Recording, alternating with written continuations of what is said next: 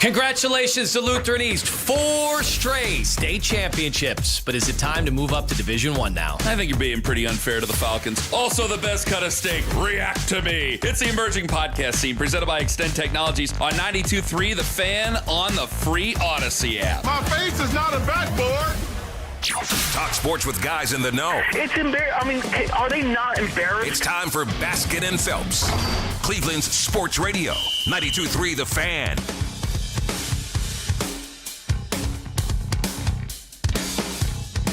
The most exciting young rookie in Major League Baseball. He plays here. He's playing for the Cleveland Guardians. And the Guardians still can't hit. Welcome to Baskin and Phelps, everybody. I'm Jeff Phelps. My buddy over there is Andy Baskin. -9, Jeff. This is going to be a roller coaster year. -9. -9. That's where your boys are.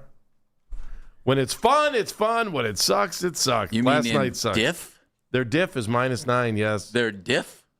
Because no one knows how to do simple addition, subtraction. No. So we will tell you. We'll call it the diff. No, the diff. Chase DeLauter has been so much fun. And excuse me, why, other than Chase DeLauter, have the first 4 games been a microcosm of what we saw last year until they got really hot late and put on just an incredible comeback? We were looking for a little bit more. It's only 4 games. We know that. But by golly, there they are again. Hey, this team's pretty good at times. Other times they can't hit. It's just the way it is, Jeff. It's only 4 games. I don't. They score 6 runs a couple times, and I'm just like, what? Who is this team? And then 1-0. How'd that go? 1-0. Yeah, Andy, you'll have that, as you know, right? Don't you feel like this is what the whole season's going to be like? No, I sure hope not. Oh boy, I feel like the first 4 games are a reflection of 162. We'll see how this thing plays out, but I sure hope not. What we're looking at is the same thing that we had basically all of last year until they got really hot, right? Don't you think? Yeah. No, these next 3 games are going to be really interesting. Yeah? Yeah. Come on. Going down to Los Angeles. Woo-hoo-hoo. Really interesting? Yeah, because they're like, you ask me who's going to win the World Series, Jeff. Andy, who's going to win the World Series? The Dodgers. The Dodgers are going to win the World Series. At least the weather will be nice. That's true. Yeah, I was going to say the weather's not. No, weather was nice here last night, but we're looking at 20% chance of rain for the opener on Friday and highs in the 60s, somewhere around there. And let me throw this at you. Staff okay? meteorologist Andy Baskin. And with your inaccurate weather. First of all, the Chase DeLauter has just been way too much fun. That's awesome. Good for him, good for the team, and potentially good for the lineup. Okay? Yeah. I don't know how it can be bad for the lineup, but right now people aren't following along. 4 games, okay? Let me just throw this out to you. Ready? Mm-hmm. 25th in the major leagues in batting average. Hitting 195 as a team. There we go. 25th in Major League Baseball. Although DeLauter's hitting 353 through those. Well, that's one. 25th in on-base percentage. 262. So down near the bottom. 22nd in Dan's favorite, OPS, on-base plus slugging percentage, 600. Which, Dan, you want it to be where? 710, 720? 720 was league average last season. There you go. Can we get to 720? That's all you need.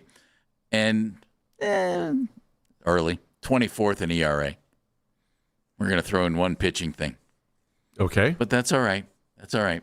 It's just so far, there's incredible excitement because of Chase DeLauter, and now he needs other people to come along for the ride.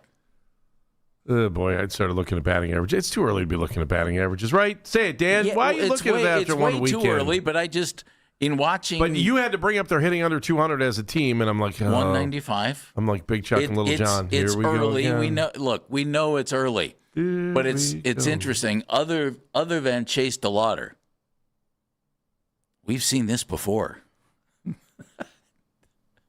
Have we not? Yes, we have. We have. Man, how about the 2 Cleveland guys for the Mariners for the weekend? They cleaned up. Luke Raley and Dominic Canzone. Yeah, they both had nice weekends. Yes, Canzone they did. again Yes, yesterday. they did. Although Rayleigh was what? He had a hit yesterday. He had 3 homers in 3 games. Pride of Highland High School. Yeah. Dominic Canzone, pride of Walsh Jesuit High School. He's hitting 300. Hitting back-to-back in the lineup. Are you concerned after 4 games? If you are, it's unfounded. However, it's real symbolic. You're neurotic if you're concerned after 4 games. You're neurotic. I agree completely. The only thing about it is this, Andy. This is what we saw last year until they got hot. You know? It was just kind of plodding along, hoping to score enough runs to win some baseball games. You know, the pitching, I think the pitching will be just fine. Our guy Slade Ciccone had a rough go. Other than that, okay, that's the way that goes. They couldn't touch Emerson Hancock last night, who was at one point was a really highly thought of prospect for the Seattle Mariners. Filling in actually last night. I'd feel pretty highly of him after last night's game. Yeah, no hits through 6, and then they took him out because of his pitch count, which 9 I strikeouts. get completely. Yeah, 9 strikeouts. He didn't even get to 100, though. Well, close enough. 97 pitches. That's a lot. Especially when you consider warm-ups. It's a lot early on. But so far, the offense looks like the offense has looked. With the exception of DeLauter. With the exception of DeLauter. And he's been phenomenal. Not only has he been phenomenal, I think, Andy, to me, he's symbolic of what they hope to become. And I say that based on, here's a number 1 pick first-round pick who is a hitter. Travis Bazzana, first-round pick, who's a hitter. Last year, many picks, college power guys. I think that they have finally figured out we need to score some runs to go along with our pitching factory. We've got the pitching handled. What's the best way to find guys who can hit? Bring in a lot of them. Yeah, I felt like we did that with pitching. Now we're doing that with hitting. Yes. And so I think they kind of, hey, if this isn't going to work, let's take 1,000 darts and throw them at the dartboard and see if we can get one bullseye. Which honestly, Andy, is what the draft is about, isn't it? Well, it is baseball, isn't it? That's the way it is. You draft 20 guys, well, bring in a lot of hitters. You had the one draft where you brought in nothing but pitchers except for like one guy. So last year you brought in other guys and loaded up on college bats. I think it's great. And I think DeLauter's the guy who hopefully leads that parade. Can I also throw in a guy that we need to see more of? Sure. Rhys Hoskins has only played in 2 games. They're being, I think, a little careful with him. True. But he's hitting 500. I mean, it's again, limited. I think Rhys Hoskins needs to be in there as much as possible. He has 6 at-bats. DeLauter has 17 at-bats.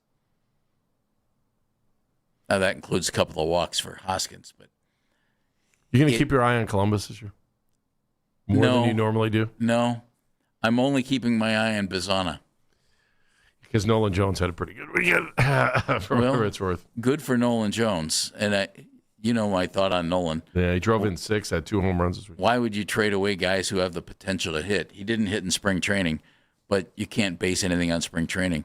And then but he took down Iowa this weekend. Well, and he didn't opt out, so he's under contract for making $2 million playing AAA ball. If he's hitting and other guys aren't, well, guess what? He'll be back. Nolan, welcome back. This is the way to do things, is it not? Yeah, Bazzana had 3 hits this weekend, if you want to know. But you're not keeping track like I am. Which is fine. Hitting 250. Small sign, I think that's good. David Fry, early returns look pretty good. And he's been behind the plate. Yep. So that's not a bad thing. Again, way too early to draw conclusions. The only big picture thing that I've seen through 4 games, Andy, is we've kind of seen this before.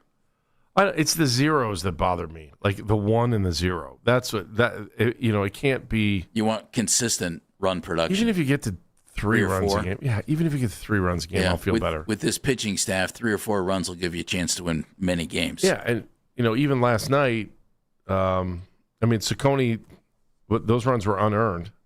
They make a play they're supposed to make. It's a different game. Although that's baseball, so it happens. Yes. It happens. So I like Slade Ciccone. So. But isn't it great twofold? A, it's back. Thank you. Start of the season is always fun. Yep. And B, what you were hoping for with one guy in particular, who I think is the key to the entire offense, was front and center. I mean, DeLauter looks phenomenal. Well, Friday was a party, man. Like, we were pumped. I felt like it was I wish it was the NFL season, so you knew you only had to play 17 of them. That's the problem. We'd all be feeling good if it was a 17-game schedule after Thursday's game. That was awesome. It was so much fun to watch. The whole weekend is fun. I mean, yes, yesterday they couldn't do anything offensively, but I think the team's going to be fun. What's going to wear you thin, though, is hitting under 200 if that stays and maintains. And then all of a sudden you're going to be making changes. But Rocchio's hitting 200 now, right? Well, and then we're going to sit here and talk about Bazzana all year. The thing I wonder... Arias is hitting 100 after 4 games. And again, 4 games, okay? Yeah. 4 games. 4 games. What I wonder is this. How patient will they be with some guys on this team? You know, for instance, if Nolan Jones is hitting like crazy, are you going to bring him up? Are you going to put him in left field? You know, I mean, if Nolan Jones can hit, Andy, let's just say it translates, and they bring him back up here, and he hits, and all of a sudden you have DeLauter and Jones in left and right. Well, all of a sudden you got something there, don't you? Yeah, you do. Now that's assuming Nolan Jones hits, which is a major assumption. You know Jose's going to hit. Rhys Hoskins, that gives you 4 big bats in the middle of that lineup. Probably hitting somewhere 2 through 6 in the batting order. But, you know, we're talking about Nolan Jones coming up and being productive, which we haven't seen here. Colorado saw it once. Well, Columbus saw it this weekend. I just wonder who gets patience, who doesn't get patience. Folks, it's such a small sample size. The only thing that it left me with was, oh boy, we've seen this before. Last year, they still ended up winning the division. Do they need to be patient with some of these guys, or do they need to be just the opposite? Be really aggressive. If Travis Bazzana gets hot, boom, make that move. If Nolan Jones keeps swinging a great bat and nobody in left field is, boom, make that move. What should you do? All I know is baseball's underway, and the hottest rookie in baseball wears a Guardians jersey. 216-474-0092, the number to join us. It's Basket and Phelps right here on The Fan.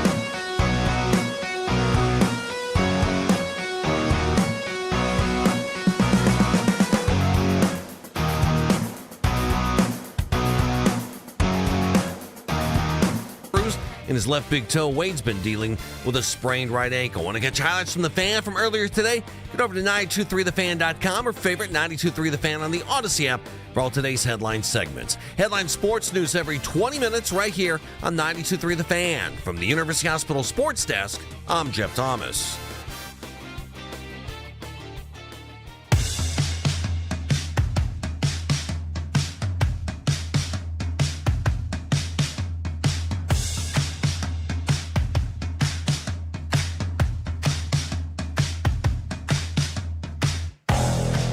Major League season underway. Major League story so far. Chase DeLauter, best rookie in baseball through the first series of the season, Andy. He's been outstanding. He's been fun. 4 homers in 4 games. That's the way to get her done. Yep, 158 to go. Let's go. And keep your fingers crossed. We've talked about him. It's like, if this guy's the real deal, it answers numerous questions. I'm going to give you credit, Jeff. Not once during the first segment did you say, if he stays healthy. I give you credit for that. No, I didn't. Right now, he's just playing and playing well. We know the situation, though. And so far, so good. He's been outstanding. He looks like the real deal. His teammates have unbelievably high praise for him. And they had it even before he hit all the home runs, Andy. Mm-hmm. And so they see something, and they know something's really special there. And now the issue is, can he continue to play at a decent level? Obviously, pitchers will adjust to him. I know last night on the game on Peacock, one of the announcers, former relief pitcher, said he seems to be hitting inside fastballs really well and inside anything. He said, I'd work him outside and try and get him out with fastballs out of the zone. Mm-hmm. Okay, well, they'll adjust. And somebody's going to see what happened against Seattle. They're going to try and pitch him a different way. Then he's going to have to adjust and blah, blah, blah. You know how that goes. All we know is that it's fun. And it looks like they have a guy and have developed a guy who can hit. Glory be. That's one, Jeff. That's one. Andy, that is one. It's like, okay, that's the way to go. Number to join us is 216-474-0092. Chuck's driving around in his car. Hi, Chuck. Hey, Chuck. Gentlemen, how are you today? Good. Well. How are you? I'm well, thank you. Happy Monday. Mm-hmm. Just some random thoughts as I'm listening to Jeff talk about this early season hitting. Don't forget, pitchers are ahead of hitters this time of year. And the guards, you were talking about how patient they're going to be. I think, like, the Guardians they lead the league in patience. They keep trotting people out there. That might be by necessity that they have to give guys lots of rope, but I'd be surprised if Nolan Jones turns a corner and all of a sudden starts hitting. No, he just had a decent week. He had a good weekend, though. I will say that. He had a good weekend against Iowa. Whatever you do, Jeff, after the Dodgers series, don't look at the guards' hitting stats. Just don't do it. Well, all right, Chuck, what should I look at? Just wins and losses? Just keep saying it's early. It's early. Well, you're right. It is early. What I keep hoping for, Chuck, is this. Chase DeLauter is the beginning of a new wave of players coming up through the system who actually can be dangerous at the plate. That's Amen. That's all I want. Chuck, thank you very much. Appreciate the phone call. We just need to get some guys who are dangerous at the plate, Andy. Mm-hmm. I honestly think it's that simple. I can't argue with you. I mean, look, you got one guy that we didn't expect to be as good as he was through 4 games. I'm good with it. Now, other guys are going to step up, and hopefully we just got to get this thing moving. It's early, beginning of the season. Can't say the weather was bad, though, especially when it gets cold here. If it gets colder when they get back home, bats seem to freeze too. So just 3 runs a game, is that asking too much? No, Chuck's right. We can't freak out about anything. It's only 4 games. The only thing that just struck me is that, my gosh, this is what we had last year. the team just didn't hit overall. And so it would have been nice had they come out, Andy, and came up with a team batting average of 280. If they were 3-1, would you feel a little better? No, I don't feel bad at all. Yeah. I honestly, I think they had a fine start. 2-2 in Seattle against a really good Seattle team. That's really good. Mm-hmm. The only issue is they just didn't hit very much, and only because of the fact that we've seen that before and that's an issue they're trying to fix. That's the only thing that sticks out to me. I thought they did just fine. You go on the road and split. That's fine, especially against a good team. No issues there at all. I don't think. I want to see more of Rhys Hoskins. He's played in 2 of the 4 games. Didn't play the last 2. I just want to see more of him, because I think his bat in the middle of the lineup, if he can do what he's done in his career when he's played a decent number of games. I think we did the math last week. 4 seasons that he's played 131 games, he's averaged just under 30 home runs and 85 RBIs. Well, that's really good. And so if he can stay healthy, there's a healthy comment, Andy.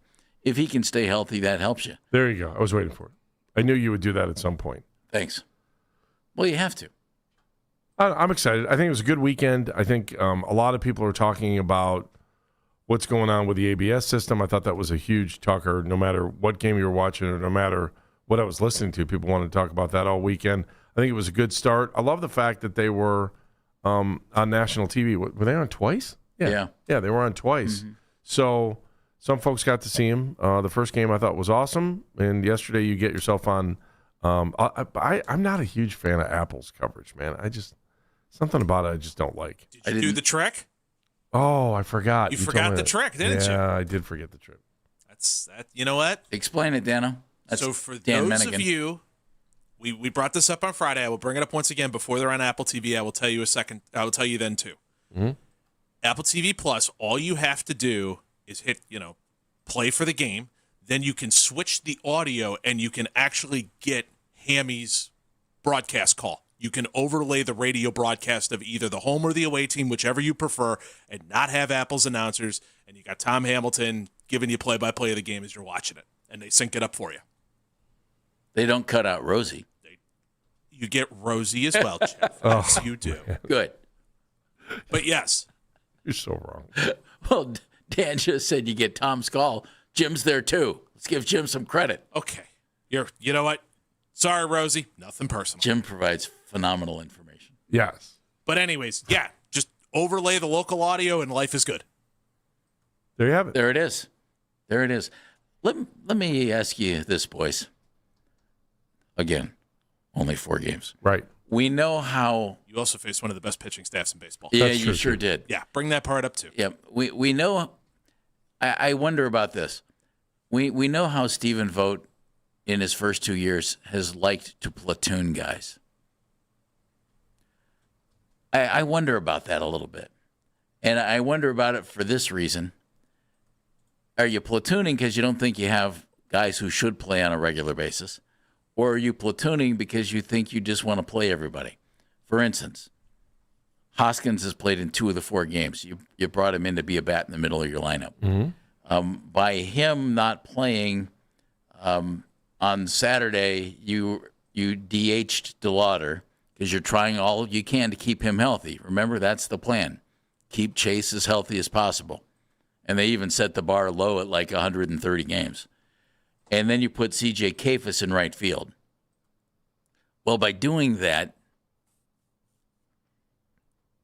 did you do that to keep DeLauter healthy? Is that part of the plan? And is part of that plan going to mean Hoskins isn't going to play because you're going to play Kafis in right field because Manzardo, you're not going to play in the outfield, even though he's played a little bit there. Manzardo's at first base. And then you're going to go lefty-righty. On those days at first base, Manzardo might sit and you know what I'm saying? Are more than 2 or 3 guys going to get 550 at bats on this team? And I think that's a tough way to go. And if you have guys who are really strong offensive players, I don't care if it's a lefty or a righty. I want those guys to get at bats. And the guys that I think, Andy, are those guys: DeLauter, Jose. Through 4, but yeah. Stephen Kwan. Yeah. Rhys Hoskins. So And Manzardo. Look, you could take. I'll just ask you this. I'll make it plain and simple. Okay. Do you ever question them when they put Ramirez in? Jose? Yes. Well, no. Never. Why? Because they have confidence in him. What I really would like is for someone to step out and say, I'm so good, you can't take me out like Jose.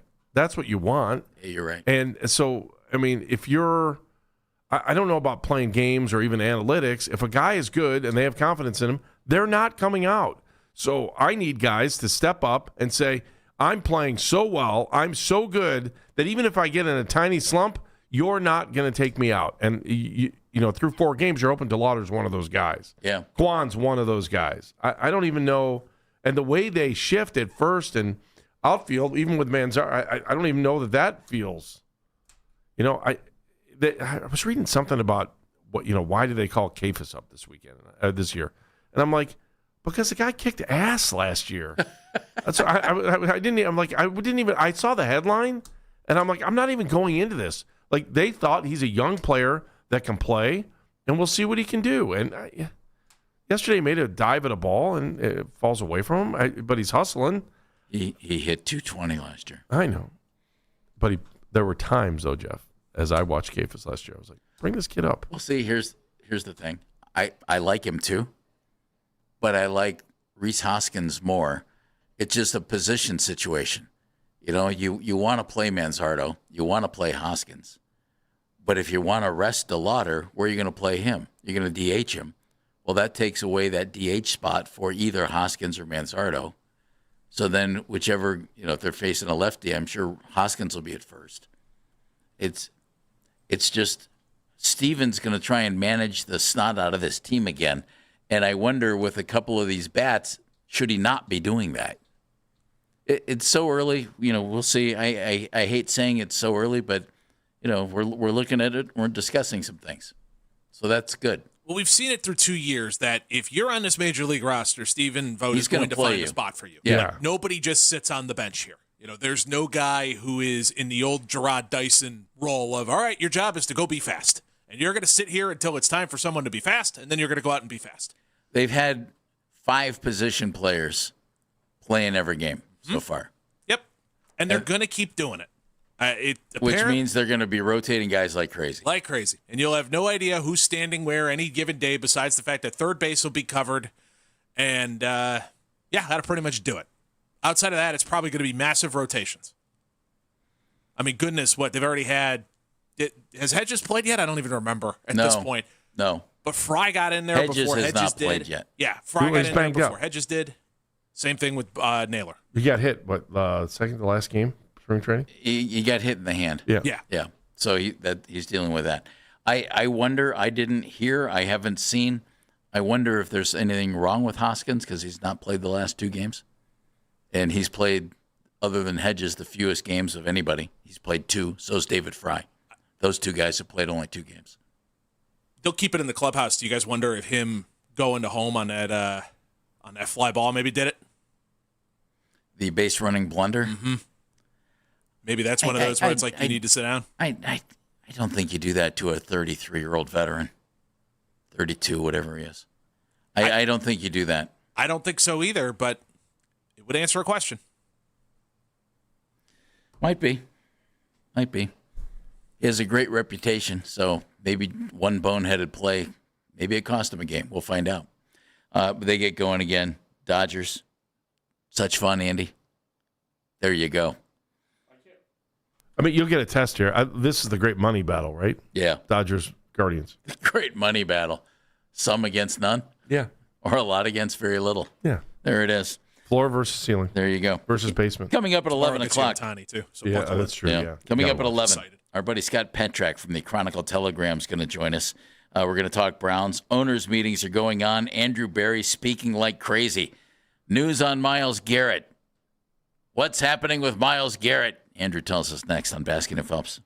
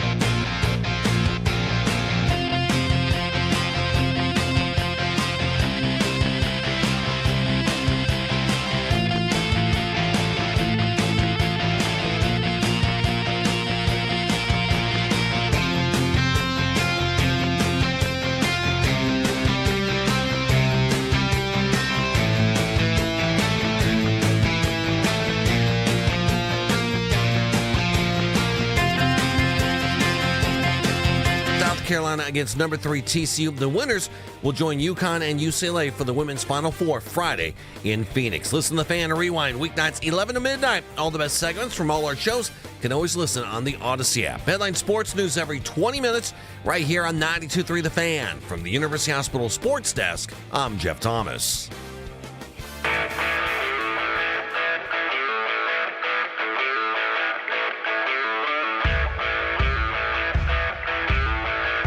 It's the league that doesn't know how to not put itself front and center. You want good marketing, by golly, follow the NFL.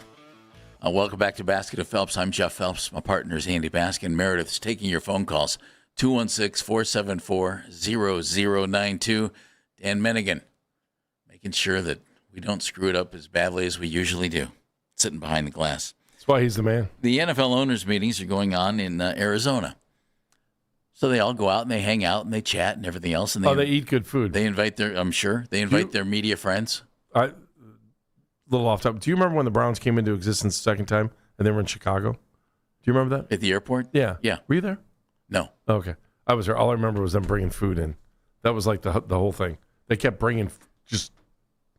they kept pushing all this food in because they were in there for a long time. Remember when they were when they were debating? Not for you. No. And they would like they'd pass it right by the media every time they walked into that room because I remember there were probably like 50 or 60 of us standing outside waiting, and every 5-10 minutes they were pushing food by us. Well, see, that's really nice. Was it though? Would have been nicer had they offered. Yeah, you know what? You're right. They could have thrown us a cup of coffee or something, right? Yeah, whatever. It's not like they were selling the team for what did they go for the first time? $1 billion. What did the Browns go for in '99? I don't know. I can't remember. It's expensive. Was it even $1 billion? Enough.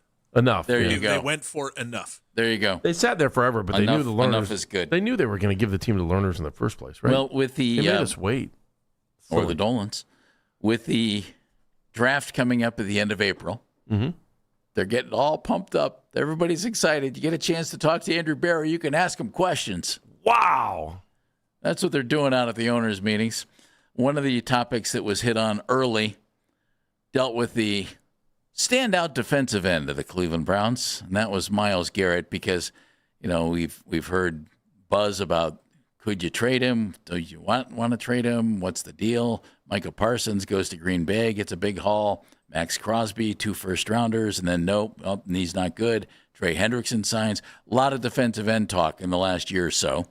Myles Garrett, of course, was in a lot of that because he said he wanted traded, and then he didn't. Well, here's what Andrew Barry said about Myles Garrett's status as a member of the Browns. So can you state unequivocally that you're not trading Myles Garrett? I'd say this, Mary Kay. Myles is a career Brown. He is one of the faces of our organization. I think we've been very clear, both past and present, in terms of our feelings on that. So I understand all the questions. I'll be honest, I don't really want to waste a ton more breath on the topic. He didn't answer the question. Yeah, he didn't answer it at all, did he? No. Didn't say he wasn't going to trade him. Okay, he was the face of the franchise. Correct, Browns fans. Right? Right. Okay. I think he's a career Brown. You're not a career Brown until you end your career. Or with this team, or until they send you packing and send you somewhere else. What are you going to say? That didn't leave me with a, we're not trading him. But it left me with a, we don't care to trade him. You know what that means? If the phone rings and somebody offers you three number ones. Myles, we love you, but we got a chance to fix the franchise. Really great to have you here. He did not answer the question. And then he got irritated at the end. That's not like him. That's not very Andrew Barry-esque. He sounded a little irritated. Well, I don't want to waste any more time. His thought partners aren't here anymore to help keep him on the straight. You're saying he's got to think by himself? Well, I don't know. Everybody's favorite press conference where you ask questions and I barely answer them. Dan, there's another little snippet I'd like to hear. You have cut 7 ready? Yep. Andrew Barry on maybe a need to trade Myles Garrett. Let's hear what he had to say. Good question. We'll always do what we think is in the best interest of the organization. We really like our core. I think as we look at the team, we have an elite young defense, rebuilt offensive line. We have 9 picks this upcoming draft. We have a good offensive young core that we brought in last year. Okay. So in other words, he's kind of spouting off about the assets the team has, and you don't necessarily need to trade Myles to add more pieces to the team. I could see that. I can see that because you have one of the premier players in the game on your team, and you win with big-time talent. Right.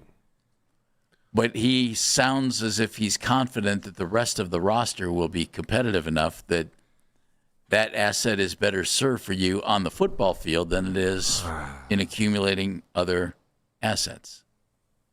Yay or nay? If this was tennis, I feel like we were a deuce. We're not going one way or another. I feel like we're just kind of limbo, that they're playing it through this year, and they're going to see what happens next year. That could all change with the draft, and maybe someone will say, now, let's go for it now. Let's do it now. I just don't. I just feel like we're getting pushed into next season. Well, I think. Am I wrong? What do you mean pushed into? Like, I feel like we're going into another season where we're like, if we win, whatever. We really want to get teed up with more draft picks going into the season after, and then we're going to be better. I don't. No one gives me the confidence to think we're going out next season and we're going to try to win. We know that the AFC North might still be wide open for us, especially with all the changes with the coaching. This is a year of opportunity for the Browns. Does anyone hear that? I don't hear that in anyone's. I haven't heard that at all since the end of the season. Tell me this is going to be a year of opportunity. Tell me this is going to be a year where the front office is all in and that they want to win this year. I don't feel it. So you want them to lie to you? No, I want them to be truthful. I want that to be the truth. And by the way, this could be a year of opportunity. This could be in the situation where everything clicks and comes together and all of that stuff. But if that's the case, a lot of things need to all go right at the same time. And if I'm Andrew Berry, I'm not going to walk out there and say, yeah, we're going to have 13 things all go right exactly at the same time, that this becomes a surprise. It's more of there's a level of confidence when you listen to people. Yes, I think we're going to have a good team this year. I really feel like if things go our way, this could be our year. But it's not. We all know it. Okay, let me throw this in. If you're accurate and they're kind of being pushed into this, and you're not thinking, we're going for it this year, wouldn't Myles serve you better as a trade asset than 100% on the field? Yes. Okay.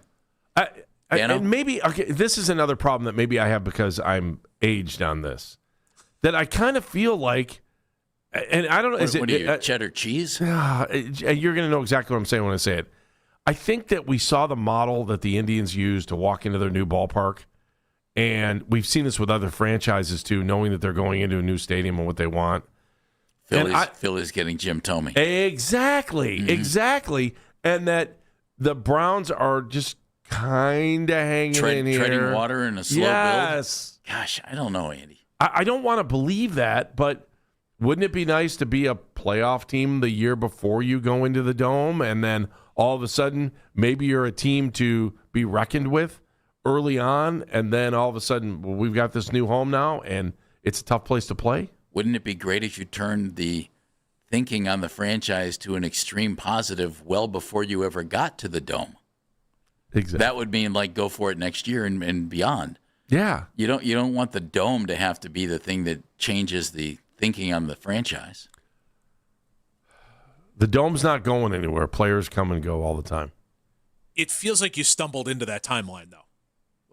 It kind of feels like this wasn't the plan, but it became the plan. Well, but the other aspect of that, though, I didn't want to buy a car, but the engine fell out of mine, so here we are. True. Is that one of Jeff's old cars? If we're thinking, he always kept his engines in. If we're thinking 2027 with the quarterback and all that stuff, well, the Dome's not opening till 2029. Correct. Which is why I don't think that's totally the timeline. But I think the rebuild is here, even though they didn't want the rebuild to be here. I mean, it's 3 full seasons before you possibly move into the Dome, and that's assuming things end on time and you do move in 2029. There's also this Watson lag, I'll call it. They got nothing out of that deal, and you're waiting to see how this thing ends. see how it is. You're just waiting for it to end. At least to me, I kind of don't care how it ends. I just need it to end. Yeah, well, you're waiting to. What was the line? What was I reading today? That if he didn't, maybe we have a cut. That Andrew was talking about. Well, you never know if he has a good year this year. Who's going to stop them from re-signing? That's the part of the deal. It's just like, and so now we're kind of stuck in the mud on that. He threw out the idea that this might not be the end of the contract. Here it is. I think we're probably just more focused on performance and best players. Certainly time horizon factors into that, but just with any veteran player, there's no rule against extending the player's contract if they perform and they do well. I wouldn't necessarily box it into any one approach. It really will be performance-based. Does every Browns interview have to be in front of a trash compactor? I think that was right next to the kitchen. They were just wheeling plates back and forth. You know why? Because as Andy talked about, it's all the food. It's the food. Right. They have a lot of They're food. eating way too much But at food. least you're getting some kind of nourishment. So you got to bring Andrew it out. Berry speaking there is just noise-filled air. Don't we all owner kind of 15. Has anybody, since Deshaun has come here and had the injury issues that he's had and the performance issues that he's had, okay, forget all the off-the-field stuff that he brought along with him, just injury and performance. Has anybody thought that this thing was going to last longer than a 5-year contract? And Andrew Berry just opened the door. Andrew Berry just opened the door for that. Here we go. Here we go. Could be your starting quarterback. Rhino's in Texas. Rhino. Berry's not going to commit to anything, though, guys. I know. Rhino got about 45 seconds, buddy. Hey, Andy, Jeff Medigan. Yeah, I want to chime in on the possible scenario, obviously, with the Myles Garrett thing. Again, it's a win-win for everyone. Myles, in particular, the Browns. I feel that obviously the scenario in which we can receive 3 first-rounders for him. I mean, the sky is the limit of what we can do with that. Again, he's not going to be part of the nucleus, I don't think, when it comes to our future, the dome, et cetera. So right now, when the iron's hot, again, I think Barry's doing his due diligence, which is playing it close to the vest, not showcasing, hey, man, we're willing to trade him, because, again, that diminishes the trade capability of what other teams will give up for him. Dallas, Jerry Jones in particular, I know I got 10 seconds. Right now is his prime scenario to trade. He wants to win the Super Bowl. He said he's not thinking of 4, 5, 6, 7 years down the line. I think the Myles Garrett to Dallas thing is truthfully, I think it's a 50% chance. What we can get for it is the question. I'm hoping Barry does his best for his Browns fans to get 3 future first-rounders. That being said, hopefully it happens. Great show as always, guys. Thanks for taking my call. All right, Rhino, thank you very much. Rhino calling from Texas. Undercover at the Cowboys complex. He's kind of infiltrating the Star down there in Dallas. Scott Petrak covers the Browns for the Chronicle Telegram, brownzone.com, where you can read all of his work. Scott joins us next right here on Basket and Phelps.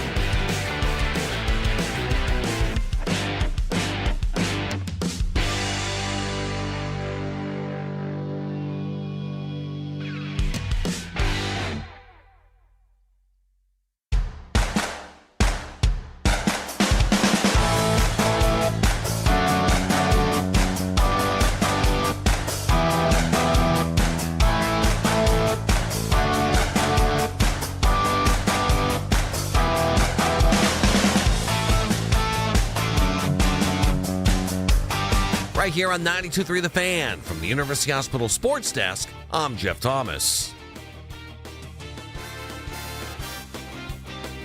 You can now stream The Ken Carman Show with Anthony Lima live on the 92.3 The Fan YouTube channel every weekday from 6 till 10 a.m. Subscribe to the 92.3 The Fan YouTube page now for free.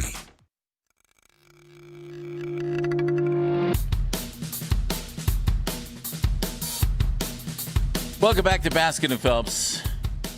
Well, the big wigs own the NFL teams. All the guys who run those NFL teams at the big NFL owners meetings where they sit around and do deep thinking about the National Football League. Guy who writes all about it joins us right now on the Make It Right Call Kyle Wright hotline. As he does every Monday at 11 o'clock, he's Mr. Scott Petrak. Scott, how are you, sir? I'm pretty good. How are you guys? We couldn't be finer. Now, riddle me this one. The soundbite that came through from Andrew Berry about Myles Garrett said, we consider him a career Brown and all that stuff. Never said that we wouldn't trade him. And I don't think they want to trade Myles Garrett. I don't think they're going to trade Myles Garrett. But if you're not planning to compete anytime soon, shouldn't you think about trading Myles Garrett? Well, yeah, for sure, Jeff. But I think that's where the disconnect is between the people that think it's a no-brainer to trade Myles Garrett versus the Browns, who a year ago he requested. They had not signed the then record extension. It would have been way easier to trade him, 13 months ago, and they didn't want to, and they kept him, and they decided not to. They obviously gave him the huge extension. So the Browns aren't operating, at least, like they're that far away from contending. Whether that's 2027, when Andrew Berry said he could then be super aggressive in free agency again, or 2028, but they think they're closer than a complete rebuild and a teardown, which they have no interest in doing a teardown. So I think that's where it is. Like if the focus is on 2029 and beyond, then yeah, I get it. You're probably better off trading Myles Garrett because he's going to be 32 or 33, right? And you can get a bunch. You would figure you get a bunch of pieces, but that's not how the Browns are proceeding. And also, they might just view Myles Garrett as one of a kind, and you can't trade in their mind, a future Hall of Famer, right? A guy that might go down as the best defensive player in the history of the NFL. Do you want to trade him when he's coming off the NFL sack record and his second NFL Defensive Player of the Year, right? So I think all those things play in the Browns' mind. And also, if they're going to trade him, it made more sense to trade him a year ago than it does now. I would agree with you on that. I see why wouldn't you want the best defensive player or one of them in the game on the field for you? But it's that timeline, Scott. If they don't think they're going to go for it this year or even the following year, well, think of the assets you might be able to get. I know some of the stuff thrown out about Dallas getting 2 first-rounders and George Pickens. That's tempting, I would think. No? Yeah, I agree. I don't know about George Pickens. I think there's some issues with him, but sure. But if you get the first-rounders too, right? Yes. Whatever that package is. Is it 2 first-rounders and a player? Is it 3 first-rounders? Whatever that package is, yeah, it certainly makes you think about it. And if you're Andrew Berry, I don't think you necessarily close the door to it, right? And, he didn't want to talk about it a bunch yesterday in Phoenix. And last year it felt more definitive that they weren't going to trade him. And then obviously they signed him to the extension. So maybe that's in the back of his mind. And you look at what the Ravens were going to give up for Max Crosby and you think, hey, Myles is a better player than Max Crosby. What could you get? And if you're looking at your roster and you don't know exactly how the quarterback situation is going to play out over the next couple of years, are you better off? I get that thinking. I understand it completely. I think the Browns start with a baseline of no trade is going to make us better than having Myles Garrett, right? He elevates the defense to a top 5 level when if you take him away, all of a sudden the biggest need on defense is huge. And how do you fill that need? He plays incredibly hard. All those things that we know about Myles Garrett is our 2 first-rounders, which would likely be at the bottom of the first round, are those guys going to be combined better than Myles Garrett, have a greater impact than Myles Garrett? And I would argue over the next 2, 3, 4 years, the answer is no. Now, if your focus is 5, 6 years from now, then yeah, I get that argument. But it would take, I use the word haul. Like, it would take an incredible haul to make me even think about it, and I think Andrew Berry feels the same way. Let me kick things over to the draft here for a second, because I still feel like, and every time I have a different conversation with somebody else, quarterbacks are going to get elevated. They're going to get boosted. You're going to start hearing Ty Simpson's name crawl up the board without actually anything going on, because somebody's going to be looking for another quarterback.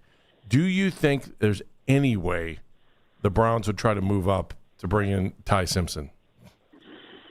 From 24? Well, yeah, either from 24, or do you think they would take him at 6? Oh, I don't think they'd take him at 6, and I have a hard time believing they trade up from 24 for a guy that's started 15 games at Alabama.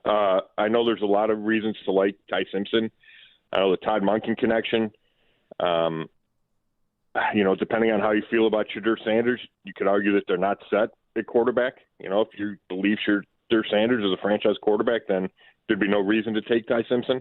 And I know that that's, depending on who you're talking to, you can have different opinions about that. I don't know. I have a hard time thinking they take a quarterback in the first round. Once you get to 39, if Ty Simpson happened to fall, there's somebody else you like, you can throw into the mix. Certainly later in the draft, I would think they would add somebody. But, I would never rule it out. And, if they have fallen or will fall in love with Ty Simpson, then sure, maybe you could see it at 24, even if you have to move up to 20 to get him. But right now, I think that is unlikely.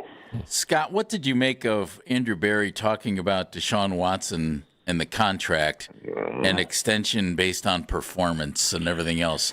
By the way, that's the first Scott Petrak groan we've ever had on the show.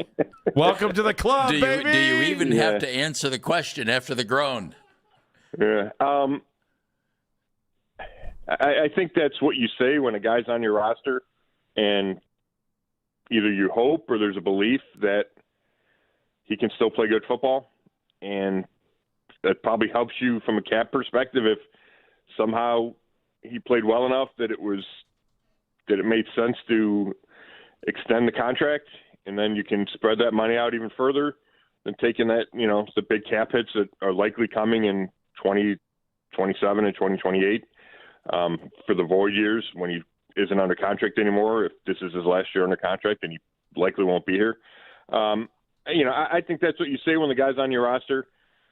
I have a hard time believing that Deshaun Watson will be here after 2026. I mean, they spent the last couple of years trying to come up with a way to get out of this contract, right? And realize they couldn't, and they're forced to keep him, and they're forced to pay him $46 million this year. And he has to be part of this quarterback discussion because they're not going to get rid of him, and just because of the contract. So, we've all lived the Deshaun Watson experience since 2022. I have a hard time believing anybody would want to extend that. Now, if he starts and wins 12 games for you, then the discussion changes. But that feels like a remote possibility. I agree with you on that. It does feel remote. I could buy into this. If he actually played well, stayed healthy, was on the field one more year, and then you see what happens in the 2027 draft and everything else, I just couldn't imagine the team extending him in a multi-year deal. That just doesn't that seems just like impossible. Right, and who knows? You're exactly right, Jeff. Maybe things change this year and he plays like the Deshaun Watson of 2020. I have a hard time picturing that because we haven't seen it since 2020, and you haven't seen it at all in Cleveland. He hasn't stayed on the field long enough, and when he's been on the field, he hasn't been consistent enough. So I'm just going by what I've seen from Deshaun Watson since he's been here, and I cannot extrapolate to where he plays well enough where that's even a discussion. But if it did come to that point, then it would be interesting to see how they handled that. Would they recommit to him, and then you have to hope he stays healthy. And then you'd have to recommit to him before the draft, right? So you don't know who you get in the draft. And it just feels like a can of worms. And I know for the last couple of years, it's been about, okay, when can he be in the past, right? When can this organization move past Deshaun Watson, right? So to extend that, it would have to be a crazy year from him, right? A year that I've got a hard time wrapping my head around. Agreed.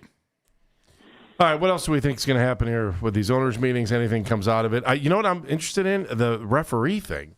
Like, they don't have a deal. They're going to bring in college refs. Like, this is the difference between a union and an organization of millionaires when it comes to this. Because if the referees get locked out, you wonder, what would the Players Association do about that? If the Players Association decided not to cross a picket line, then I would believe these guys are actually a union instead of a, like if you see somebody working at the mill, that's never going to happen. But that's why I don't have a whole lot of respect for players' unions across sports. But that's another story for another day. What's going to happen with these refs? What's going to happen with these refs? Sorry. It's pretty strong. Yeah, sorry. The players aren't going to not play. We saw that whenever the last union strike or lockout was, or the referee lockout or strike was, right? They played with replacement refs, and then there's a terrible call, and all of a sudden the regular referees are back. So shocker! It's a lot of it's a lot of posturing going on. I like when the NFL Referee Association pushes back at the NFL, right? Because the NFL feels like a bully in some of these circumstances, and putting out these inflammatory statements about the referee union, and the referees pushed back last night. So a lot of posturing. I get that the NFL wants it to be performance-based from the officials, and they're trying to get the officiating to be better, which is what they should be doing. Yeah, I don't have a problem with that. I don't have a problem with that. But going to replacement refs is not improving the refereeing. No. The officiating, right? No. So I think the referee union does have some leverage, because with so much attention on the officiating these days, which I tend to think is overblown, that's not going away. The attention's not going away. The gambling's not going away. It's all about money, right? So if the NFL, as a league, chooses from a financial perspective to go ahead and go with the replacement refs because they're drawing a hard line in the sand, then you can't, I don't think, make the argument that it's all about better officiating, because that's not what it would be all about. Because these guys, as many mistakes as they make, are the best officials in the world. I think that's absolutely true. You got 15 seconds. Last thought on draft coming up. Anything strike you new at 6-24? No, I think it's still a trade down, and I think it's still receiver and left tackle at those two spots. But it wouldn't shock me at all if they made a trade, and I would still lean toward trade just because I think they have multiple options at those two positions later than number 6. Scott, thank you, sir. Thanks, Scotty. Thanks, fellas. Scott Petrak, BrownsZone.com. Go read all of Scott's work, BrownsZone.com. He covers the Browns for the Chronicle-Telegram.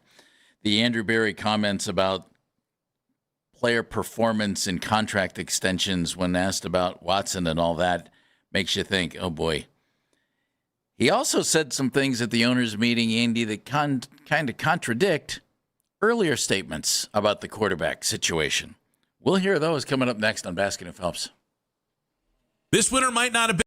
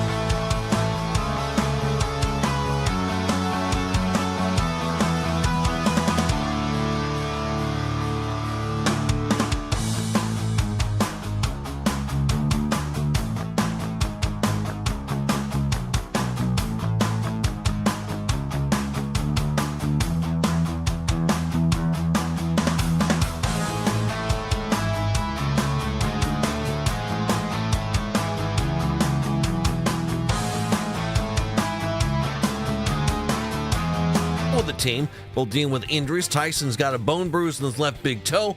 Wade's been hampered by a sprained right ankle. Can now find 92.3 The Fan on YouTube. Subscribe to our YouTube channel. Get the best content from our shows each and every weekday. That's 92.3 The Fan on YouTube. Headline sports news every 20 minutes right here on 92.3 The Fan. From the University Hospital Sports Desk, I'm Jeff Thomas.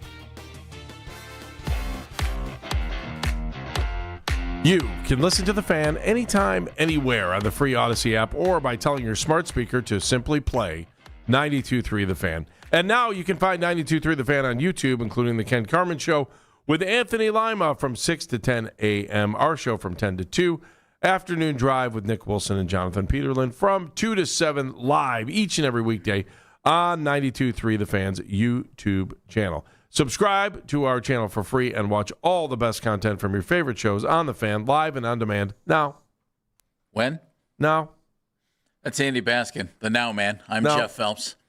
Number to join us is 216-474-0092. Timing.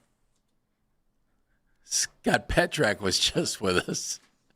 And we asked Scott about some Andrew Berry comments from the owners' meetings where he talked about player extensions and contracts, and in regard to Deshaun Watson, just kind of left it open to performance when he didn't say we're going to extend him. Well, let's be honest. He didn't say that. But he left it very open. And that makes us all think, thought this was going to be over in 5. And then you were moving on, which, by the way, I still think is the case. I'd be stunned if Deshaun Watson were back after this coming season, unless he does miraculous things that nobody's expecting him to do here. 4-0 to start the season will change the whole world. Not if he gets hurt. Okay. There it is. But Andrew was asked about the quarterback situation and acquisition of quarterbacks. And if you recall, after the season, he said the words, and I think they're in the correct order, external veteran option at quarterback. External veteran option. Okay. And then we've been hanging our hat on that thing for months. Well, he said it. I know. Right? Yes. Did he not say it? He said it. Those are his words. That's what drives every conversation about whether Shedeur is a starter, whether Deshaun's coming back, what are they going to do with Gabriel, and are they going to bring somebody else in? External veteran option. And then Todd Monken said the same thing. Yep. Todd, we're looking forward to seeing veterans who are out there. Well, at the owners' meetings, Andrew Berry talked about quarterback. First of all, just kind of about acquiring a quarterback. In terms of them competing for their starting job, anyone we bring in, we want to compete. But a large part of that will be, for any young player, will depend on their acclimation to the NFL and their readiness to play. And that's really done on a case-by-case basis. In terms of Ty specifically, I think you can understand we wouldn't necessarily comment on specific prospects. We have spent time with Ty. I think that's obvious, and we'll continue to do so. But I think he has a bright NFL future. Okay, so we kind of folded that into Ty Simpson, the Alabama quarterback. Yeah, not a bad answer either. No, he can't talk specifically, but okay, realistic to bring in somebody, but he said younger, and then, they'd have to be able to compete for the job. He followed it up with this that might give you a little pause. You always want to be flexible because you don't know how circumstances change or what opportunities come your way. Our lean would be, if we do add someone to the quarterback room, it would be someone who's a younger player most likely. But I can't state that definitively because I don't know what the next couple of weeks will hold. Anyone that we bring in at any spot on the roster, our thought is that they are competing. They're competing to play. They have something that we like in their skill set, and our expectation would be for them to work hard. Younger player. If we bring anybody in at the position, it would be a younger player. Now, that doesn't mean he can't be a young veteran, but I don't think that's what everybody had in mind. Do you? No, absolutely not. Do you think it's what they had in mind? No, I think they wanted to bring in a free agent quarterback that, if Deshaun doesn't work, but if they draft someone like 5th, 6th, 7th, and you're hoping that they end up on the practice squad. I don't. Gabriel get picked up by another team? You mean in the 5th, 6th, or 7th round? Yeah, if they pick up a quarterback 5th, 6th, or 7th round, that might be a quarterback who could find themselves on the practice squad. Do you think, first of all, do you think they could get Gabriel through to the practice squad? Unlikely. Dan? Possible, but unlikely. No, someone would pick him up. I think so too. And so that's a wasted pick from last year. I think I look at it more like that than the and actual that's a wasted 3rd-round pick. Yeah. Unless, of course, of course he, and as Andrew Berry has said, nobody's been on the grass. Nobody's been out on the grass. You know, there is the possibility that any one of these 3 guys goes out and just impresses the bejeebers out of the new coaching staff, and that's your starting quarterback. Okay. I mean, we could handicap it, and I think we all would, Shedeur, Deshaun, Dylan Gabriel. But it wasn't too long ago that this organization felt a lot more highly about Dylan Gabriel than they did about Shedeur Sanders. So let me preface it by saying this. What if Deshaun is not healthy enough to play? Okay, that's a possibility. Well, then right? you better have some kind of a veteran there. So we're going to bring 2 in second-year guys. Yeah. 2 second-year quarterbacks and 1 first-year quarterback. I can't fathom that and happening. that first-year quarterback is probably not going to be somebody you're drafting high in the draft. I would think not. The higher they go with a quarterback, the odds are that they would have an opportunity. Like he said, we want to give them an opportunity to compete. Really? Because you didn't give Shedeur any chance to compete last year. You just didn't. Well, nor Dylan. Until you got rid of the veterans. Yeah. So maybe this is a Stefanski thing that this might be. We'll see. We'll see how it plays out in camp. We'll see how it plays out in the preseason games. But this would be a drastic turn if they give this whoever they bring in, if they bring in a young quarterback, or even if they just let Gabriel and Sanders and Watson go toe to toe. I just don't. I mean, you do have 3 guys here right now. I mean, you might need another guy to throw passes in camp. You don't even have to draft a guy for that. I agree. You could go sign any of these available free agents right now and bring him in. Trevor Siemian just signed in Atlanta. And so, Stefanski now has, Tua, Michael Penix, and Trevor Siemian. So they have a backup for Tua while Penix gets healthy. But you could just go sign a guy and bring him in, and he could be a camp arm for you. But Andrew Berry I don't think that's what he's saying. No, he said if we bring in anybody, it's to compete for the job. Which brings me back to Ty Simpson's value.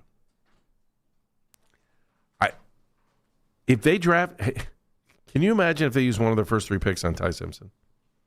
Yes. I can see the second round. Well, and he's not going to last that long. Somebody's going to make the move. Do you move back up in to get him? I just asked Scott if they would make a move to shift it to go get him. Would they come up for him? When do they're on the field coming up when? April 7th, right? We're going to have practices coming up, OTA stuff, if I'm not mistaken. Sounds right. And they're going to have a chance to take a look at some of these guys, and that might clear up some of the thought process for the coaching staff. But I'm not kidding. What if Dylan or Shedeur or Deshaun clearly makes the biggest impression on the coaching staff? I think that would be an ideal situation, that one of these guys, and I don't care which one of them clearly establishes himself as the best quarterback on this roster right now. That's better than having 3 guys look okay, isn't it? Yes, I need someone to jump off the page and say, I'm the starting quarterback. Look out, boys, until something happens. That's where I have no confidence right now. I just don't. And the reason confidence in what? I don't have any confidence in the quarterback position at all. And part of it is because they wouldn't. If anyone you were going to have confidence in, it'd probably be Shedeur, and the franchise doesn't seem to have confidence in him. Otherwise, you're not talking about bringing in external free agent quarterback. Even if they lied to me and said, "Well, we believe Shedeur's a guy," okay, I'd feel better. I'd be like, "Okay, we got a plan." We got a quarterback we're going to go forward with. We saw enough things that make us like him. We may still have to cut our teeth a little bit more because he's a second-year guy but doesn't have a full season under his belt. I could live with all of those things. This whole up-in-the-air stuff, just it's aggravating and doesn't give me any sense of confidence towards what's going to happen out of that position. April 6th is the date teams that hired a new head coach for this season that's right. Are able to begin off-season workout programs. So sooner rather than later, they're going to get a look. And maybe somebody makes that move and makes that impression. There are still veteran free agent quarterbacks out there. Nobody, I don't think. Oh, boy. No, I'm not even going to name any. I was going to say, don't. I'm not even naming any. Don't read the free section of the paper again. Not even naming any. Okay, good. But there are guys out there. At this point, there's nobody out there who you would think is your starting quarterback. So that ship, if you thought there might be somebody there, I think that ship has sailed. Unless you want Kirk Cousins. I was waiting for it. Ooh, free crutches. I can find a use for free crutches. Stop. Be nice. You're the worst. You're the worst. Sitting there reading the free section of the paper. The old Achilles is all healed up. Aaron Rodgers is out there, but he's not coming here. Ooh. He's either going to go play for your boy Mike McCarthy or he's going to go home. Ooh, free mattress. Maybe How about this a one's toast? in better shape. Want a toaster? Wait, refrigerator and it still works? Electrolux vacuum cleaner? All you right. pick it up? Okay. Had one of those. An Electrolux? Old one. Yeah, from those things are from the bomb-proof. 60s. Wow. Like the tube that sat on the floor and they were light blue, kind of. You pull them along. Good to be. At this point, the ship has sailed. Yes. Unless Kirk Cousins ends up here. I don't expect that. Neither do you. I don't. Dan certainly doesn't. Neither does the crutch manufacturer in town. Nor do we think Ty Simpson is showing up. But Andy, if they like him, take him at 6. And then you better be right. And guess what? If he goes somewhere else and turns into a stud, then why didn't you take him at 6? Oh, that's true. That's kind of a tough spot here they're in. We are living the wheel of regret. Well, are you not? Oh, of course you are. Of course you are. The same way you're going to be all season long looking to see what Kevin does in Atlanta. You know that if Kevin starts the season 2-0, this place is going to be freaking out unless we're 2-0. If they, like Ty Simpson, don't draft him and he goes somewhere else and is really good, you're going to wonder what the heck you're thinking. You really are. You're not going to – if you like him, let's put it this way. We'll wrap up this conversation this way. If you really think Ty Simpson is going to be a good NFL quarterback, not even saying great, good, and you think he's better than a beat-up Deshaun Watson, Shedeur Sanders, and Dylan Gabriel, you better take him, and it doesn't matter where. Oh, the fun we're going to have. Draft is coming up, baby.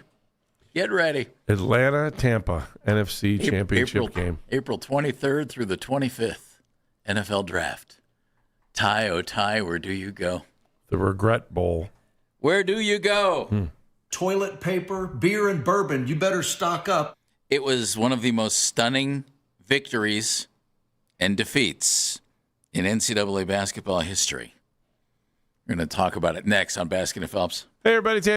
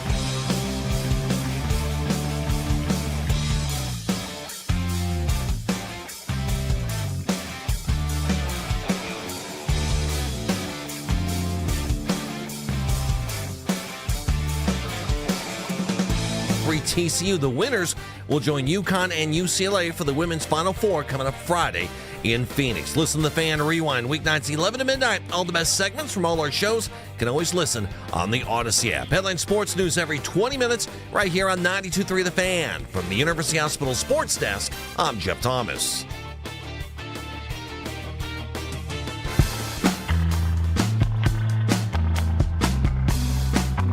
As always, you can listen to this show and all of our local shows on The Fan, on Apple Podcasts, Spotify, or wherever you get your podcasts.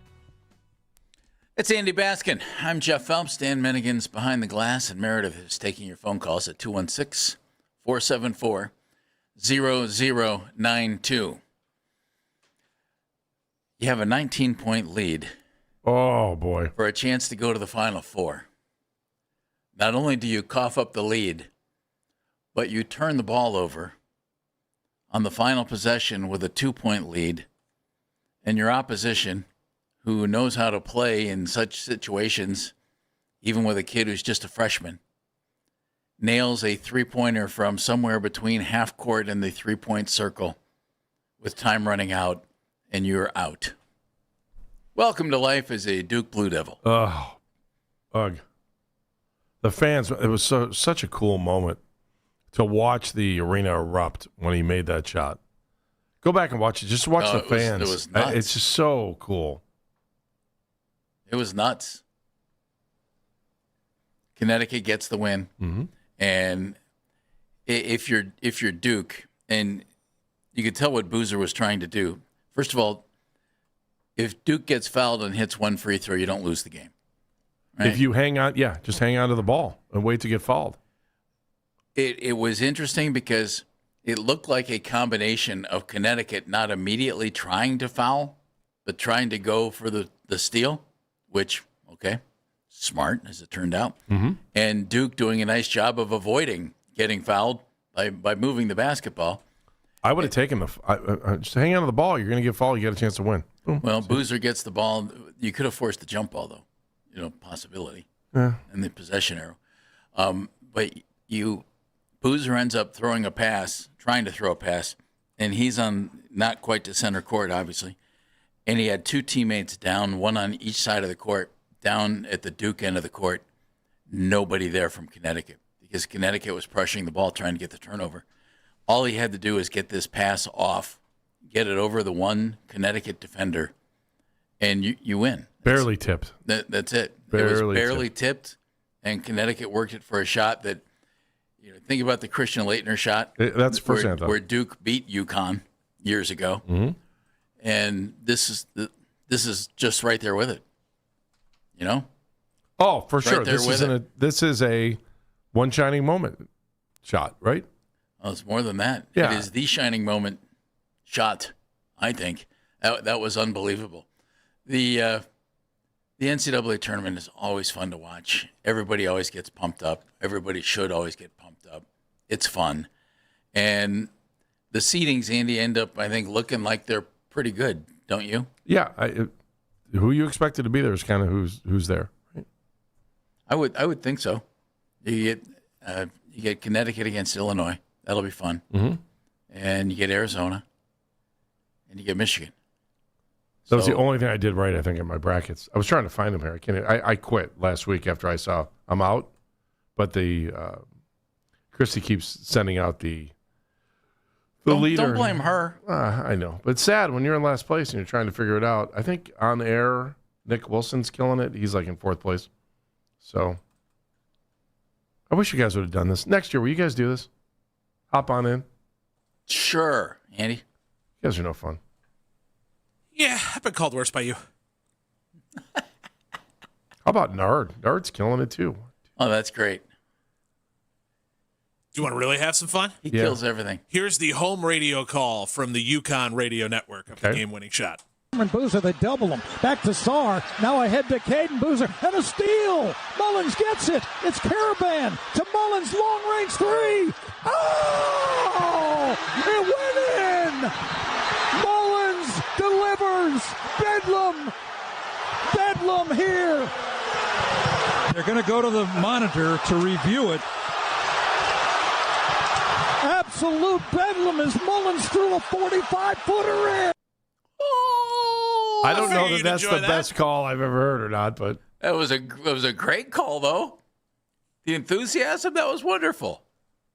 All right, you want the Schadenfreude call? Yes. Here's Duke, audio courtesy of the Duke Broadcast Network. And listen to Duke afterwards, because play it. I think we have all of it. Get it in. They do for Boozer. Bobbled it. Back for Sarr. Needs to get rid of it. Does for Caden. 7 seconds. Trying to throw it ahead. Deflected. Stolen by Connecticut. 2 seconds. It's Mullins up top for the win. Oh, he hit it. With 0.3 of a second to go. Malachi Smith ran off the bench. That should be a technical. But with 0.3 of a second to go, Connecticut has the lead 73-72. As Connecticut got the 3 from Mullins after the turnover from Caden Boozer. Yeah, they were begging for the technical foul because the kid ran off the bench. Only one problem. The kid was in the game. He wasn't running off the bench. He was just running around in excitement. Could you imagine what happened? That happened a couple weeks ago, didn't it? Where the kid ran off the bench and then... did they call it? I can't remember if they called the tech on that or not. Caden Boozer was a little Could you imagine being the ref afterwards. that makes that call? Oh, I know.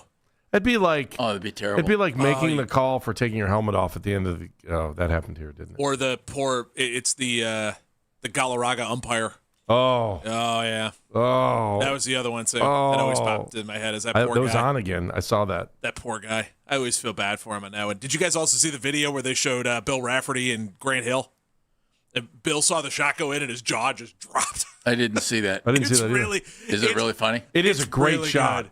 good. Like it's not a desperation throw. The dude shot It's a the ball. shot. Yeah. It was awesome. It's so cool. Good for them, man. And the first thing I thought was, how's this kid related to Chris Mullins? He's not. Obviously, right? It is a Chris Mullins shot. You are Yeah, right. I mean, it was kind of. I was like, is this kid related? His dad different played spelling. back. Yeah, I know, but it was. I heard it before I saw it.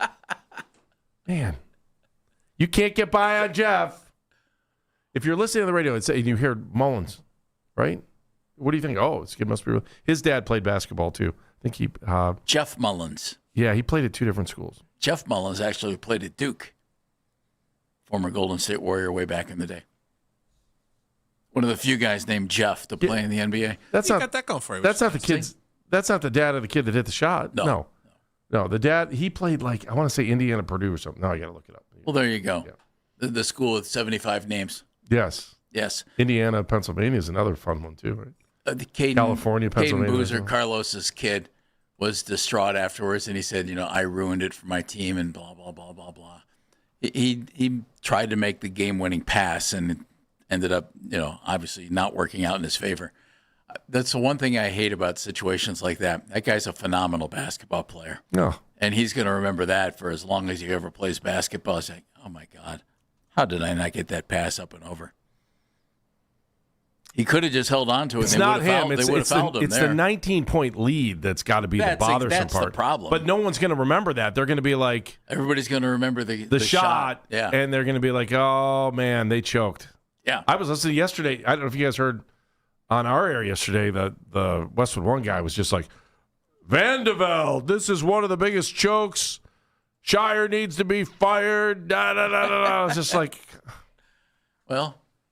That's not going to happen. I was hooked. There. I was listening. So I guess even though I didn't agree with him, I was hooked because I was listening to everything he was saying. I was like, man, this is. And then he gets into biggest chokes in sports history, and you're like, man, yeah, I guess this, 19 it's up there. You're up 19. Pretty close. I would think Shire's not going anywhere.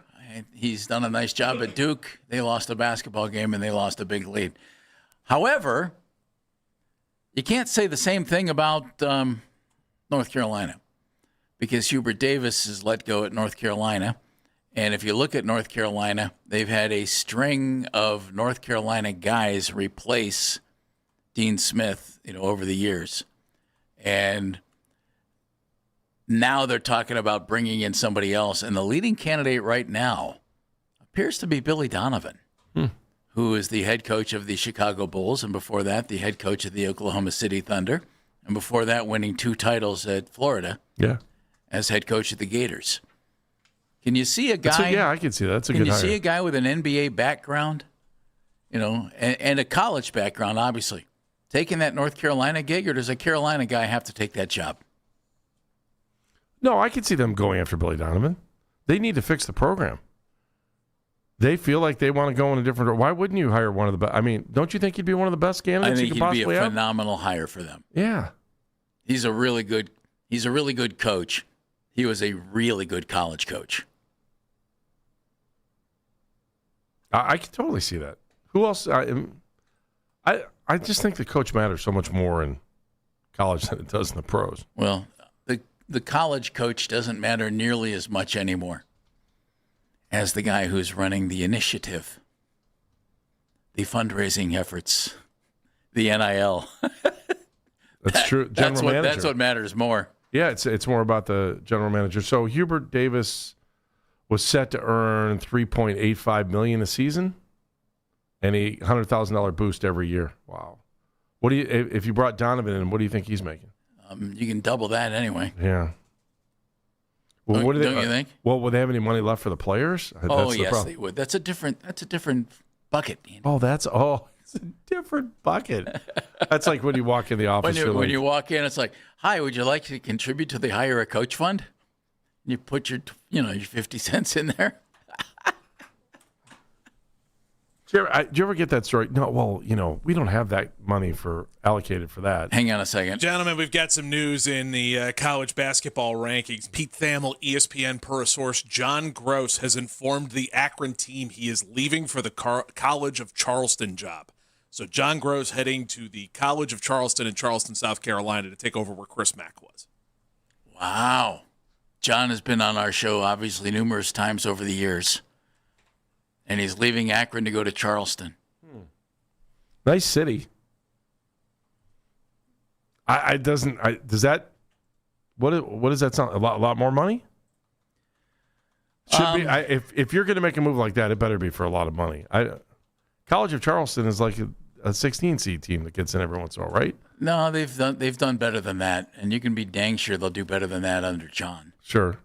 But as a guy who watches a lot of Akron basketball, that's disappointing for the Akron program. It is. John's a tremendous college basketball coach. He's a friend of the show too. I thought he might get an opportunity with some of the openings that were there. Butler, Cincinnati, Boston College. His name was thrown out for all of those. And Boston College just hired Luke Murray, Bill Murray's son, to get his first head coaching gig. So John Gross going to Charleston. What do you think? I'm just looking at the. That's $1 million job. According to, this is already out, that Gross's contract is valued at approximately $850,000 per year, base and supplemental. Previous head coach Chris Mack, 5-year deal, $1.1 million per. Yeah. Per. Yeah. You know what? Good luck. I can appreciate what he's doing. I get it. Yeah, and. Were you going to take an Akron program that has been to the NCAA tournament, was it 4 times in the last 5 years, didn't get a win? Were you going to take that program any further?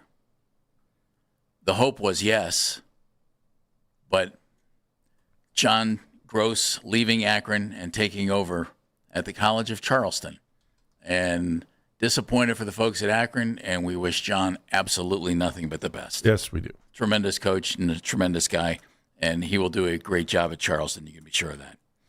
Chris Ostenheimer covers the Guardians for the Chronicle Telegram.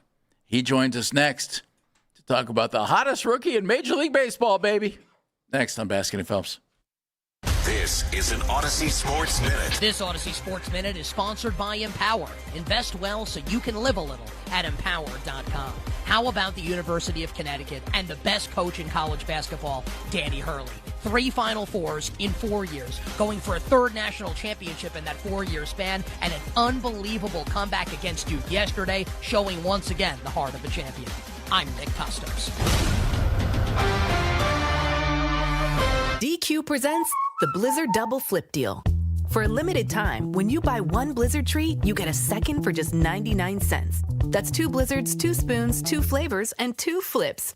So don't miss out on the Blizzard Double Flip deal, available only for a limited time and happening now at DQ. Because the only thing better than a Blizzard treat is a second Blizzard treat for just 99 cents. It's a deal to flip for. The Blizzard Double Flip deal. Participation may vary.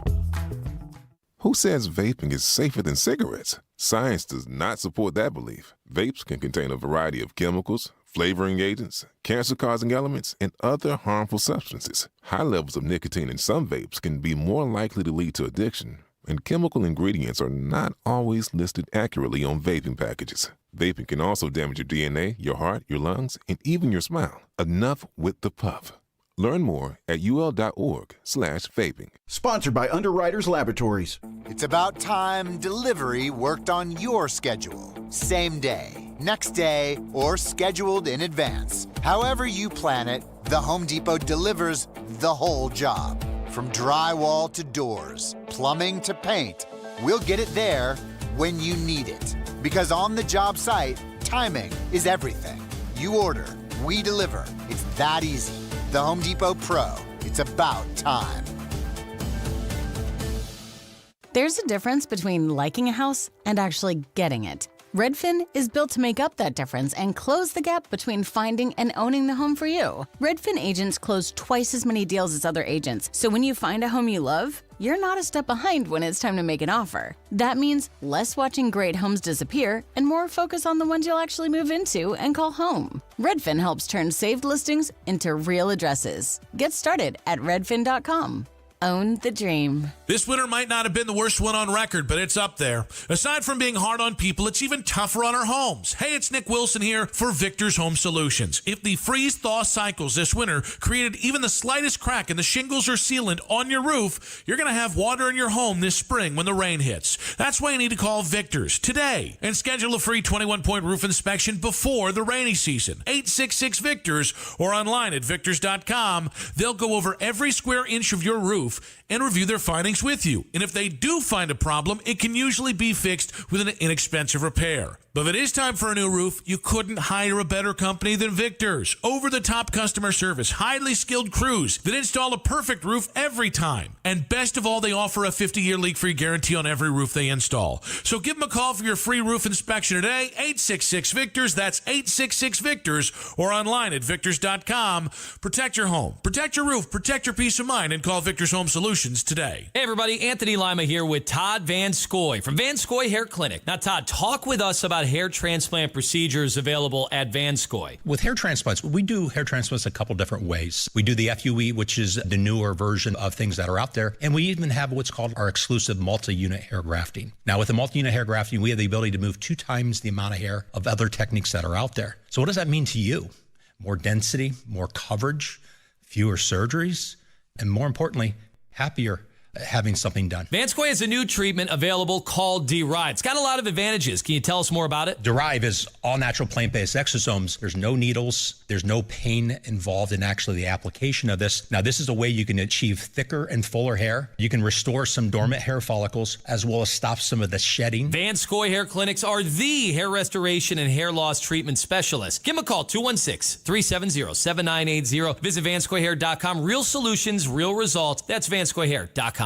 Bad accident? Hurt at work? Not sure what to do next? Make it right. Call Kyle Wright for a free consultation. There's no fee unless they win. 844-WIN-OHIO. That's 844-WIN-OHIO. Or OHattorneys.com. Make it right. Call Kyle Wright. Broadcasting from the 92.3 The Fan Studios. Fueled by True North Convenience Stores. No need to look at your phone for sports news while you're driving. The station with the most local sports talk in town always has you covered.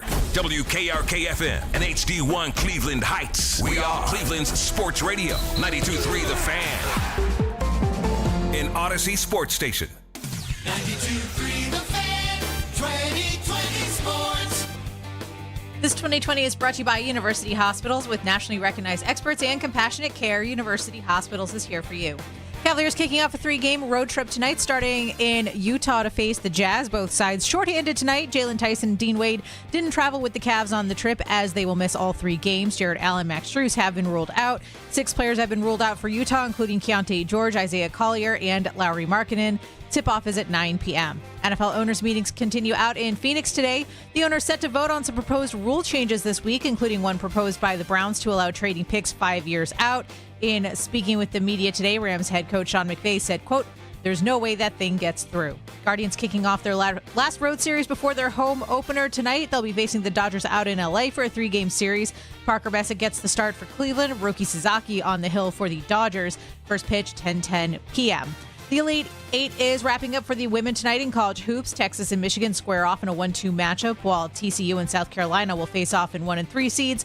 The Final Four for the men kick off on Saturday. And some other college basketball news. John Gross has reportedly left Akron to take the head coaching job at the College of Charleston. Gross has led the Zips to 4 of the last 5 NCAA tournaments. You can now find 92.3 The Fan on YouTube. Subscribe to our YouTube channel and get the best content from our shows each and every weekday. That's 92.3 The Fan on YouTube. Headline sports news every 20 minutes on 92.3 The Fan. From the University Hospital Sports Desk, I'm Meredith Kane. Want to talk Cavs at 6 a.m.? There's only one place to go. The Ken Carmen Show with Anthony Lima. Weekday mornings starting at 6 a.m. 92.3 The Fan. Guardians playing the Dodgers tonight. Chris Ossenheimer from the Chronicle Telegram will be writing all about it. He's going to join us next right here on Baskin and Phelps. Okay, here we go, man. I got to tell you, Ken and Anthony are so excited because they host this thing. So this is going to be exciting, especially if you like the NFL. 92.3 The Fan is looking for a winner. We're going old-fashioned phone on this, kids. Again, 92.3 The Fan is looking for a winner. Be the third caller right now. Three is good. Third caller right now at 216-474-0092. 216-474-0092. Want to be the third caller.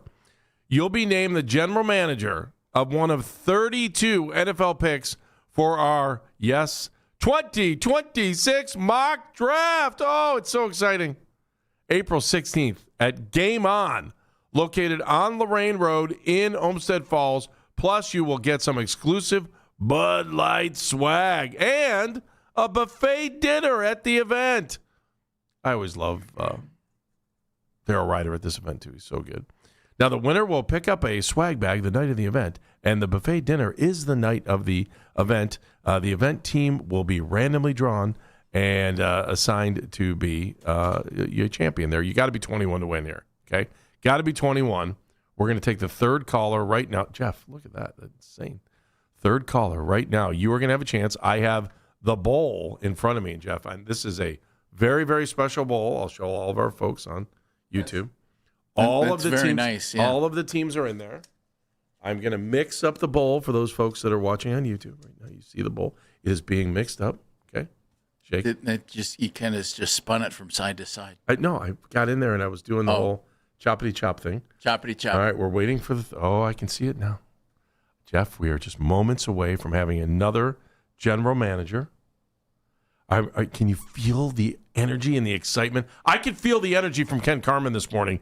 He's very protective of this bowl, my friends. Huh. This bowl, if you're watching on YouTube, Jeff, I will allow you to make the pick. You're going to have to make the pick. I mixed it up. I want you to pick it, and then when we get the general manager, you will pick the team. Oh, this is so exciting. We are just waiting for that This caller. is good drama. This is there it is, Jeff. Got it? Okay. Here we go. You pick it up. Wait a minute. Okay. Ready? No, call. You got to answer the phone. All right. Then I'll answer the phone. For Randy in Cuyahoga Heights. Randy. Hello, Randy. How's it going, guys? Good. You excited? Yeah, he's pumped. I can tell. Yes, sir. Oh, man. What are you going to well, never mind. Guru. Here we go. Jeff is now going Hold to on, pull. We don't want to look. We want to make sure everything is kosher here. Oh. Come on, Jeff. Two. I'm stuck on two. Okay, here, you now have one. I have one. There it is. Randy. Are you ready, Randy? Yes, sir. Oh, I can feel it. Randy, you're picking 14th with the Baltimore Ravens. Oh. Randy, how do you feel about this? Sorry, Randy. I smell a trade down from the Browns to 14. There you go. Now, that's a man that understands it. Again, it's the Ravens at 14. All right, Randy. Congratulations, Randy. And put him on hold there, Jeff. Do we have all of his information? I don't know, but I'm going to put Randy, don't hang up. I'm putting you on hold, okay? There you go. All right, there you go. Thank you, Randy. Randy drafting 14th with just the the Baltimore excitement Ravens. here is just palpable. I don't even know if that's a thing, but my heart is beating, so that's why I said that. That was great. Wow. That was great stuff. I cannot wait to hand over the whole show there to the morning in case show. you didn't hear, the NFL draft is coming up. Yes. Also, in case you didn't hear, Chase DeLauter is the best rookie in Major League Baseball, period, bar none. Rookie of the year. Happening. Jeff, I'm putting the bowl away just so everyone All right, good. Let's go to the Make It Right Call Kyle Wright hotline. He writes about Chase DeLauter and the Cleveland Guardians for the Chronicle Telegram. He's Mr. Chris Ossenheimer. Hello, Chris. What's up, guys? Oh, we're excited about the a young rookie stepping in and doing even more than we could expect through 4 games. And we realize it's only 4 games. But by golly, Chris, it's been fun, hasn't it? Oh, for sure. I mean, you talked about how you would write it up, storybook, stuff like that, especially after all of the injuries that he's dealt with and all you've ever heard about. I mean, this guy was basically a myth. You heard how good he was, but he was always hurt, so you could never see it. And then, wow, you're seeing it really real early. But that's incredible. I mean, two homers in the first game alone, and then it's insane. All right, so give me your feeling on that. I got to tell you, when we walked in here on Friday after the first game, I think we were pretty pumped and excited.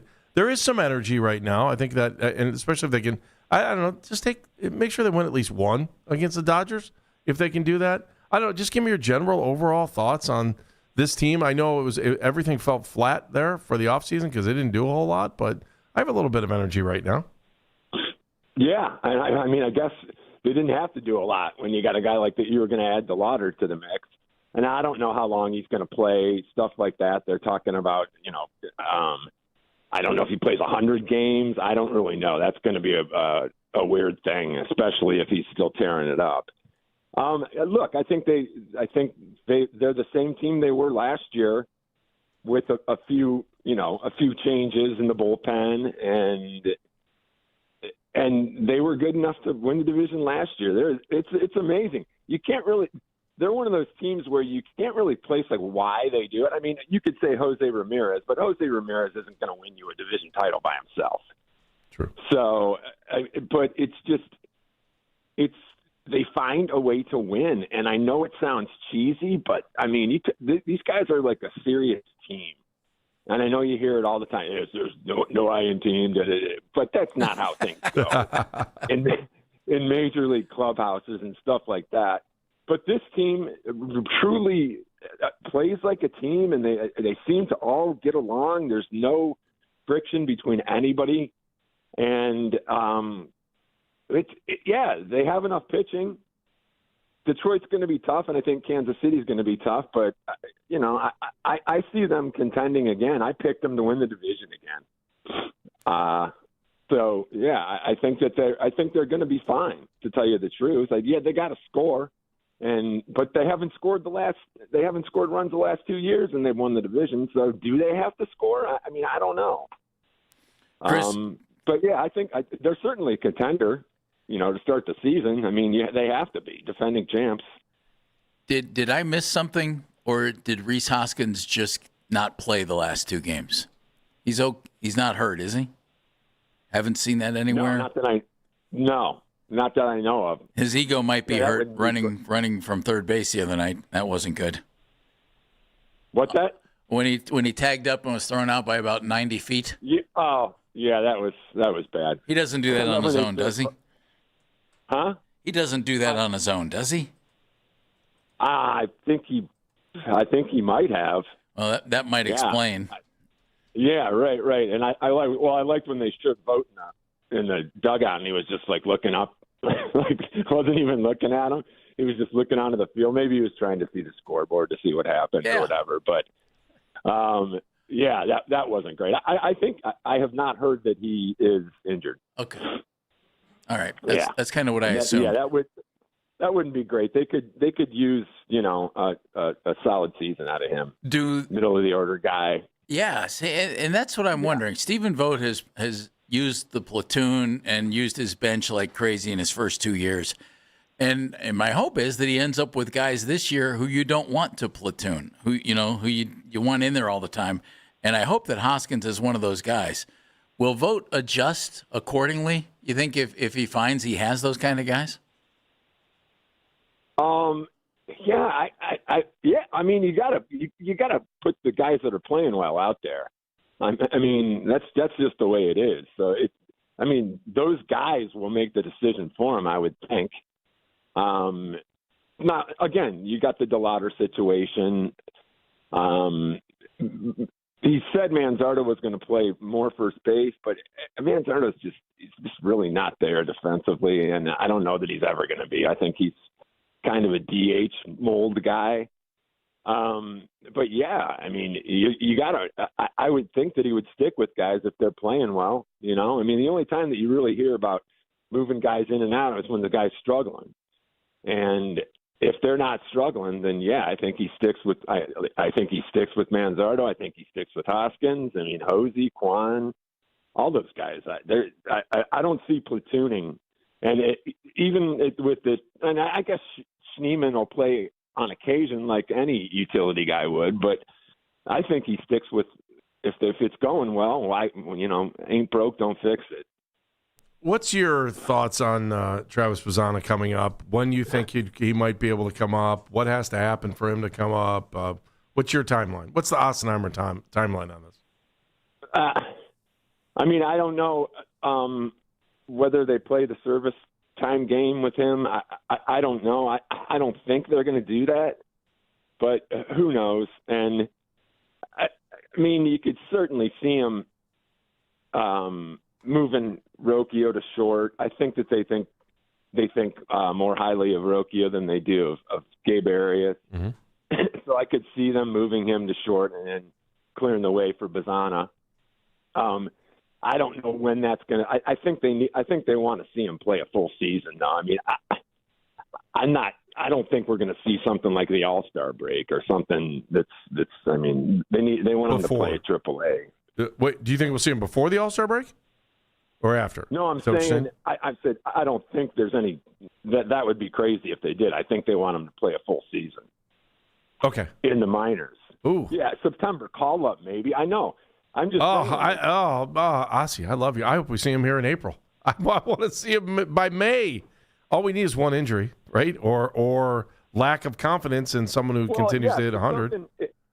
Right. Now that's the thing. I think if everybody stays healthy and everything's, Rocchio and Arias are fine, and there's not a glaring hole there where they need someone, I think he stays in the minors. But, an injury or something like that, yeah, that might change the timeline a little bit. Cool. But, again, I'm not saying I think we're going to see him, like, early in the season or even by the All-Star break. I think in a perfect world, he plays the entire season in the minors, really. Sorry, Andy. It's not my perfect world, man. I got it. You've crushed him. You have crushed me. I'm crushed. If I don't. Yeah. What do I know, though? Oh, we trust you. You're a respected beat writer of this fine organization. You have many, many years under your belt. We all bow down to Chris Ossenheimer when it comes to information on this team. I just want you to know that. All right. We're bowing right here in the studio. Yes. I can see you. I'm watching on YouTube. I'm not. I'm just joking. I bowed to you. Chris Ossenheimer joining us from the Chronicle Telegram, where he covers the Guardians. I've talked about this a lot, Chris, because I'm so intrigued by it. And what type of shift has the organization had, and it's slight at this point, with the big draft last year of all of the college position players who seem to hit for power, and DeLauter now up, Bazzana assuming he's on the way. What do you think led to that, and can they pull it off like they've pulled off developing pitching? I think what led to it is the fact that they haven't had a good offense in 2 years, 3 years, whatever it's been. And you always heard them. I mean, people were always clamoring because they always were taking pitchers. And people were always – I think that's part of the reason that you see a shift change. It's just a different philosophy now where, I don't know, maybe they feel like they have – enough arms. I know you can never have enough arms, but that they can make this switch, or they have to address this finally. So I think that's part of it. That's probably the biggest part of it, is just the lack of offense. And I mean, they haven't had God, I can't. Who was their last big home run hitter? Edwin Encarnacion? Am I missing someone? I mean, I know Hosey hits 30, but like you just forget that. But I mean, like the prototypical like Edwin guy, and I don't think they've had him for a while. Yeah, and I think, Hosey's the last guy they developed. Right? I can't think of any. Yeah. That's become big time. Right. Rico Cardi. So I think maybe, and also maybe after all those years of just loading up and pitching, it's just a natural thing. Hey, I don't know. Let's try to find some offensive stars. Andy thinks he's funny because he dropped Rico Cardi. I did. I could have said Tony. Rico Cardi. I was just throwing out names. What do you think of the bullpen so far? Pretty good. I mean, it's, I mean, we're so early into the season, but I mean, Cade Smith, it was a little shaky. Gave it up, in the ninth, and that wasn't great. But they still come back and win. I think it's gonna take a while because we got guys in new roles and new guys, Armstrong, Brogdon, and who's the other guy? Holderman. Okay. Yeah, I think so. Yeah. I mean, and Gaddis isn't there right now, so guys are going to be in different roles, things like that. But I think in the long run, they're going to be fine. I think Cade Smith is a good closer, but it is his first season full time, so you'll have to see how he reacts to that. But I think the bullpen's going to be all right. Stephen Kwan, just your thoughts on him, and obviously now playing center field. And will he be with us when the season is concluded at the end of the year? I think it depends on, it comes down to how they're playing. I mean, if they're playing well, I think he stays. And if they're in contention, I think he stays. That'd be a big blow. I mean, Cleveland fans have gotten used to it, but still, it hurts all the time when you lose one of your guys, that you've developed and he's grown up in your organization. So that's I think, again, if they're not playing well, maybe he's gone by the All-Star break. I don't know. The crazy thing is if you really think about this, and it depends on who you talk to, but if Clase didn't get suspended, I think they might have traded Kwan and Clase. And I really do. I think they would have traded them both. But when that happened, when Clase's gone, that would have been disastrous. I mean, the fan base would have just been like, what's going on here? Because they've been in contention before and waved the white flag. But, again, I think Quan sticks. I don't think they re-sign him. I don't think they're going to come to a long-term agreement with him. I just don't. But I think he stays until the end of the year, as long as it's not a disaster and they're not terrible or something. Chris, thank you very much for your time, sir. Thank you, Chris. We appreciate it. Make sure you get some sleep. You're going to be up late tonight. Yeah, that's true. All right. Yeah, I just thought about that. We mean watching the game, Chris. Yeah. We're watching the game. We're not talking poker. Yeah.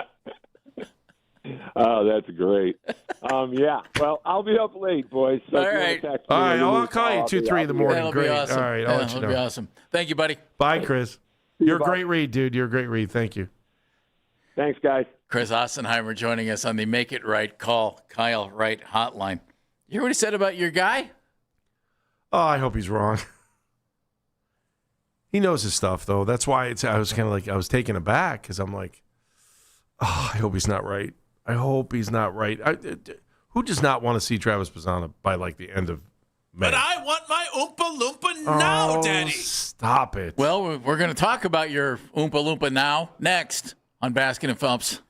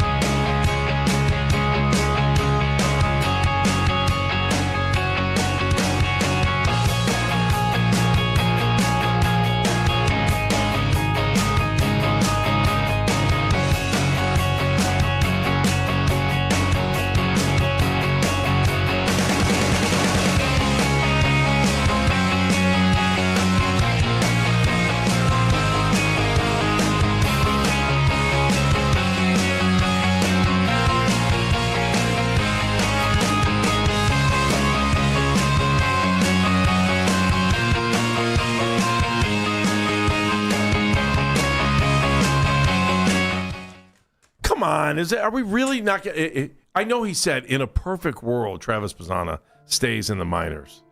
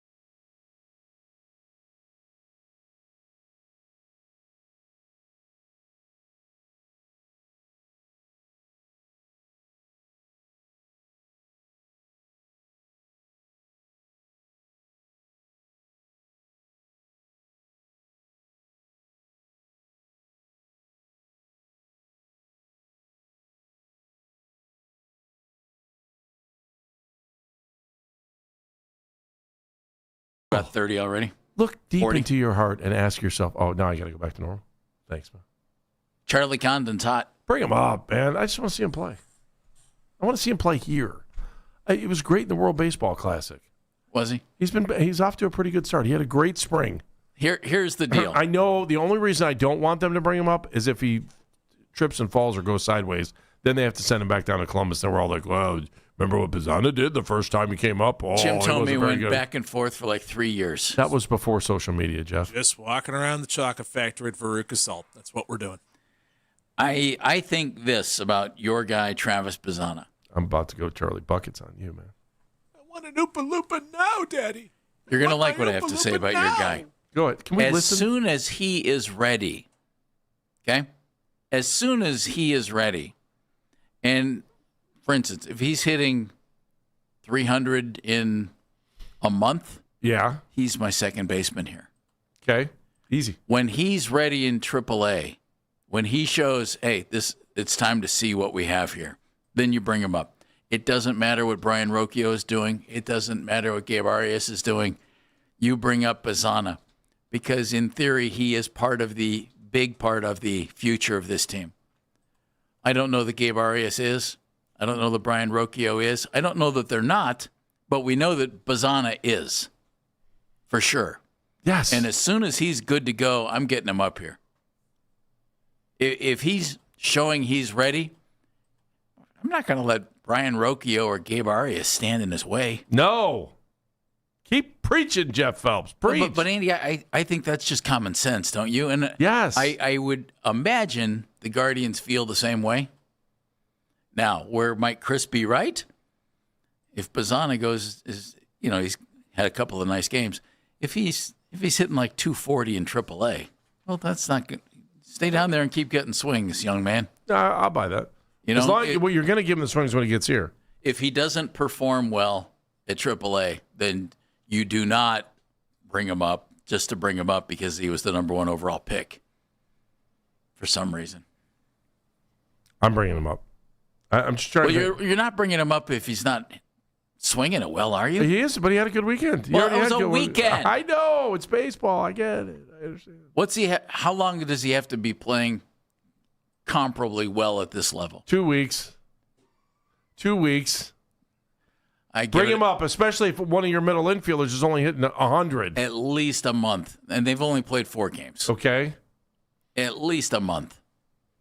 I'm going to ask you a question. Let's see. They're what do we got? The Cubs Friday for the home opener, 4:10, right? So I'm going to even go past the weekend because weekend numbers do well, okay? If I told you they were calling up Travis Bazzana on Tuesday of next week, a 6:10 start against Kansas City, 6:10 start against Kansas City, and I told you Bazzana was coming up, and I'm even going to give you the weather. I'm going to give you 65 degrees. It's just right there where you're like, well, is it warm enough? Would you buy a ticket to the game? Yes, you would. I'd want to go.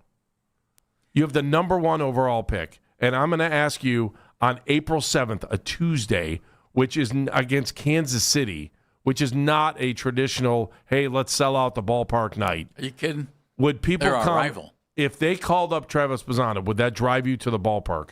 Would that make you know what? Maybe I will go. Can I ask you a serious question? Sure. You always say, would you buy a ticket? Would you buy a ticket? Would you buy a ticket? Yeah. Okay, that's fine. Tickets are $19. And you yes. want Bazzana up there ASAP. Do you not want him to be here when he's playing well and has the best opportunity to succeed? Because buying tickets to see the number one pick fail isn't going to happen. You might buy a ticket to watch him play a game. Well, when you wake up and you look at the glass like it's half empty all the time instead of half full, you come up with the theory of saying, what if he's not ready? What if he fails when he gets here? That's not a theory. That's the way baseball works. What if he fails when he gets here? Baseball is a game of failure anyway. I haven't mentioned failing once he gets here. What did you say? I said, why would you bring – you seem to be wanting to bring him up regardless of what he's doing in AAA. I know. I'm looking at what he did this weekend and going, okay, we're going to sit around and watch that's 3 this? games. I don't care. He looked good in spring training. He looked good in the World Baseball Classic. I know I am not alone. Do you trust this front office? Yes. Well, then be quiet. And when they deem him ready, they'll bring him up. Be quiet. Want an Oompa Loompa now, Daddy. You know what he wants? I want to see the number 1 overall pick in the draft wearing a Guardians uniform and helping fill the house down here. I do too. When he's ready to come up here and just be Chase DeLauter. You don't want him coming up and failing. I'm going to quote you from last week. I don't want him to get hurt. Well, you're going to get hurt playing baseball anywhere. That can happen anywhere. When he's ready, bring him up. Am I nuts? You can tell me if I'm nuts. I want to see him play. I want to see him play in the bigs. Well, He's done a nice job over the last 2 months. We do want to see him How much longer does he have to do this? I mean, he looked good at the World Baseball Classic. Oh, okay. He was great in spring training, and now he's off to a good start 1 weekend in with the Clippers. 1 weekend. Just, Andy. Would you buy a ticket on Tuesday, a traditional game where don't tease something we're not going to in the next segment. And where are we going next? We feel your pain. Headlines. We want him here too. Just relax a little. It will be okay. Okay, you keep telling yourself that. Well, I hope Let's keep watching guys hit 100. It's great. It's so much fun. It will be okay. Just so much give fun. him a little while, and when he comes up, you never want him to go back down again. Just relax a little. It'll be okay. Uncle. You need a hug? No. Headlines coming up, but at 1 o'clock, get ready. I need you to have some passion. Chase DeLauter is off to a start like we haven't seen before for many Cleveland. Oh, wait a minute. Maybe we have seen starts like this from You're other ready to build a Cleveland statue athletes. for him already. Maybe we have seen starts like this from other Cleveland athletes. How did those turn out? Coming up at 1 o'clock. Oh. Headlines next on Baskin and Phelps. When there's news that affects the Cleveland sports fan, Darrow Ryder is on top of every headline. Listen to his reports on the station with the most local sports talk in town. 92.3 The Fan, powered by Scheiben Jewelers, Cleveland's premier jewelry store. Men, if you're suffering from erectile dysfunction or PE, you're not alone. Most importantly, you don't have to live with it. Precise Men's Medical Center restores men's sex lives in just 1 visit. Their painless breakthrough treatments eliminate ED and PE, even when Viagra and Cialis don't work. Here's Dr. Simovitz, specialist in men's health. Precise Men's Medical Center's painless breakthrough treatments eliminate ED and PE, regardless of age or medical history. 98% of patients see instant results right in the office. Men are now lasting longer than they ever imagined. And the best part, at Precise Men's Medical Center, your consultation and first treatment are free. Qualified patients even get their testosterone checked free. Call 216-201-9992. 216-201-9992. Take control of your sex life. Call now. 216-201-9992. Here with Ari, owner of Poochers, Putchers. I've heard it all. So people have been hearing you on the radio, huh? A lot of people are coming in mentioning the radio ads. They mention the ads, but they don't know how to spell the name of who is it. There's 2 great debates. Not only do they not how know do you how to say it, and how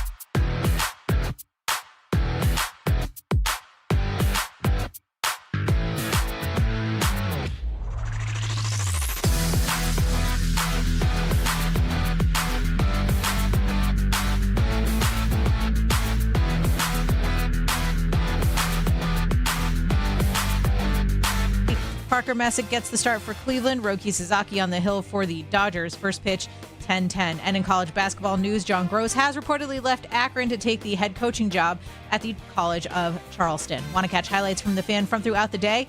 Get over to 923thefan.com or favorite The Fan on the Odyssey app for all of today's headline segments. Headline sports news every 20 minutes on 92.3 The Fan. From the University Hospital Sports Desk, I'm Meredith Kane.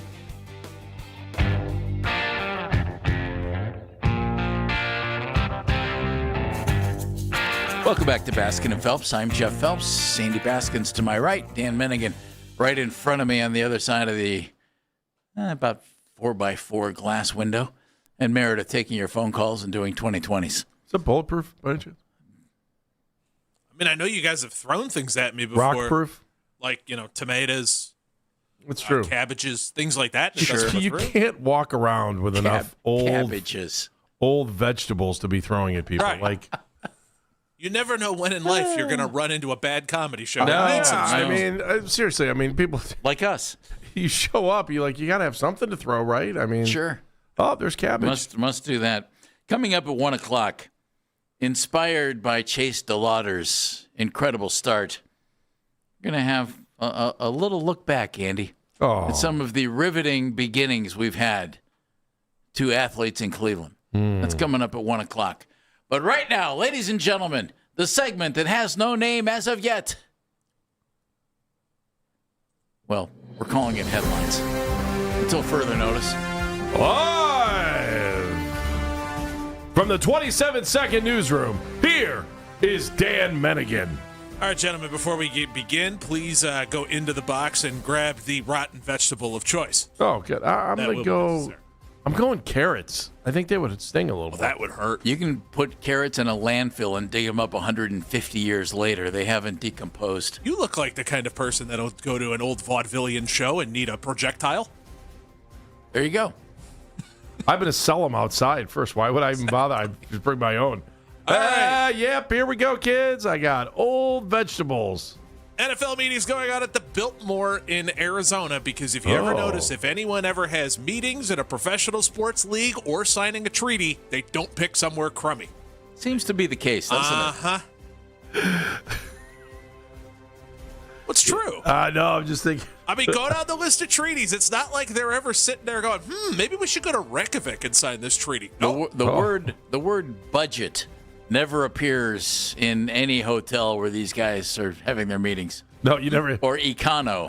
It's out at the Super 6 on Route 14. Exactly.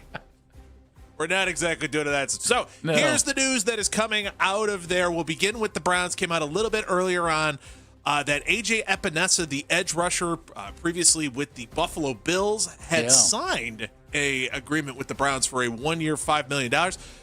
Well, it is now coming from multiple reports that after viewing the results of the physical, the Browns have rescinded the offer, making A.J. Epinesa a free agent once again. Jeff?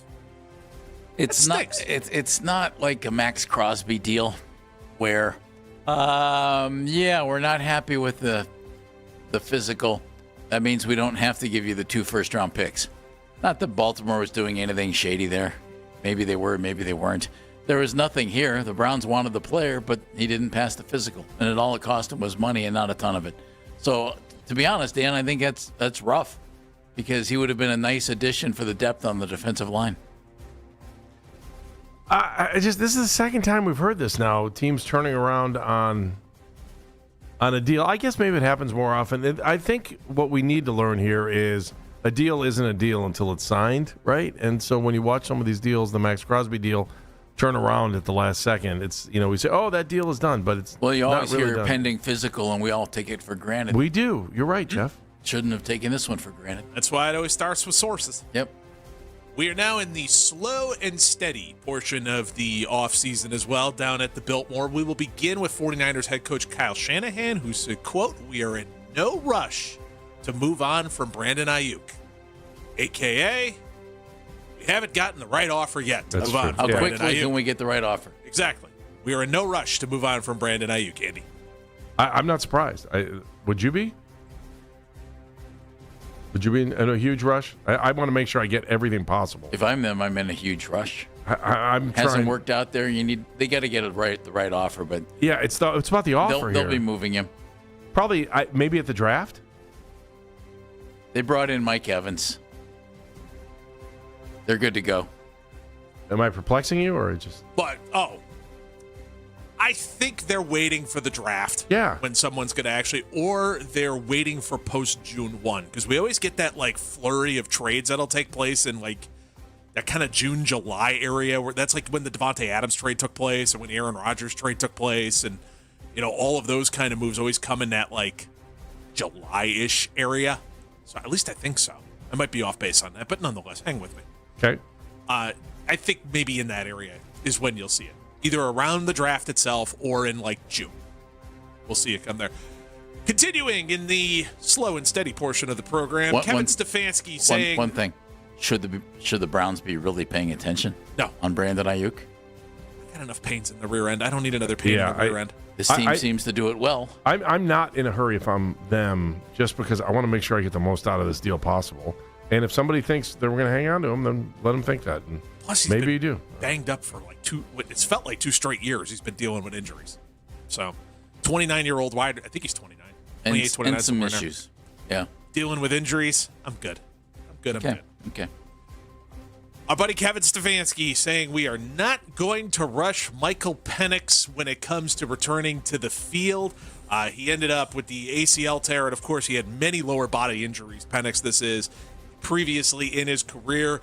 The Falcons also signed Tua Tagovailoa, so I would assume, gentlemen, correct me if I'm wrong, we are probably going to see both quarterbacks this year for the Atlanta Falcons, Jeff. I would think that's accurate. The only way I think you don't is if Tua starts the season and is phenomenal. Tua plus Dome could be winning thing. If Tua plays really, really well, stays concussion-free, why would you make the switch to Michael Penix? Why would you? One's younger, more promising. But why would you? Because if he's playing really well and is healthy, that's kind of what you're looking for anyway, isn't it? Probably quick Google that because Penix is older than you think. So Penix is 25, I think. 29? 28. 20, yep. Okay.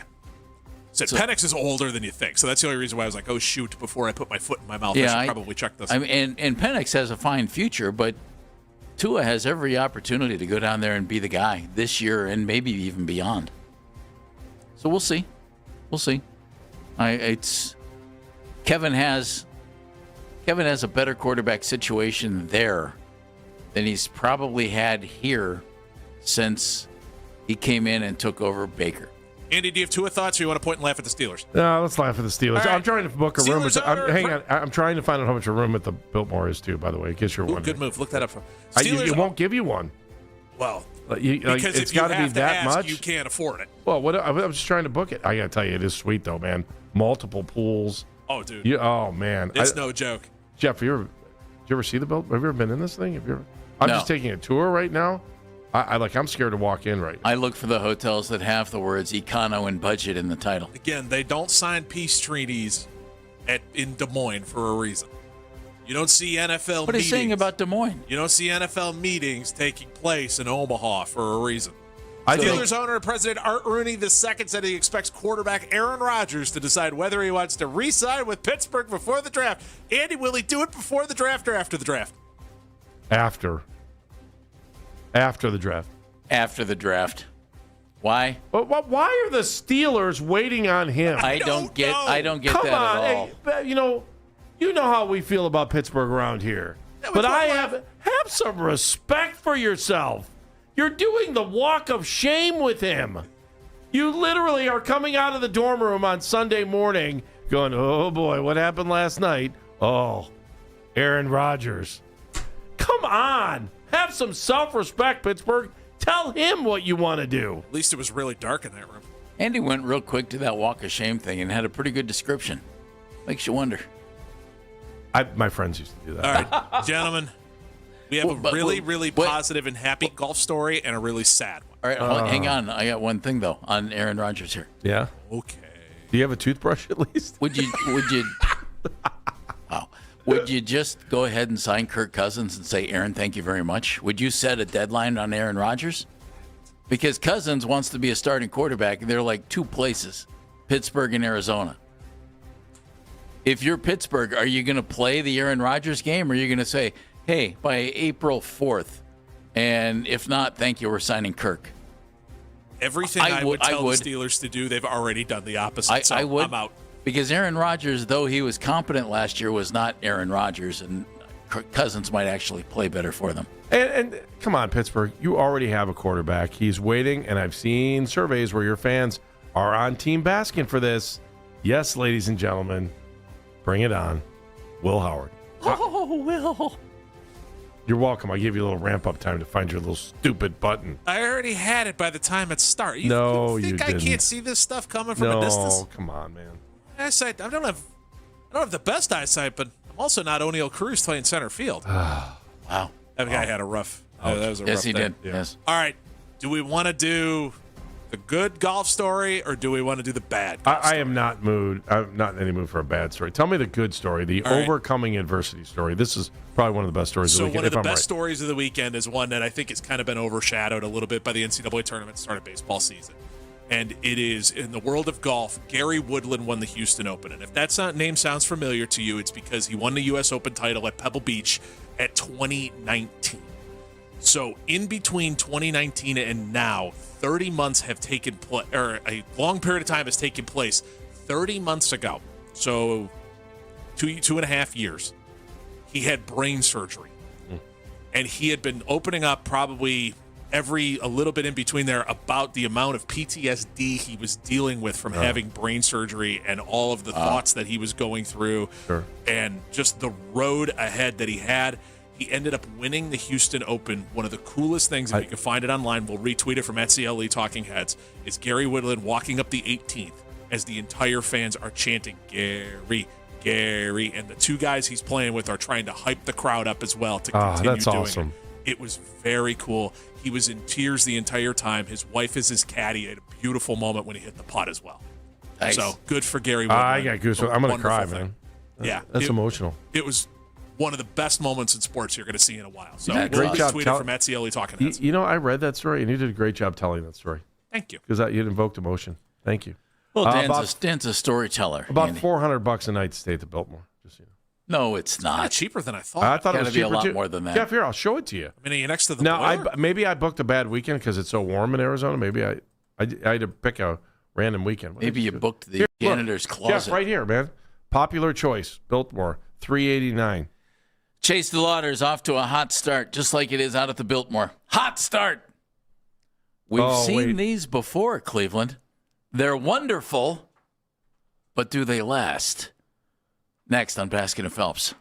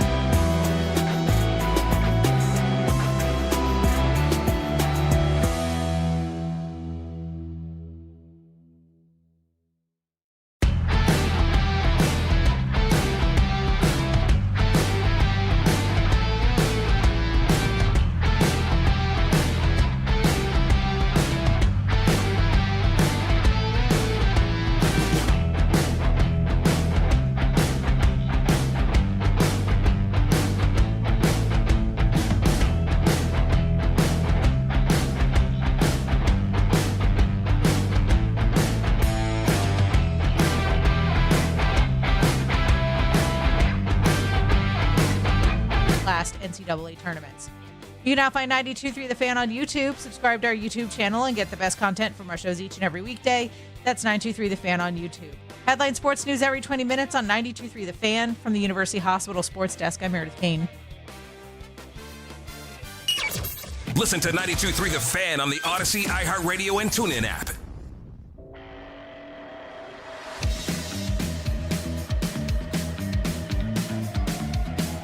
Four games does not a major league career make.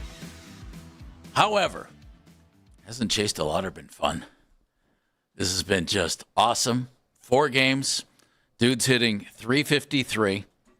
He has 6 hits, 4 of them home runs. He has 18 total bases. He has been outstanding for our Cleveland Guardians. Outstanding for the Guardians. What a start.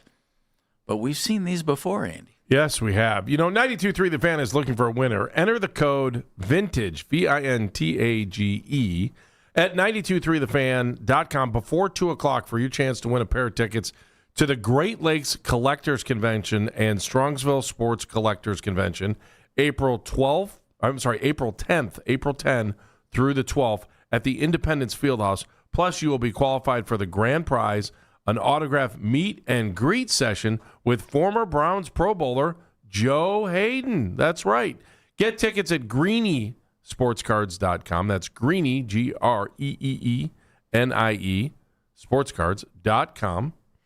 It is all from Greenie Sports Cards and 92.3 The Fan. It's an awesome event. I've been out there a couple times. I know Daryl's probably going to be out there too. It is a lot of fun, I got to tell you. Again, the code word is VINTAGE, VINTAGE, and you got to go to 923thefan.com before 2 o'clock. Good luck. Right now, DeLauter is leading Major League Baseball with the 4 home runs, with 18 total bases. He's just been terrific.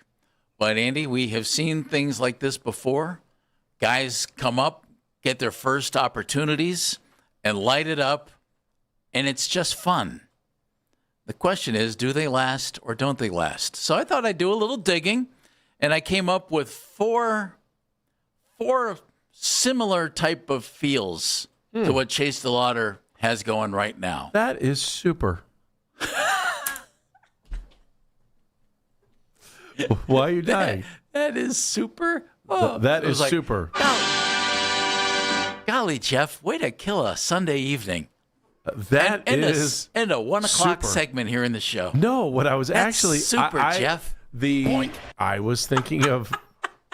I was trying to see if that word might play into this segment. It doesn't really. Oh, you know what I was thinking then? If Daniel, you want to hit a little music? Hey, we'll put a little music behind this. If you find the music gets mundane, just take it out. We're going to start with a football guy. Produce it on the fly. We had already talked about it. I just thought I'd say it. It might give it a more casual feel, Point.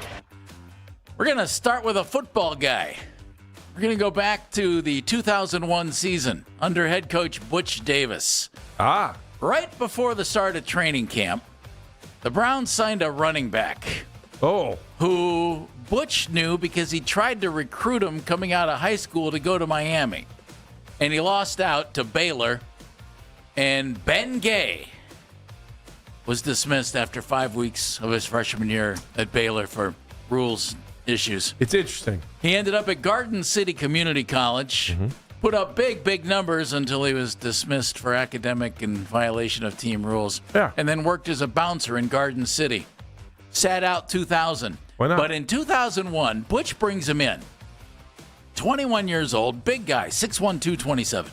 Ben Gay. I mean, how do you go wrong with the name Ben Gay? Sounds to me like this starts a little painful, and then you put Ben Gay on the scene, and the next thing you know, it's smooth. It Wait feels a minute. better. We got to interrupt. Gentlemen, a little bit of news here. Tom Pelissero of the NFL Network sources the Browns withdrew their rule change proposal that would have allowed teams to trade draft picks up to 5 years in advance rather than the current 3.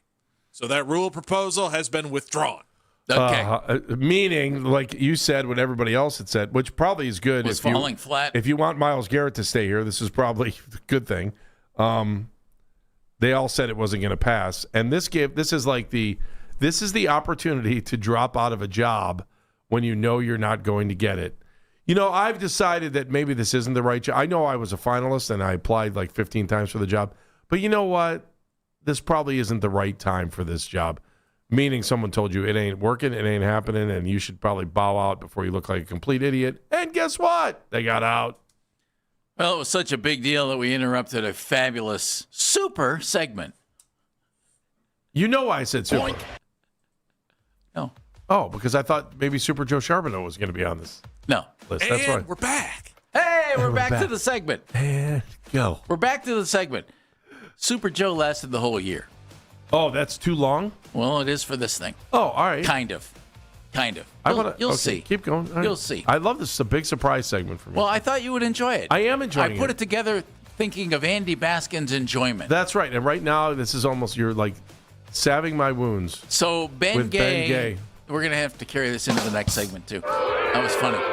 So Ben gets signed by Butch Davis because Butch knew him and he lost out recruiting-wise and blah, blah, blah, blah, blah. He played nothing but special teams until the 9th game of the season. Didn't have a carry at running back. Really? He was playing behind two guys who you might be familiar with, Jalen Jackson Yeah. and somebody named Jamel White. 24th leading rusher in Browns history. But in the 9th game of And the season, super friend of the show. against Baltimore, they finally give the ball to Ben Gay. He picks up 56 yards on 18 carries. He scores a touchdown, and the Browns beat the defending Super Bowl champs. Ben Gay's on fire. 56 yards. Touchdown. Yes. The only touchdown he scored. He finished the season with 172 yards, and he never played in the NFL again. That was it? Sugar booger. And that's man. Jamel. Unfortunately, Ben, after leaving football, became a welder, which was terrific, but he passed away in 2024. Oh, I didn't realize that. But if you remember, back in 2001, Ben Gay was scorching hot, man, and people loved that guy. This one's my personal favorite out of the entire list. In 2011-12, the Cavs season, the 2011-2012 season. Okay. You're late in the year, and you had a guy that you picked up from the Chinese league. Oh, so it's not David Blatt. Okay, keep going. It's not David Blatt. Okay. And this guy had played in 36 NBA games in 2 previous seasons with Boston, Memphis, and Washington, but only 36 games. He had to go back to China because his game wasn't quite there. But his name was Lester Hudson. I don't know if anybody remembers Lester Hudson but me, because I loved it. In his first 4 games with the Cavs, he was okay. He averaged just under 7 points a game. And he's just playing, late in the season, right? They signed him in March. Late in the season, he comes in, and then in the 5th game against Toronto, he scored 23 points and had 7 assists. In the 6th game, he had 26 points, 4 rebounds, 3 assists. He made 6 of 12 threes. In his 7th game, 25 points, 8 rebounds, 6 assists against Charlotte. 8th game, 19 points, 6 rebounds, 2 assists against Indiana.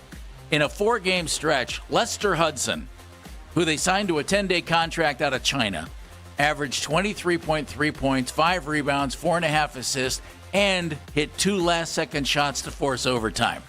Was fabulous. After that 4-game stretch, he played in 8 more games, averaged under 7 points. Cavs didn't re-sign him after the second 10-day contract expired. He was picked up by Memphis, played 3 games, then played in 5 games and 7 playoff games for the Clippers a couple of years later, and that was it. Lester Hudson was done. Played for a long time, though. For a 4-game stretch. Not in the NBA, he didn't. No, I mean, but he... For a 4-game stretch, dude averaged over 23.5 points a game. It was like the reincarnation of World Be Free and was way too much fun.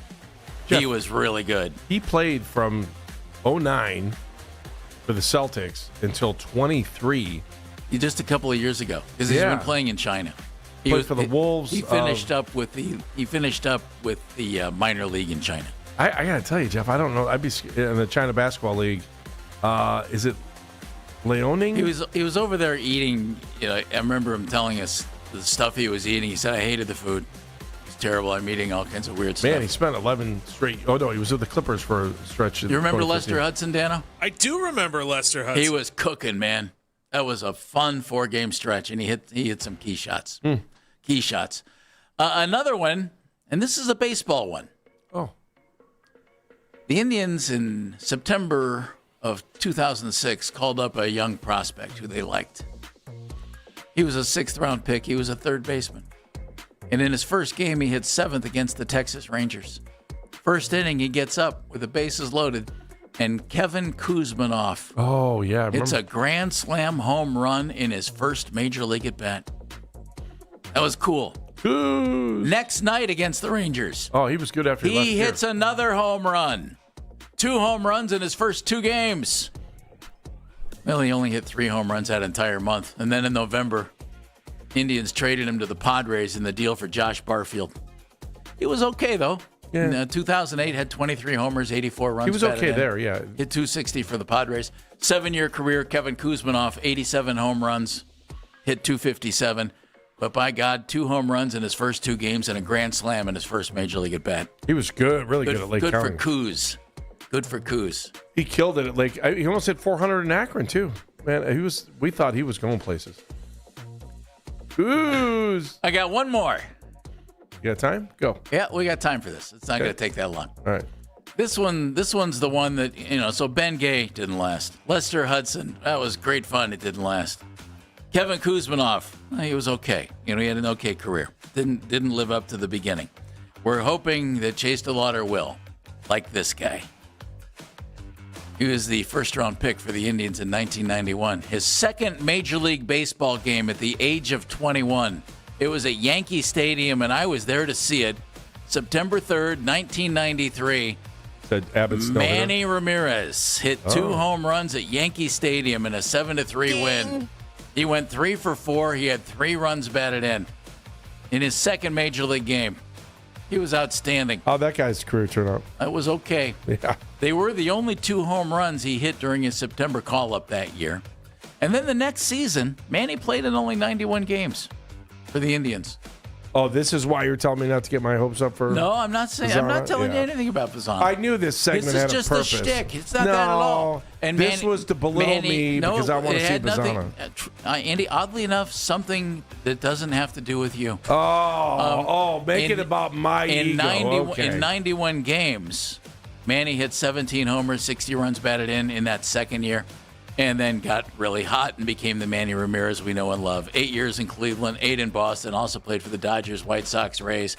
555 career home runs. Chase DeLauter, we hope you follow in Manny's footsteps. Certainly more so than Kevin Kuzminoff, and really more so than Lester Hudson, and really more so than Ben Gay. But fast starts are fun. We're enjoying this one, and we hope it continues. It's Baskin and Phelps without the rule change for the Browns. We'll explain next on Baskin and Phelps. Hey, everybody.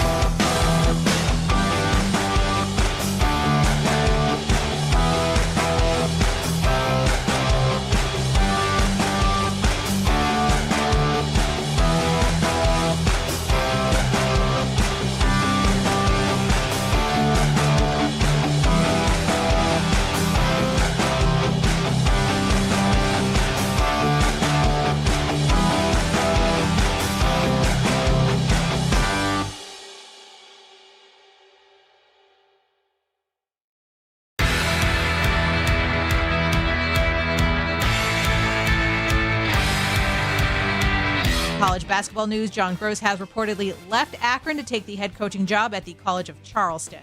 Listen to the Fan Rewind weeknights from 11 p.m. to midnight. All the best segments from all our shows, and you can always listen on the Odyssey app. Headline sports news every 20 minutes on 92.3 The Fan. From the University Hospital Sports Desk, I'm Meredith Kane.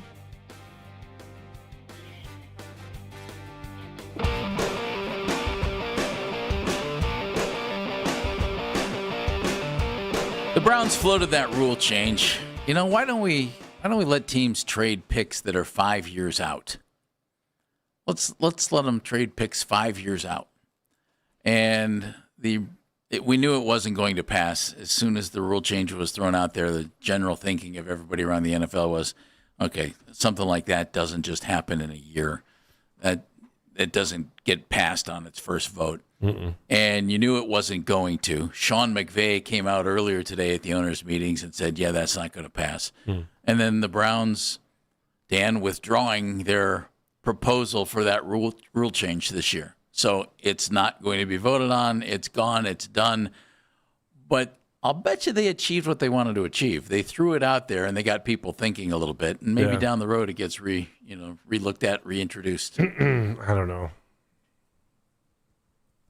No? No. Why don't you know? I mean, if they had to pull it off the table before it even went to a vote, what did they think? They were only going to get one vote and didn't want to be embarrassed by that? Like, what makes you say I want to pull this off the table, right? Because you just don't think it's going to happen, and you want to just go ahead and yank it. I thought it was interesting. Sports Illustrated wrote a piece over the weekend, and it said, yeah, that's great. The NFL should go ahead and approve it, and then let the teams that want to go ahead and do it, you can just sit back and laugh at them. And it basically picked on the Browns. Yeah. It said, great, this is the team that gave you Deshaun Watson's deal. Let them go ahead and trade more picks. But, Dano, it's not going to fly now. They're done, out, no vote. Yeah, it's completely off the table. Multiple reports at this point. Probably the all-timer of it, though. And I don't know if this circulated before they decided to pull it off the table, but it certainly didn't help. And Sean McVay sat down on Kay Adams' show, Up and Adams, and was asked about it and had this to say. There's 0% chance that'll get through. So Really? you'll talk. I respect the courage for Andrew to be able to have a very sound reasoning of what's behind it. Hey, if there's one thing you can bet Vegas odds on, there's no chance that thing's getting through. Yeah, I don't know if that tanked it. I don't know if that was an indication, but it happened before they yanked it off the table.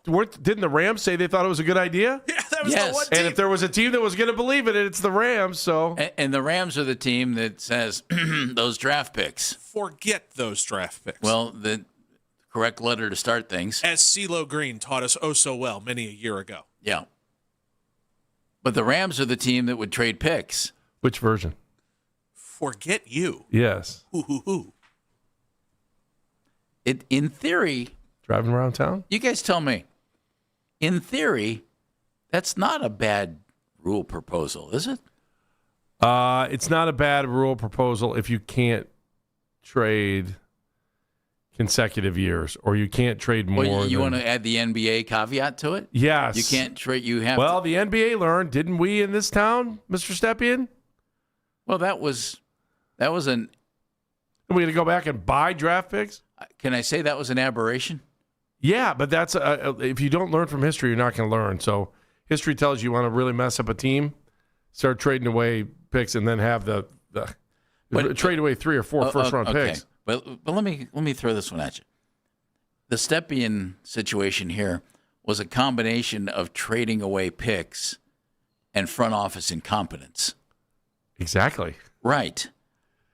But if you don't have an incompetent front office, couldn't you trade picks 5 years out and make it work and actually improve your team, especially in the NFL, Andy, where you've got, 60, 70 guys in your building. You don't need 7 every year. 7 guys is not the difference in your franchise. Now, you want to replenish young talent, and you want to replenish it with top young talent. But the Rams have already shown you can compete and trade away first-round picks. I'm hesitant to let anybody trade more than 3 years out because the average lifespan of an NFL player average playing lifespan, I don't want to talk about their real lives, is 3 years. So does it really make a whole lot of sense to trade 5 years out? Oh, the one thing about the average NFL career length that I think we always need to consider, take a look around the NFL. I don't think most of it is because of the sport and getting beat up. It's because the bottom of the rosters churn so much. You have your star players and you have your starters, and then you have backups and special teamers, and the bottom of that roster churns. And when you use those guys up, you can go get somebody who can play just as well cheaper. What do you think the average longest lasting position in the NFL is? Quarterback. No. Long snapper. There you go. Wow, I'm really impressed. They don't get hit. There's only 30 of them, and if they're good at what they do, they stay. Impressive. Okay. Impressive. Second? Kicker? Quarterback? Punter. I'll say punter, but I don't feel great about it. Punter and kickers are together, 4.4. Okay. Shortest? Running back. Yeah, it's a good guess. It's running back. Less than 3. I was going to see either running back or wide receiver. No, but this is interesting. First-round draft picks average 9.3 years. And if you make a Pro Bowl, 11.7. You said for first-round running backs? First-round picks average. First-round picks. Okay, I thought you meant just running back. No, no.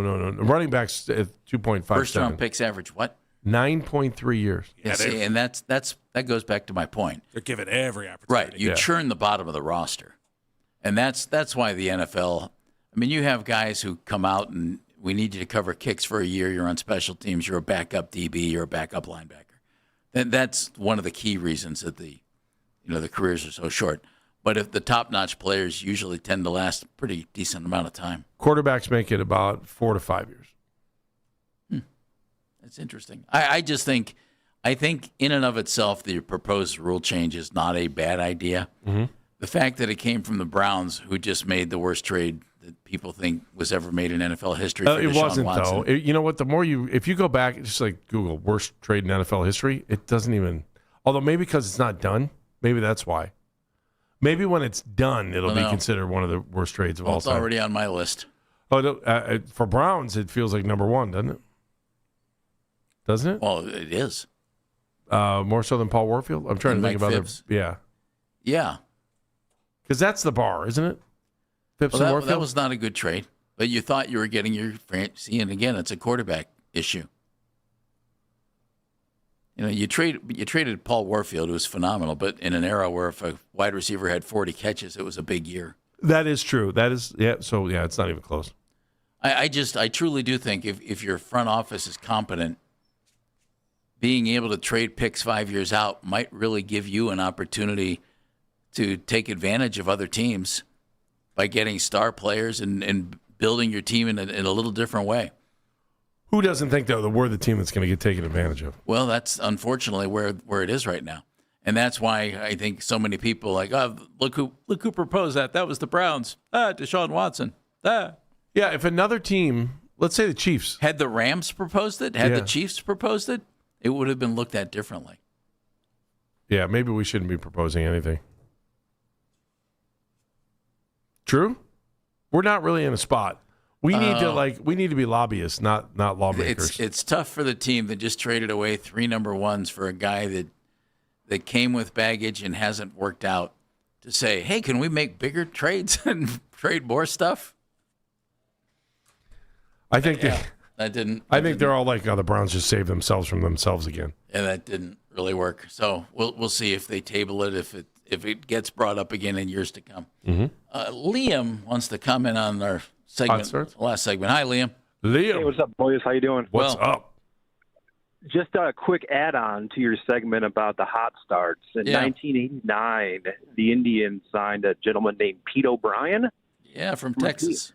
Yeah, Pete batted about .425, was hitting .400 going into May, finished the season at about .260, and was shipped off after the end of the year. That's a depressing part of the story, Liam. What he didn't tell you was he got shipped off to the Cleveland Heights softball men's league. Oh, there you go. That would make it even worse. Yeah. Just thought I'd throw that in there. Yeah, thank you very much. Thanks. I also got one from Roger. Killing Forest Hills, man. Roger gave an honorable mention to A guy who played in 1971.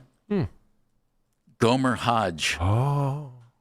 Gomer came up and, first of all, having the best name ever to play for the team. Just going to say, you don't run into many Gomers. Gomer Hodge. He was 27 when he came up as a rookie.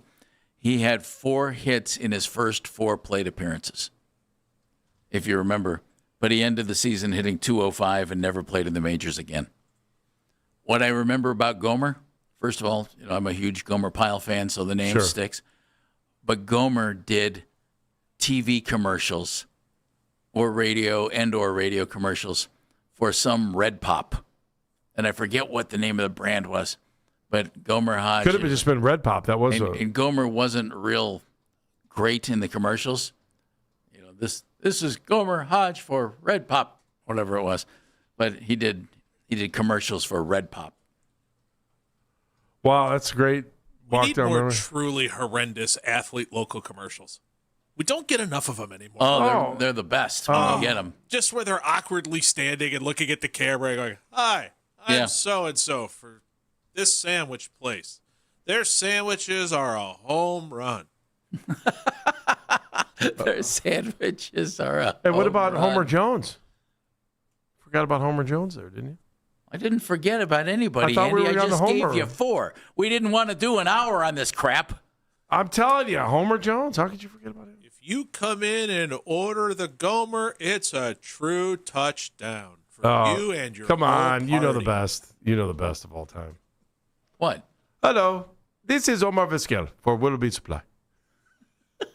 Those were the best. And the reason they were the best is because he couldn't wear a jersey, Major League Baseball jersey. Oh, at he the had time. a Willoughby Supply Yeah, he had jersey like one of their on. softball jerseys on. Like, I'll never forget that commercial's on. Hello, this is Omar Vizquel for Willoughby Supply. I'm like, I'm going to Willoughby Supply. Omar goes there. And they were pinstripe too, weren't they? I think the Willoughby Supply jersey was pinstripe. It was awesome. There been some other Albert Belbar, wasn't that another one? That was another big. Why would you say Homer Jones? We were talking about football. Yeah, I know, but he didn't do anything early on. Didn't he have a big Monday Night Football? Well, that was great. He was like an 8-year pro and played 1 year for the Browns and then quit. Yeah, but he was great with the Giants. But everyone remembers him from the first Monday Night Football game. It was the last game he played, and it wasn't the first Monday night game. He was in the first Monday Night game. Football. Oh, he did. He had a kickoff return for a touchdown. And he had one receiving touchdown. Say it. I want to hear you say it. He was like an 8-year vet. I don't care. Had one kickoff return. Yes, and is well known for that. Okay. It made his place in NFL history. Well, that's fabulous. It only takes one play, Jeff, to make your list.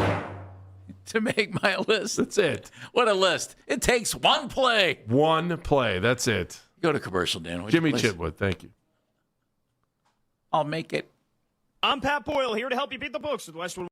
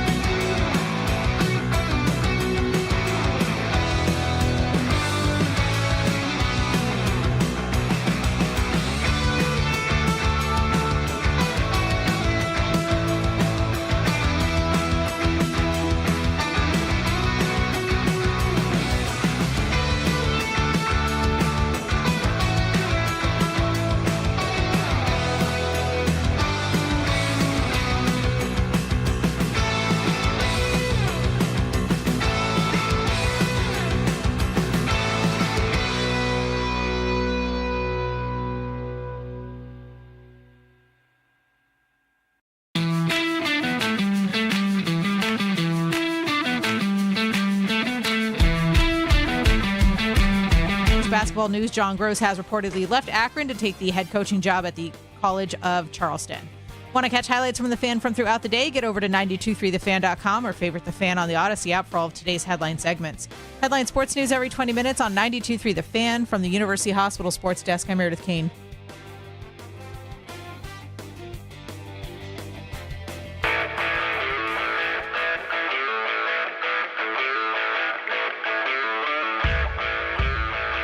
Cavs against the Jazz tonight. You know the Utah Jazz, Andy. Oh, I know them well. That team just waiting to put all those draft picks to use that they have, and all of a sudden they're going to roll out a team that can really play. That's going to happen at some point, isn't it? Yeah. Okay, yeah. There's a big maybe there. Want to play a fun game? Quick one about the Cavaliers.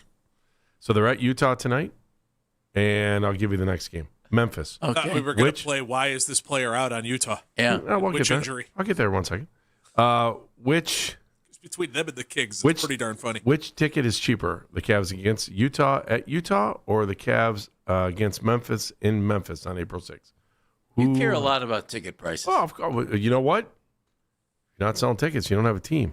So which ticket is cheaper? The Which Memphis ticket is game? And by how much? $8, I hate when he's right. $8 a ticket. Oh, Jeff, you would be paying double the price it says on ESPN. $4. Tonight's game at Utah, tickets as low as $8. And for the game on April 6th, tickets as low as $4. $4. Yeah? Yep. Atlanta's $52, most expensive ticket left. April 10th. At Atlanta. That's going to be a fun one. We only have 3 home games left, regular season. Key word there, regular season. Yeah. The Cavs coming off a big win over Miami. And, again, we're trying to get all these pieces in there together. Cavs are missing guys tonight. Jared Allen's out. Max Strus is out. Craig Porter's out. Dean Wade's not on the trip. You know, the question is, are they going to be able to get things, all meshed up together? They were great against the Miami Heat the other day, put up 149 points. Yep. So back-to-back games, you lose one to the Heat, you win one against the Heat. Fine. And that's how that goes. I think it was really interesting, some comments made by James Harden. And it was about 2 of his new Cavalier teammates. Now, we're trying to get these guys all meshed, and so when you get to the playoffs, things are good to go. But Harden came out with this comment. He called Max Strus and Sam Merrill 2 of the smartest basketball players that he's ever played with. Wow, really? Yeah. That's cool. And if you're cynical, like somebody who won't be mentioned, Dan, you might say, well, it's because press conference, Dan. That's because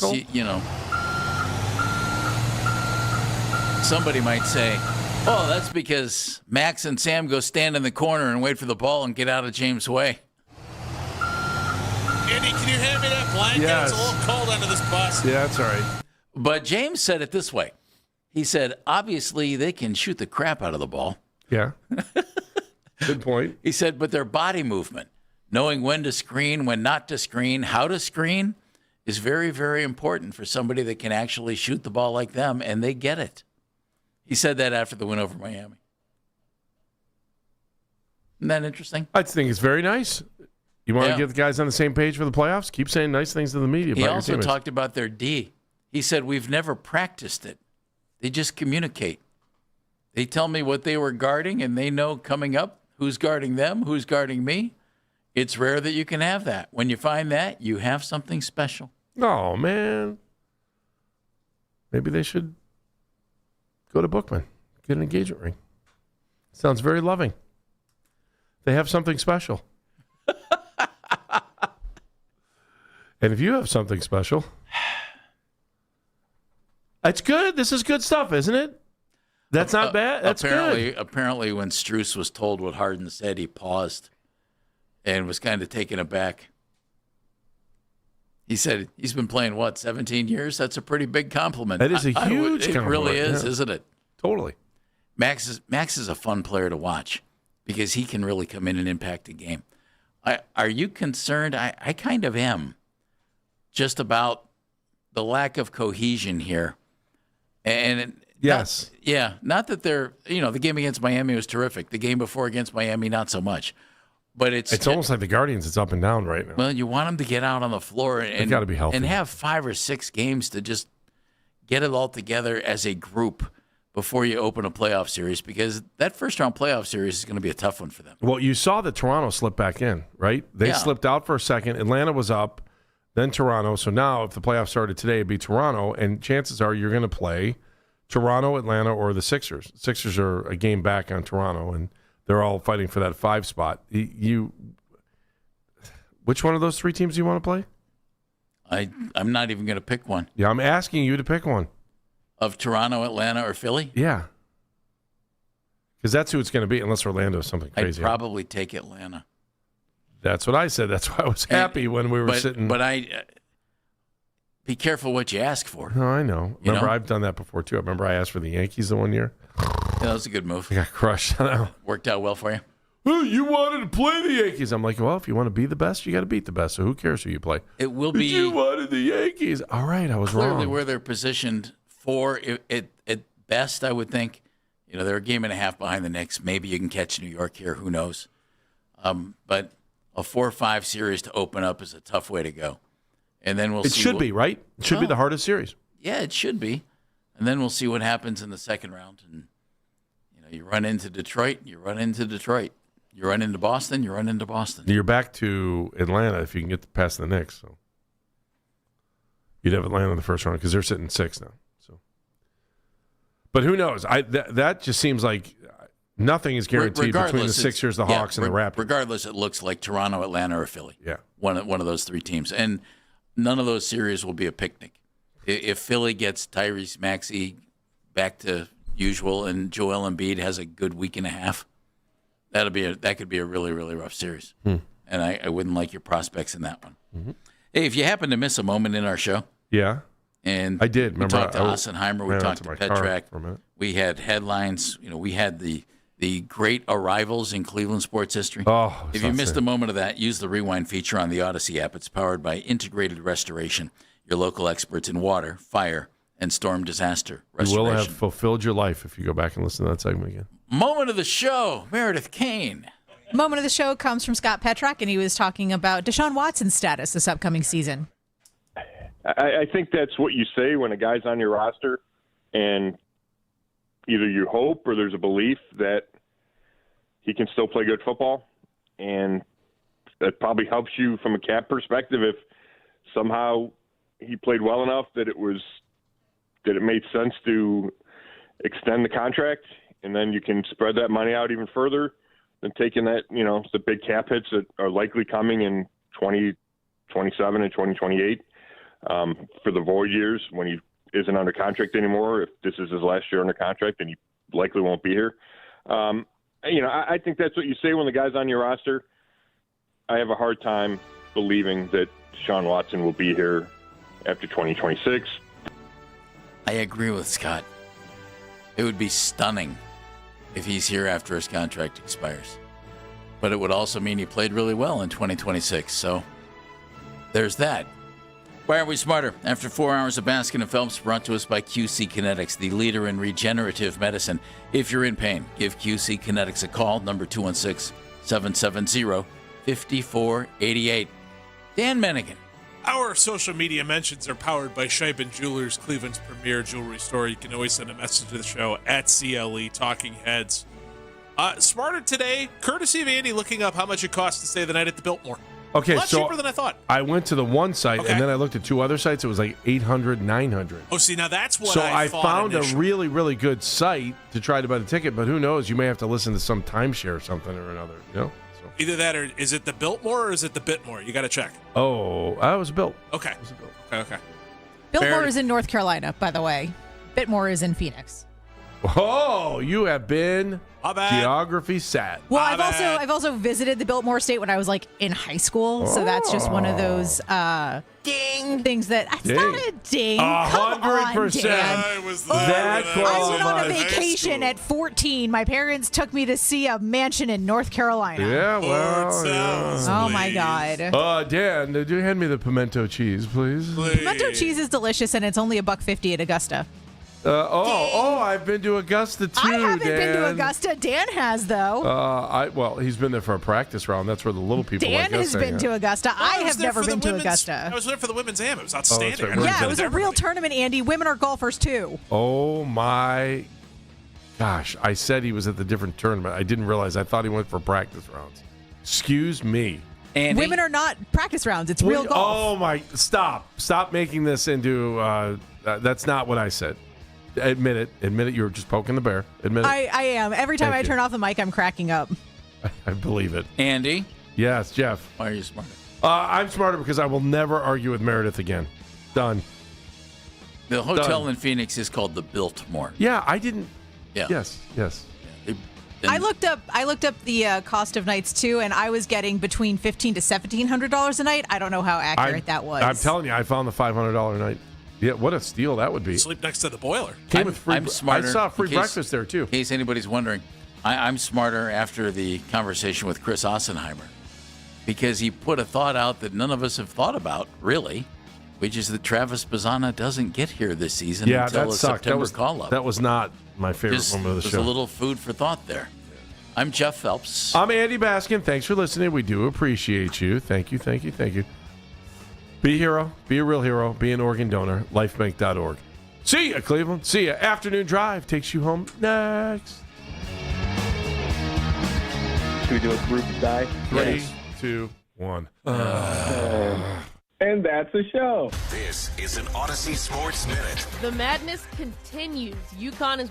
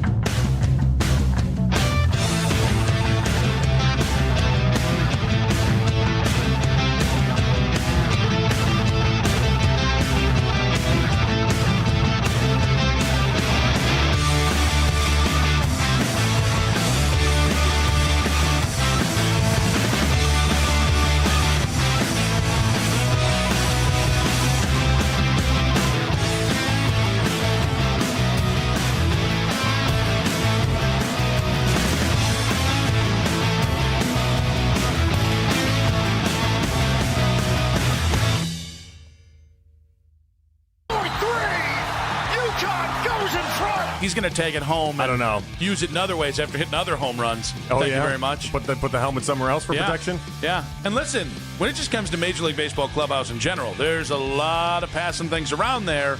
Party with teammates. It always makes it a little better. Wear the helmet. Maybe get a couple helmets. No? You're a thief of joy.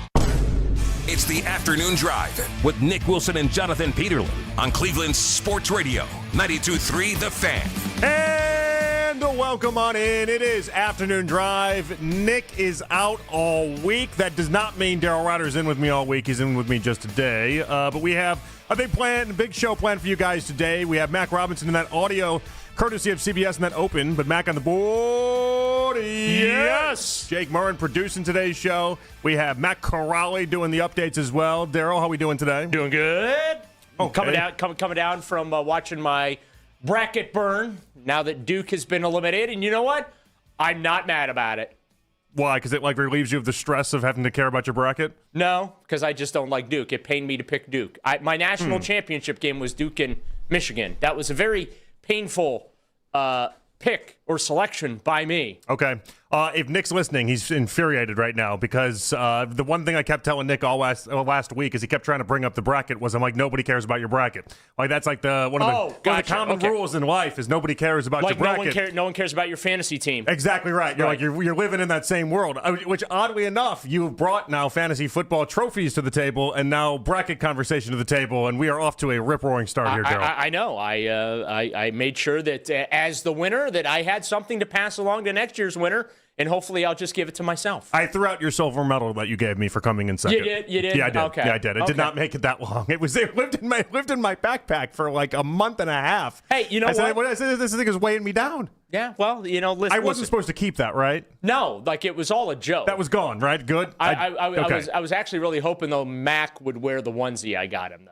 You got Mac a onesie? Yeah. I got him I got him that highlight yellow ice think in fantasy football. Why did you say you want to see Mac in a onesie? Just to embarrass him. What's that about? Just to embarrass him. Oh, okay. It's not the aesthetic of it? No, it's just to embarrass him. That was the whole point of doing that. It sounds like you just want to see me in a onesie. That's we're getting into each their own, man. We're getting into Filipponi kink territory where it's like you just want to have your nipples pierced for a reason, or you want to what's the genesis of this? Is this just something you've always been interested in?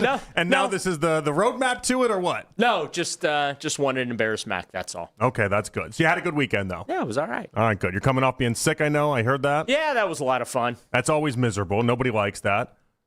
I did not. I was not sick. I had a good weekend. There was a second we were talking before the show, and you're like, "Oh, well, I got kids, so I'm always sick." And I'm like, "Well, I guess you get used to it." I'm playing defense. Yeah, that's at this point in life. I'm constantly playing defense to being sick, and so there was a stretch when Charlotte was maybe like 9 or 10 months old, where it felt like every single week it was like maybe like a 2.5 month stretch. Where I was like, she's just constantly like getting me sick. This isn't good, and so like I had to learn that. And now this time around, I haven't been sick in a little bit. We're doing good. Eat much right, better. Drink right, take your vitamins, and that's hopefully it all works out. That's no fun. That's not. I don't want to do all those things. Well, I had been trying to do that. Like it was the first time in like almost a year I got sick. So didn't you have one of those like really fancy, expensive rings that were tracking everything? No. Or did you not end up buying that? No, I did not buy it. No. Okay, because you talked about it. You talked about buying one of those. It was quite the investment, and yeah, that's going to have to wait. Okay, good. All right. Anyway, we got a big show planned for you guys today. A lot to get into. Eric Edholm joining us at 5:20. Tony Pauline at 4:20. All right, let's start here. Andrew Berry spoke yesterday, and I'm not sure what people wanted, Daryl. I think people wanted an emphatic, we are not trading Myles Garrett. Instead, they got a little bit of a danced-around version of that. This was Andrew Berry yesterday talking to the media. Here we go. Myles is a career Brown. He is one of the faces of our organization. I think we've been very clear, both past and present, in terms of our feelings on it. So I understand all the questions. I'll be honest, I don't really want to waste a ton more breath on the topic. Okay. The not wasting a ton more breath thing I think is interesting because it's like, Andrew, what more do you have to do? Like you're the GM of a team. You're talking to the media. This isn't wasting breath. We care about what you have to say. It's an easy cop out. Did you want him to go harder in the paint at the idea that Myles Garrett was not going to be traded? Yeah, but this is what the Browns do. They never explain to people what they're doing. Like this is the genius of the Cleveland Browns. They're terrible every year. Mm-hmm.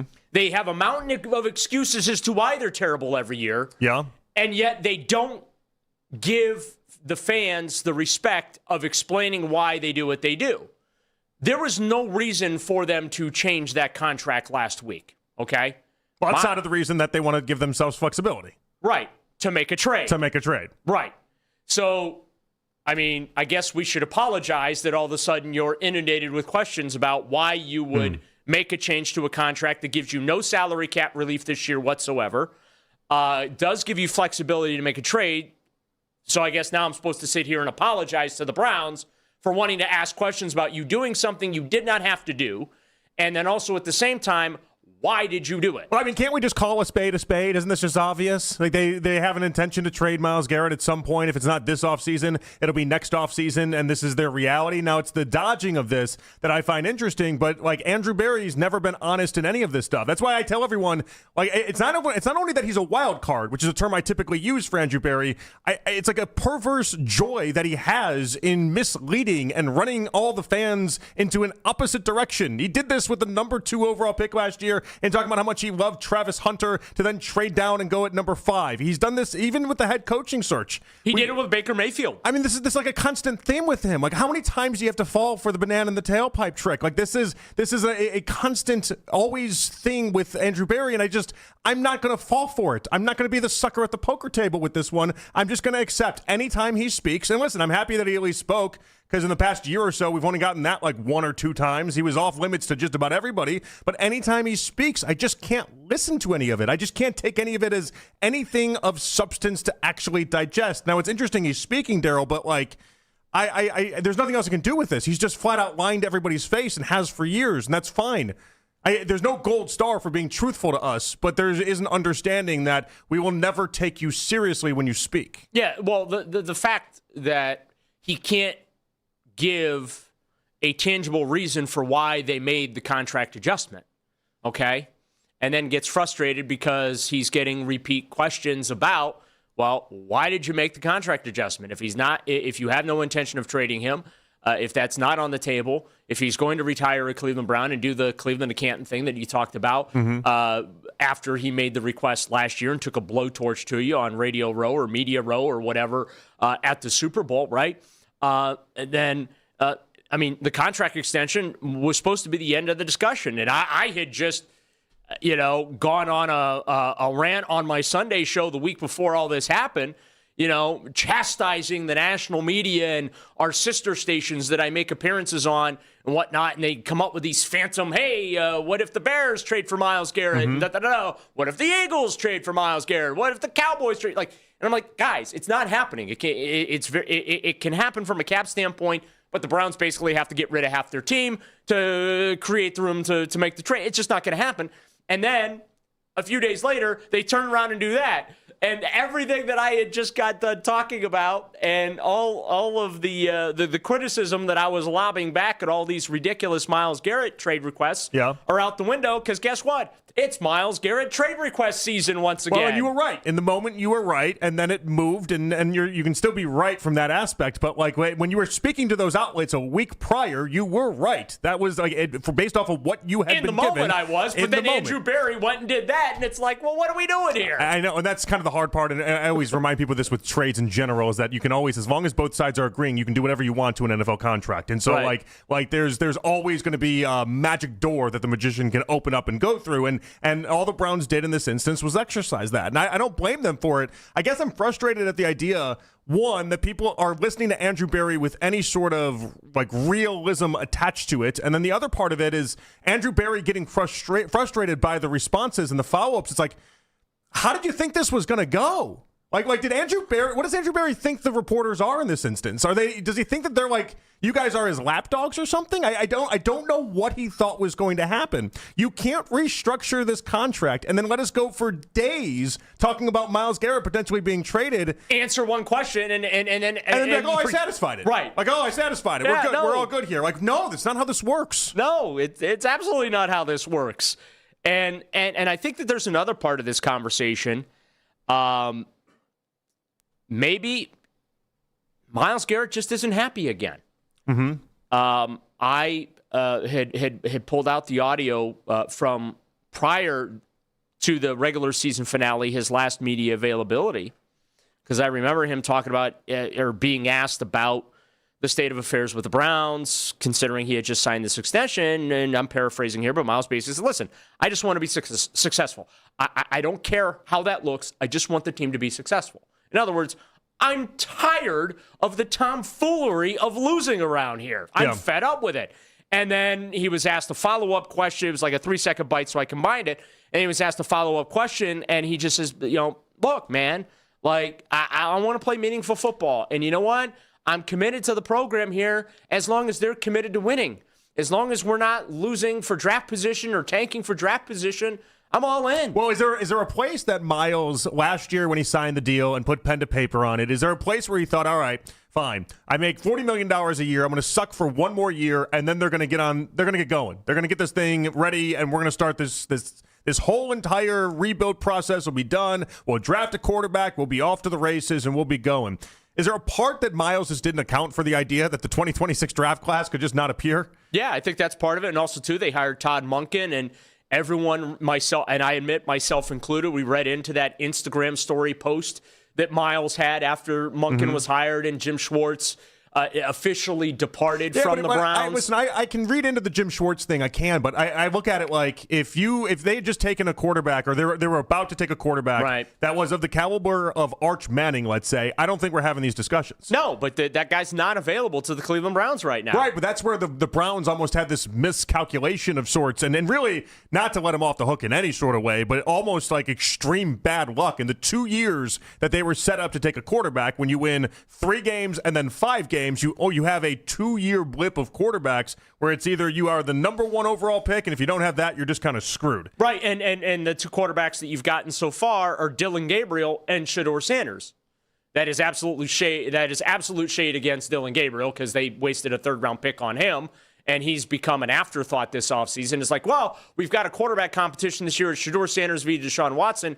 And if I were Myles, I'd be really worried about this conversation of Shedeur Sanders v. Deshaun Watson. Realistically, when do you think the Browns will win again? I think they're 2 years away. Like something of substance. You think 2 years. And that's if things break right. 27, 28. That's assuming that Andrew Berry repeats in this draft and in the 2027 draft what he did in last year's draft. All right, so you could see how that'd be a problem for Myles Garrett. Oh, 100%. You're thinking like, hey, everything it works out gravy. Everything's awesome. You're thinking 2 years away. Yeah. Well, I mean, it's probably not reality based off of the NFL anyway to assume even 2 years. I think you're being you're being generous there. Well, I'm giving them credit because they have a defense in place. I think you're being generous, which is a good. And I'm trying to make the generous side of things here with Myles. So if Myles is thinking brown and orange glasses, he's like, all right, realistically, when can they start doing this? If 2 years is that answer. Well, Myles is going to be old at that point. I know, and I got killed by some of my coworkers last week for laying out the Todd Monken future and how I thought that potentially could play out. Like he's got to win 6 to 8 games this year, in my view. Mm-hmm. Win the games you lost that you were supposed to win last year. You're now a step ahead, right? You took a step forward. Then next year you've got to win a few more than that to get yourself into the playoff contention and conversation, right? He's got to win to keep his job, and I got lambasted for, throwing shade at Todd Monken or whatever. No, that's the reality of the situation. And, oh, by the way, that's the job Todd Monken signed up for. Yeah, no question. 216-474-0092. Did Andrew Berry do enough to silence Myles Garrett trade conversations? And the Browns also had a withdrawal. We'll explain exactly what that was. It's Jonathan Peterlin. It's Daryl Ryder. It's Afternoon Drive with you guys right here on The Fan. We're currently trapped in the freeze.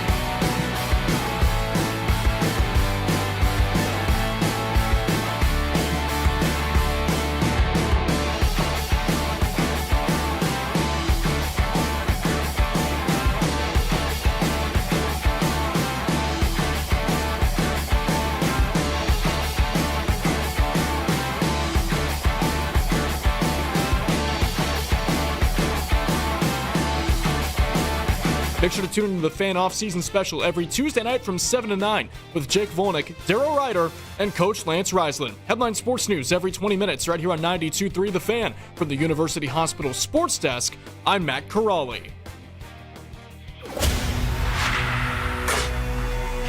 Headline sports news every 20 minutes from the University Hospital's Sports Desk. We are Sports Radio 92.3 The Fan. I think you guys know I have standard practice. I don't comment on player contracts. I guess probably the easiest thing to say is if we wanted to trade Myles, we wouldn't have needed to make a contract adjustment, so it doesn't have anything to do with that. That was Andrew Barrett yesterday talking to the media.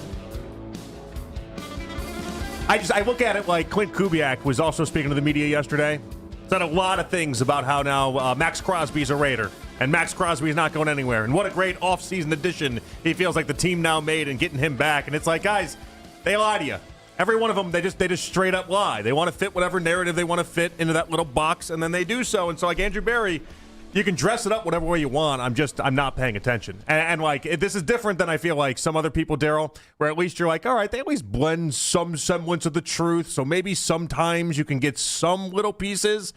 Oh, Andrew Barry's game is lying to everybody. I just can't believe the amount of people that still fall for it. Well, and yeah, he's been here long enough now that you should understand how this goes, and you have to take what he says with a grain of salt. And yes, there is an element of misdirection that is required with his job, because you don't always want to be tipping your hand as far as what your true plans, your true intentions are. That being said, at some point, the Pinocchio nose gets so long that people stop paying attention to you. Yeah, well, and you're not going to get perjured. Like, this is not a court of law. I think sometimes people think that, like, they're on a stand and they have to tell the truth, and they swore on the Bible, all these other things. It's like, guys, this is the game. This is what they do. Well, it's why I always remind folks that sound bites are not sworn testimony. Yeah, you're not wrong for that. So, all right, so when we're thinking about this, though, did Andrew Barry do enough to silence the Myles Garrett trade conversations? For you and for me, I don't think it's anywhere close. But there are a segment of the fans out there that are like, I guess he said it. I guess that's what we have to go off of now. Well, yeah, I mean, there are people that are saying, yeah, Myles Garrett, or I should say Andrew Barry said he's not trading Myles Garrett. No, that's not what he said yesterday. He did not kill that at all. Now, you got out of it last year because you said the same thing a year ago after Myles' request. Hey, we're not trading Myles. And, okay, you gave him the contract extension, so you were, in that respect, true to your word. But there's no contract extension to do now, okay? There's no formal trade request, at least one that we are aware of, that has been made. I also, Daryl, don't know what, like, carrot they can dangle for Myles at this point. Right. I hypothesize that maybe Myles is still a little frustrated by the state of affairs. They still don't have a quarterback. It's going to be Deshaun Watson v. Shedeur Sanders, at least as we have this discussion right now. That's what the competition is going to be. That's what Andrew Barry talked about yesterday. I still can't believe that Andrew Barry even threw out there the contemplation of extending Deshaun Watson's contract. That's a whole nother side discussion. But yeah, if I'm Myles Garrett, that doesn't get me excited at all for the upcoming season. You look at what was done so far in the offseason. Okay, the offensive line was put back together. You had to do that. Fine. Give you credit for that. Maybe it is a little better than the unit that you put out there last year. At least on paper, it appears to be a more versatile offensive line than what you had a year ago and flexible. But outside of that, the wide receivers, that's not any better. The quarterback room, well, no, that's not any better.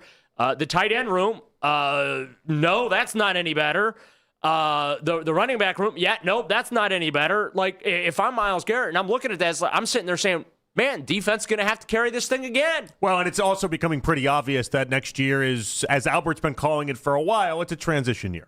And you can make that whatever you want to turn it into. Last year was a transition year. The year before was a transition year. It's not a we're going to win a bunch of games type year. Whatever way you want to dress that up, whatever term you want to use, rebuild year, transition year, it's not a we're winning a lot of games year. And that's all that Myles really cares about at this point. Here's where I get frustrated with the dishonesty. I don't feel the Browns are being honest with their fans. I don't think they were honest for the past 2 years about this. They're trying to sell folks on we're not rebuilding, yet you're putting a rebuilding type of product on the field. Okay? At least on the offensive side of the ball. That your defense was, and this is again the frustrating thing with their team building process is, the failure with it has been you did not align the emergence of your defense into one of the NFL's best with a competent offense. Right. Yeah. Okay. Mm-hmm. The offense is a complete gut job rebuild. Still don't have a franchise quarterback. Well, that's okay. What else is new? You haven't had one since Bernie Kosar, right? You got Baker gave you a little breather there with those 51, 56 starts or whatever it was in a row. He at least showed up to play. Okay. Mm-hmm. And then now you look at the receiver room, and Andrew is basically telling you at the owners' meetings yesterday when talking about that, well, we really believe in our internal options. Okay, first of all, your internal options, there's a couple of those dudes don't belong on an NFL roster, and you brought them in. Okay, you wear that wide receiver room. You couldn't get a contract in front of Jerry Jeudy fast enough. I don't know what was faster, what the sense of urgency was quicker. Denver getting that dude out of their building and off their roster, or you getting a contract extension in front of him. Okay, we got one good year out of Jerry Jeudy. Now we got the Denver Bronco Jerry Jeudy last year. Mm-hmm. Okay, and I have no reason to suspect this year's going to be better. I am, to be fair to Jerry, though, I do like seeing the social media posts of him working out with Shedeur Sanders. Yeah. Okay, that makes me feel a little better. Maybe he's had a little bit of a deep breath and a mental reset and all that. Okay, fine. But Cedric Tillman, we've been hearing for a couple years how he's going to be this big red zone threat, and that's why they drafted him. He's not, and you've not used him that way, and he's not been healthy enough to be any of that. Every other receiver that you have brought in here, at least through the draft, have been third and later picks. Yeah, I mean, the offense isn't good enough. And none of them are any good. Yeah. But you're going to sit there, and I think what Andrew's doing is he's now blaming all of that. He's blaming his bad draft picks on Kevin Stefanski and on the coaching staff for failure to develop those guys. He said it after they fired Stefanski. Remember? Jimmy Haslam. Well, that has kind of been like the... We got two different stories that day. We wondered that for a while, though, like trying to answer that question. Anytime we've talked about the three different third-round wide receivers that they've taken, it's always been that question of, is it a failure to draft properly, or is it a failure to develop these guys? By the way, didn't I see Dorian Thompson-Robinson didn't even get a UFL job? Well, DTR stinks. That's not. Right. We don't even have to go down that road. No, but I'm just making it because again, this is another one of these Andrew Berry picks. If I was Andrew Berry, what I would be doing is I'd be saying you can't possibly believe that in 3 straight third-round wide receivers that I just can't choose these guys properly. If I were him, if I was trying to spin it the right way, I'd be like, Stefanski was letting them run amok. And by the way, it is a criticism that I've hurled at Stefanski before. Right. The idea that he doesn't ever develop anybody. And like, you are as good as you came into the Stefanski relationship is as good as you're going to be. Right. You're not going to get any better. You're not going to get any worse, but you're not going to get any better. And it's on you. And unfortunately, when you have a lot of young players come in, they need some of that guidance. They need some of that coaching 100%. that Stefanski just didn't know. He just didn't have. Yeah. And again, we got 2 separate stories. We got Jimmy telling us, well, Kevin didn't win enough games. 8 in 2 years, unacceptable. That's why we showed him the door. And then Andrew Berry's like, yeah, well, really the reason behind this whole thing was just not enough progress behind the scenes with a lot of the young players. And that was, I think, Andrew Berry passing the buck off for his bad picks. You said you feel like they haven't been honest with the fans. Why do you think that is? I don't think they've been honest with the fans because they're not telling them about, they're trying to sell them that they're going to be competitive every year. So, and when the reality is they're not. This is the part I agree with you, and this is the part that has made me so frustrated in the past couple of years. They present it before the season gets underway as them trying, but if you just look at their actions, it never aligns. Right. Last off season, they didn't really do anything. I mean, that was one addition on the defensive line in Malik, and that's really about it. Like, they didn't really do anything. And if you looked at it, it's like, well, why is it then that so many people, as it got closer and closer, were moving their win-loss total from 5-6 games to 7 games, then 8 games, then I think Coach Riz had like 9 games they were going to win by the time we got to opening day. Like why? And like, what is different between this year and what you've seen in the past couple? Not much in my estimation, at least, especially not from last year. And we still haven't seen anything, and that's why I'm sitting here saying, hey, maybe they just go ahead and win the games that they felt they should have won last season this year. That is their improvement because they're not much better. They felt like they should have won 7 or 8 games last season with an offense that averaged less than 17 points per game.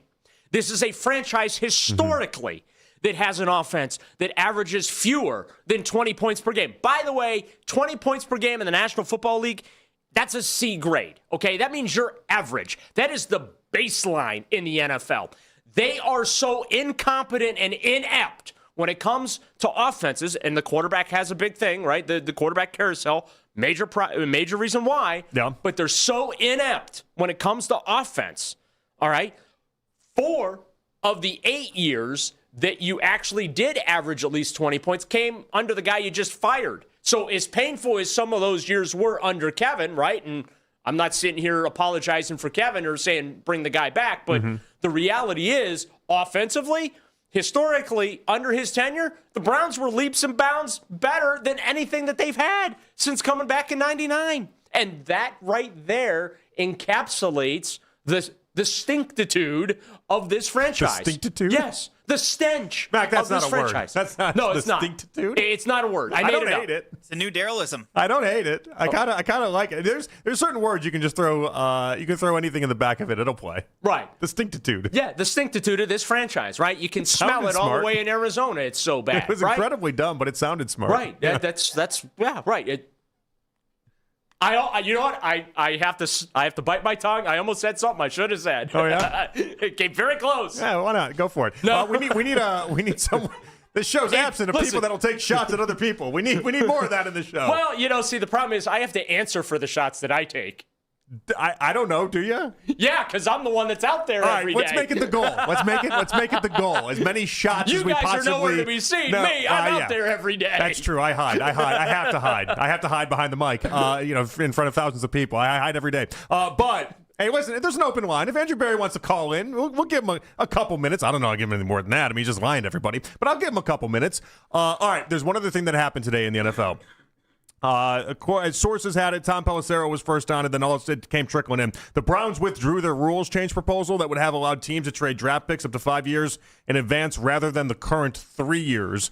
We've been hearing whispers for a couple days now this was not going to end up going through, and then ultimately it doesn't end up going through. Are you surprised that we never even got to a vote on this? I'm disappointed. Really? Why's that?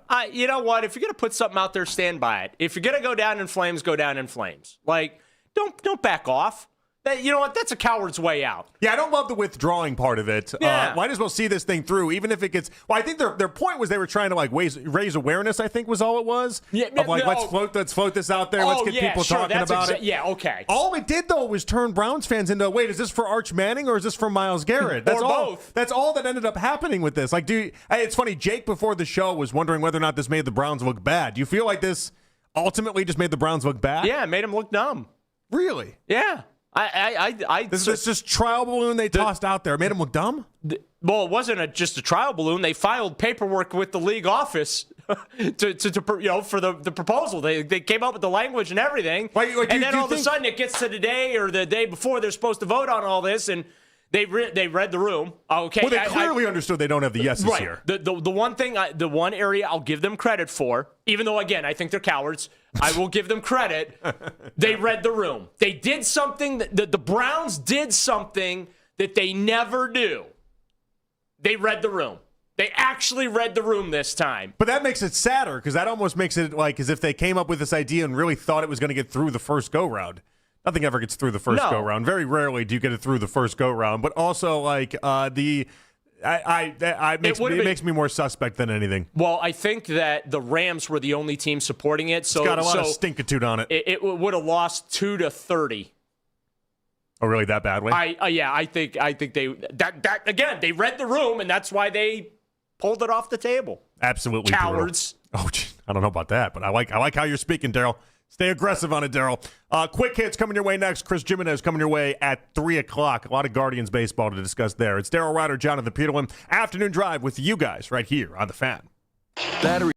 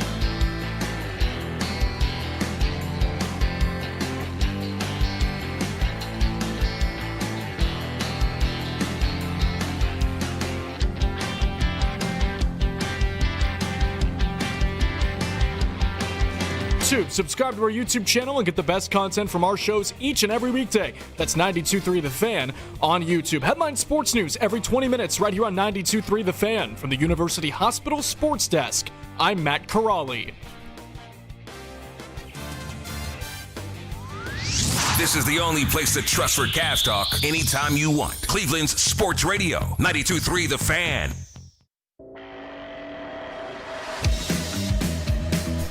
You can listen to The Fan anytime, anywhere on the free Odyssey app or by telling your smart speaker to play 92.3 The Fan. And now you can find The Fan on YouTube, including The Ken Carman Show with Anthony Lima, 6 to 10 a.m., Baskin and Phelps, 10 a.m. to 2, Afternoon Drive. Nick Wilson, myself, Jonathan Peterlin. We go from 2 to 7 each and every weekday on The Fan's YouTube channel. Subscribe to our channel for free. Watch all the best content from your favorite shows in The Fan live and on demand now. All right, back at it here on The Fan. Chris Gimenez joining us in 20 minutes. Let's get quick hits underway. From the latest news and rumors around the sports world to the sound bites you need to hear. Hurry. It's Quick Hits. All right, Daryl, big news across the NFL just happened moments ago. Shedeur Sanders is going to go back to number 2. Did you just say across the NFL? This is big news, yeah. All the insiders are tweeting about it. This is big news. Big news. And more importantly, Daryl, remember when I bought that jersey, I was the proud owner of the very first Shedeur Sanders jersey in all of Cleveland. That one had a number 2 on it. And I got mocked ruthlessly when he ended up choosing number 12. Like, oh, you idiot. You don't even have the proper jersey. You don't even have the right jersey. You beat everybody to the punch. Now look at you. I said simply, right church, wrong pew. You know, I had the Sanders on the back. Everything was good. And that jersey sat there for a year being unworn. And, okay? and I do believe I counseled you on just putting a piece of Scotch tape on it to give you the one for temporary purposes. Yeah, but that's just tacky. I'm not gonna. Well, you're not above tacky. We know this. I'm not. That's not me. You're not above. That's not me. I'm not putting a plastic one on there to make it. But my advice to fans now is I just posted because again I'm all about the fans. Oh, you want people to just rip off their one? Is that what you want? Just take the one off the jersey. There you go. You just want the most horrendous looking jerseys ever, don't you? No, I'm trying to help people save $125. That's all. Mac, was that Daffy Duck? What was that noise? I think that was Porky Pig. Is that what that was? I love that. Stinctitude everywhere. All right, so here's the thing. I'm not right. But Sanders, so this is a victory lap for you right now. Sanders 2 jersey. I knew it would exist at some point in life. Now I can bring it back out. I can wear it comfortably like this. I mean, what a day for me. There are people out there that are going to believe this, and so I just need to put this out there into the universe, Daryl. Shedeur never wanted to be 12. I think we can all accept that. But the reasons for why he did it, I never truly understood or got. He was trying to humble himself in a way, and I get it. Coming off the draft nonsense and everything like that, I understood what he was trying to do. The best version of Shedeur Sanders will always exist in a number 2, and so I'm happy he's making the move. I do feel bad for all the fans that bought 12 jerseys, though. That does kind of, I don't know what the Shahive, I don't know what we're going to do with people that have the 12 jerseys that don't want to get updated to the 2 jerseys. I just told you, take the one off. Problem solved. That's going to look so tacky. That'll look so bad. Well, then have the 2 readjust. It doesn't look good. Take the 2 off too and center it. Browns need to make it right, I think. I don't know. They never will. They never will do this. They've done it before. Teams have done this before where you exchange the jersey. That's what I'm asking for, but I don't think they're going to do it. I think they're going to do you bought it, you wore it for a year, you got ketchup stains on it, we don't want your old jersey. I think that's going to be the result here. Luckily for everyone, jerseys aren't the most expensive thing in the world these days if you go in different resources in different places. We bullied them into PSL credits, so maybe we can do it with the jerseys Could this be my one-man mission? Yeah. Bully the Browns into making sure that they can get a trade-in Shedeur Sanders jersey for the people that want it. If you have to bring an old Shedeur jersey into the mix, and then they'll give you a brand new one with the right number on the back. I almost feel like this can't cost them that much money. It can cost them a lot of money. Aside from hosting the show and taking care of your wife and kids, this is your new mission in life. All right, let's start this thing. Let's get this thing going. Now to news that actually matters when it comes to the Browns. A.J. Epinesa, the defensive end from the Buffalo Bills, we were all excited about. The Browns adding him in free agency, line of depth, right? Hold the phone. Got another problem with pass and physical. Didn't happen, so A.J. Epinesa is not going to be a Cleveland Brown. How disappointed are you? And does this now mean that the Browns are trading for Max Crosby? I don't think it means they're trading for Max Crosby. Do people think this means they're trading for Max Crosby No, now? I just threw that in there to be a jerk. Yeah, it'd be a hell of a turn. I'll tell you that. I am a little. I'm not crushed. Crushed would be the wrong term on this one. I'm upset because I think he's a good football player. I wanted him on this team. I think you're a better team with him than without him. That's about the extent that it goes. You don't agree? No, I wholeheartedly agree. Again, I'm I want to know what medical's got this all caught up, though. Yeah. Well, I mean, look, you know what? At least the Browns handled this the right way. I think they handled this the right way, unlike the Baltimore Ravens did with Crosby, where like the GM didn't even greet the guy at the door, had him like basically like sitting in a room till like 5 o'clock or whatever, and then was just like, oh yeah, by the way, yeah, this isn't gonna work out. Had the hotel room with a dead body outside of it. Right. That's another little twist. The Ravens got blamed for that. I still don't know how they got blamed for that. As if like they're supposed to be responsible for Baltimore's dead body problem. Right. That's not on them. It might be on the city of Baltimore, but it's not on them. Yeah, it's not their fault. All right. Sean McVay was on Pro Football Talk, and he brought up this as a backup option to Matthew Stafford. Here we go.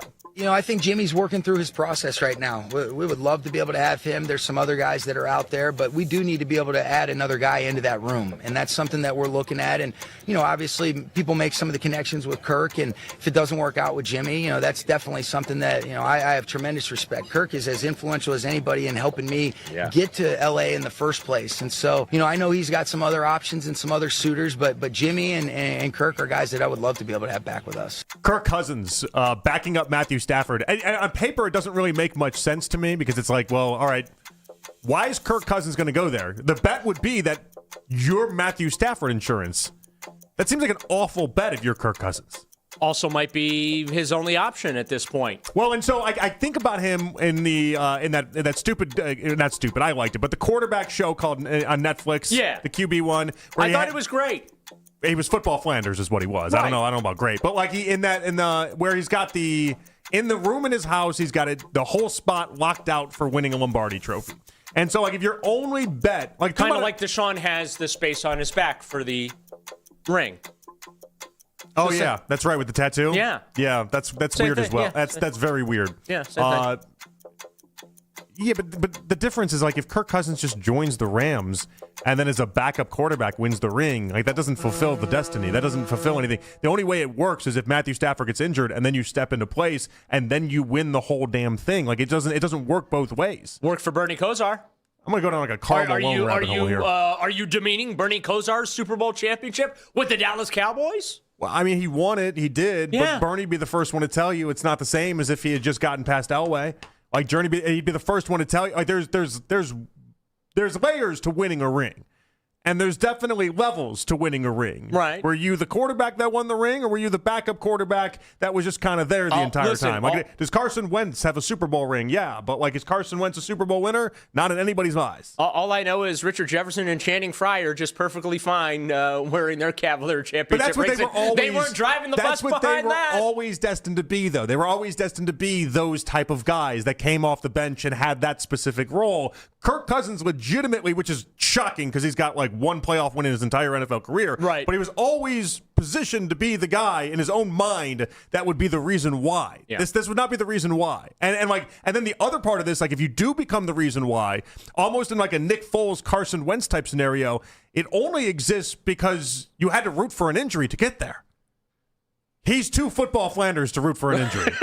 I think he likes people too much but to again, root for an injury. I go back to what I said earlier. I think that also, too, clearly the options for Kirk Cousins right now are slim to none. Like, they're just – it's like Joe Flacco talked about after he re-signed with the Cincinnati Bengals. Just not a lot of opportunity out there right now. So if that's what's available, then that's what's available, and you got to take what you can get at this point. NFL owners meetings going on, as you know. Bob Kraft and Carly Ursay-Gordon, they are, of course, the owners of the Patriots and Colts, respectively, really pushing for this 18-game schedule as well as the inclusion of the international game. Now, I realize, like, that's not new news, but here's the question I have for you, Jonathan. Yeah. With the global situation being what it is, I don't know, like, I don't know if you're a player or family or whatever, like, are you really feeling comfortable right now with the pride of America, the National Football League, going international? Well, we're going to go international, and we're in the process of going international. It's just when do we get the divisions out there, and when does that make it a reality? Now, I once proposed to you. Would you feel safe with things the way they are? What do you mean? Like targets, right? I mean, they're high profile. Nothing's more high profile than the National Football League, and these games are going to be played across the globe. Like there's inherent risk now. Oh, I guess that hadn't even weighed in my mind at any of that. Those are the things that I'm thinking about now. What do you think? Players are going to sit out or something in fear of that? I think that there's some conversation that's not being had that needs to be had behind the scenes. I think that they're just kind of taking this whole thing for granted and acting like business is normal, and I don't think business is normal right now. Now I'm trying to think, what city in particular are you thinking of? Any of them. Where exactly? Because they're not going to attack London, for instance. That's like attacking London is the same thing as attacking America. There's certain places you just don't attack, right? And there's certain spots you just don't attack. But this is getting way too much into the. I'm not a general in the Army. I'm not going to be able to really decipher all the different spots that are safe and not safe. Are you telling me that you want Goodell to only do it in spots where I look at it like they will with certainty not do anything to? Is that the idea? Well, number one, I don't like the idea of international play at all, just because I think you've never been a fan of it. I never have. And I remember years ago I asked you, and I want to see if you change your stance on this at all. Yeah. I asked you if. Because I'd come up with this international week theory that I had, because I saw we were trending towards this, and it was what it was. This was maybe 4 or 5 years ago, and I remember proposing it to you, and you were like, not a chance. But the idea was that everybody 1 week, you'd have to decide 1 week, and it would be international week, and everybody would play a game. Everybody plays their game that week. That week, right? And and oddly enough, when I proposed this was not a concept that people had thought about or discussed, and now it's become kind of more in vogue and a thing that people have actually give credence to. Do you feel like we're ever going to get that? Do you feel like we're going to have an international week or something along those lines where it's just understood every single night you're going to have some game and it's going to be overseas, and that's how they're going to get this? No, I think that ultimately there will be an international game for every team. That'll be the 18th game, but they won't do it all at once, because I don't see the NFL giving up stateside games in a given week in the middle of a season. All right, last up here, all-time ending to Duke UConn. UConn's Braylon Mullins, the game winner. It's the deepest game-winning three ever hit in the final seconds of an NCAA tournament game for a team trailing by 2. UConn's 19-point comeback, second largest ever to go to the Final Four, trailing only Louisville in 2005. That is a real where were you when sporting moment, Daryl. Bill Raftery, who's the in my view, the god of college basketball, his reaction to it. I saw that. People thought he had a heart attack. Was beyond priceless. The reaction of family in the stands, which I cannot repeat what I saw their lips say. What was it, Hurley's family? I saw Hurley's parents were doing it. All-time moment. All-time moment. And then Hurley gets up into the ref's face, and he's jawing at him in a weird way, because Hurley just is a weird dude. Right. And lucky also he didn't get a technical foul. I think can't. So that's the thing, though. I heard the Duke radio broadcast being he came off the bench. It's a technical. You can't call a technical in that spot. Right. You can't do it. No. There's certain spots you can, certain spots you can't. Because the defense for Hurley there is, I thought that the game was over. Right. You just can't call a technical there. Not with 0.3 on the clock. There's no way. No. But Duke went down. I'm very happy. Yeah, I didn't know you had this disdain for Duke. There are certain teams in certain sports that I have disdain for. Michigan in football or any sport. Duke in basketball. I mean, that might be the new Leitner, though. That's for all the younger kids. By the way, what'd you say that was the longest or the deepest 3-pointer for a team trailing by 2? Yeah, in the final seconds of a tournament game for a team trailing by 2. I was going to say that's really obscure. Yeah. Yeah, it is. That is a very obscure stat. Good job by you. I enjoy it. I like the obscure stats. And then we combo it with one that's oh, this is easier to digest. 19-point comeback. Okay, great. That's how you got to do it. I like Duke. I've always liked Duke, though. I like John Shire, and I like both Boozer kids, and I don't root for Dan Hurley. I don't. I despise him. I know he's great for college basketball, and that he's just this big villain. But he seems like such a just a nasty human in the worst ways imaginable, and I just can't get on board with it. The personal growth that I have made, the fact that I picked Michigan and Duke to play in the national championship with Duke winning it all, I think that is just tremendous on my part to just set my disdain aside and recognize that team for being as good as I thought it was, but also at the same time not going like full homer and actually picking a team that I liked. All right, someone we do like, Chris Gimenez. He'll join us next with the latest on the Guardians. It's Afternoon Drive right here on The Fan.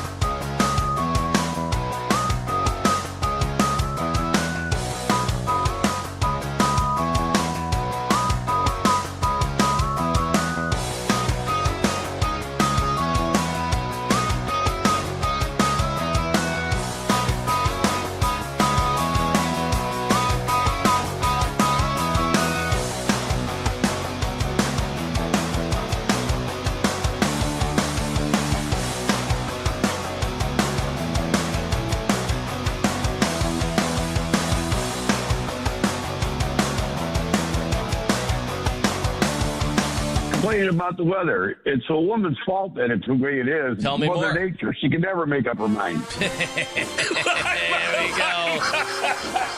I'm going to write that one down. Hey, wife, get a load of this. The Ken Carmen Show with Anthony Lima. Weekday mornings starting at 6 a.m. 92.3 The Fan. It's the 3 o'clock hour on Afternoon Drive. Shut up already. As always, you can listen to this show and all of our local shows on The Fan on Apple Podcasts, Spotify, or wherever you get your podcasts. Back at it here on Afternoon Drive. Daryl Ryder in for Nick today. Chris Gimenez, will connect with him in just a couple minutes. Hey, it's interesting, Daryl. I'm having a hard time discussing DeLauter and the idea that, there's no conflict around him at all. Everything is just positive and optimistic. And I felt like a wet blanket. We went out to dinner on Saturday night with some friends, and everyone just wants to talk about DeLauter, right? You bring up the Guardians, they want to have this DeLauter convo. And I was like, yeah, I don't know, but I'm just kind of waiting for him to get injured. And the whole table just stopped. You said that?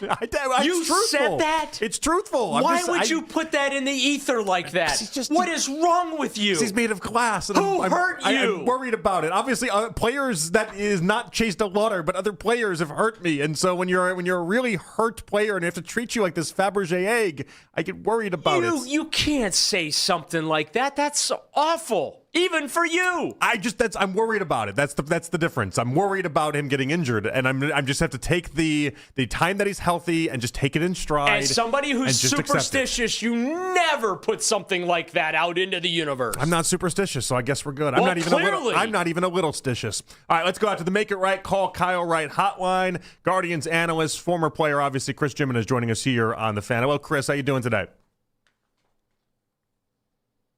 Do we have Chris here?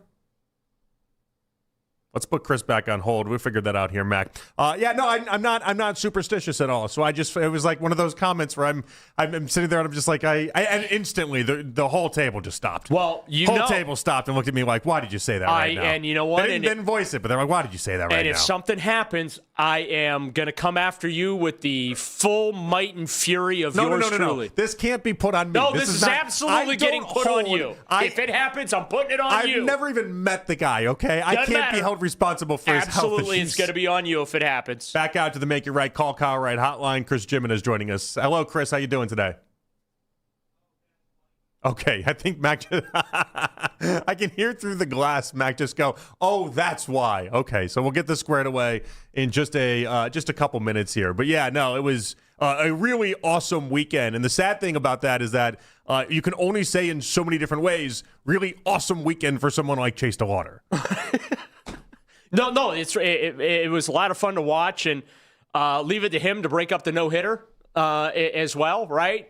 We don't talk about that nearly enough. The idea that Emerson goes 6 innings, no hit ball, and just kind of gets taken out, everything like that, and it's just not what you typically see. All right, let's go back out to the Make It Right, Call Kyle Wright hotline. Chris Gimenez joining us here. Hello, Chris. Do we have you, Chris? We don't have you. We're having a lot of phone issues. I don't know that I can go back to you one more time because this is now the third time, and I don't know if we can make it 4. We're going to get Chris. There we go. There we go. Now we got you. Hello, Chris. Sorry about that. I'm so sorry. I keep talking, and nobody's talking back, and everything's silent, and I'm like, well, I guess they don't want to talk. It's not like we haven't been doing this radio show for a million years, and everything goes off flawlessly, and then, of course, we get you on, and it's like, what happened? All right, so you're listening to the convo. There's nothing superstitious that I did here, I don't think. But the idea that we're going to have a conversation about that because shame on you, first of all. Thank you. Never say anything like that, ever. It's just my fears, my actual fears. I'm sitting there. We know that he's made of glass and that there's a worry, and I don't want to upset anyone, but it's all that is living in the back of my mind. But for right now, let's live in the good times, I guess, Chris. What are you seeing from Chase? Yeah. What have you always seen from Chase that has told us that he's going to be one of the players that he's been over this past weekend? He just continues to rank. Now, I mean, what we've seen is nothing. To be completely honest with you, I think this is what every Guardians fan had in mind when, you start hearing this kid's name. Like, we needed somebody like this to come up and do exactly what he's done from the offensive side of things. Take some pressure off Jose. Go out there, do what you do defensively. Be the base runner that you've been. Just be the type of player that we knew you've been capable of being. I love it from so many different levels, right? Like, he's finally getting that opportunity. We kind of were joking around about it on opening day, that opening day is nothing compared to what this kid has been through already, because when you make your debut in an elimination game in the playoffs, like, give me a break. Opening day is nothing at this point, and he handled it completely in stride. He's just been really, really impressive. And I think the most impressive part is the fact that he has, looks like he's been belong there from the very beginning, which he certainly has with the type of talent he's showing right now. How amused were you by the whole, this is his first official major league hit or his first official major league home run, the conversation that popped up because, of course, he made his debut in the postseason last year, so nothing of which he accomplished in the postseason actually counted. Yeah, none of that counts. So go ahead and start over again. I guess that is kind of the blessing and the disguise of having your batting average be 0. Trust me, I wish mine was 0 a few times and I could start over throughout my career. But yeah, I think honestly, guys, he's been ready for this situation, and it's just now finally coming to fruition on his end. We talked about the injuries. That's not something to shy away from. It is what it is, right? He's had those, and you can't take any of that away.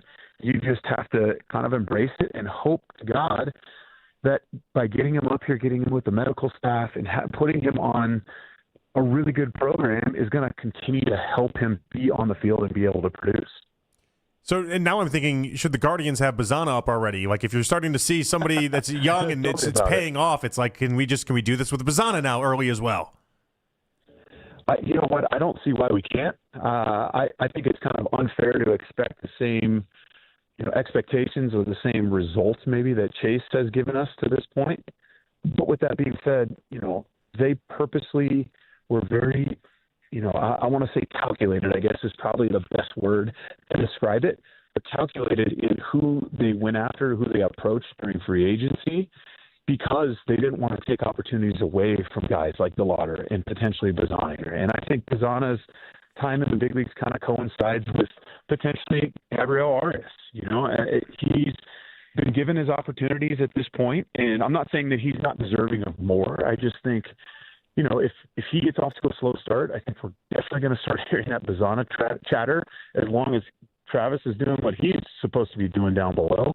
But I don't see a reason why we can't get him up here at some point. Maybe not right this second. I completely understand with, having him go down and getting his feet wet again and trying to, with the WBC experience being what it was and awesome, albeit, he needs to get back in the swing of things here in the States as well and get him a few minutes to get himself, his feet underneath him. And the next thing you know, he comes up and he never goes back down.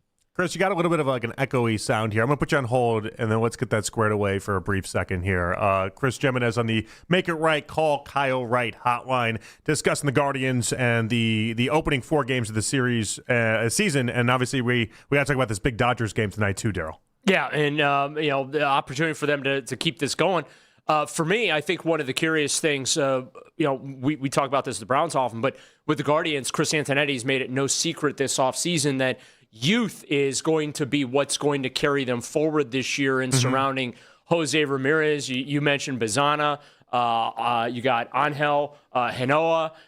Ralphie Velasquez is in the system here. Like, it kind of feels like that there's just this collection of young talent in this organization really not seen probably since the early 90s when the then Indians were the up-and-coming team around Major League Baseball. And this is something that they've desperately needed, was not just, impactful players in the field, but impact players with power coming up through the minor league system. It's something that this organization has really struggled to find. They've had to try and go the trade route, the trade market to try infuse the organization. So I'm interested in how this is going to play out.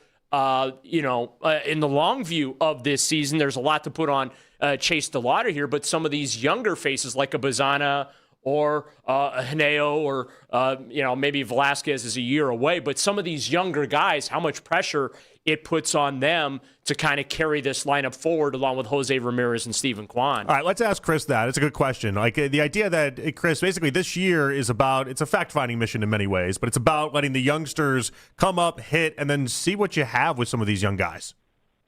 Yeah, you're spot on, and I hope you guys can hear me because apparently technology these days, we can see something from outer space, but we can barely have a phone call. So that's a lot of fun when that happens. To answer your question, boys, I think it is kind of more of a fact-finding season, and that doesn't mean, though, that you can't compete with that going on at the same time, And yes, are there going to be some bumps along the road? Of course, because a lot of this core group is so young. I don't think it's necessarily fair even for DeLauter to continue to go on the pace, that he's going. He's going to have, a time where things the ball doesn't look like I wouldn't even say a beach ball. I don't even know if that's the right word to describe what it looks like for him right now, but there's going to be some times that, he's going to scuffle a little bit, and some of these young players are going to scuffle.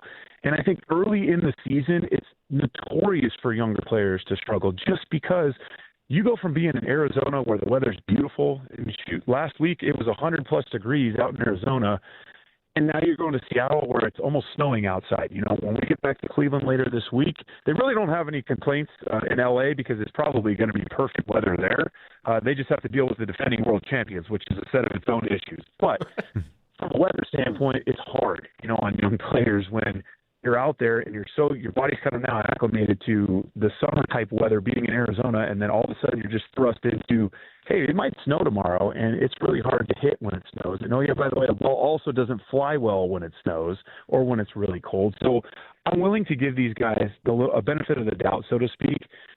But yeah, I don't see a reason that we can't compete and have a fact-finding mission at the same point, because to me, this front office, it's kind of ready to strike. If we get to trade deadline time and we're right in the thick of it, I don't see any reason why they're not going to make moves that are at least going to give this team an opportunity to really take it to the next level. Chris, you're fantastic as always. I apologize for the phone issues, and I can't wait to catch up with you later. Thank you. You're very welcome, guys. Apparently I need to check if I'm paying my cell phone bill because they may be banging it for that reason. Thank you, Chris.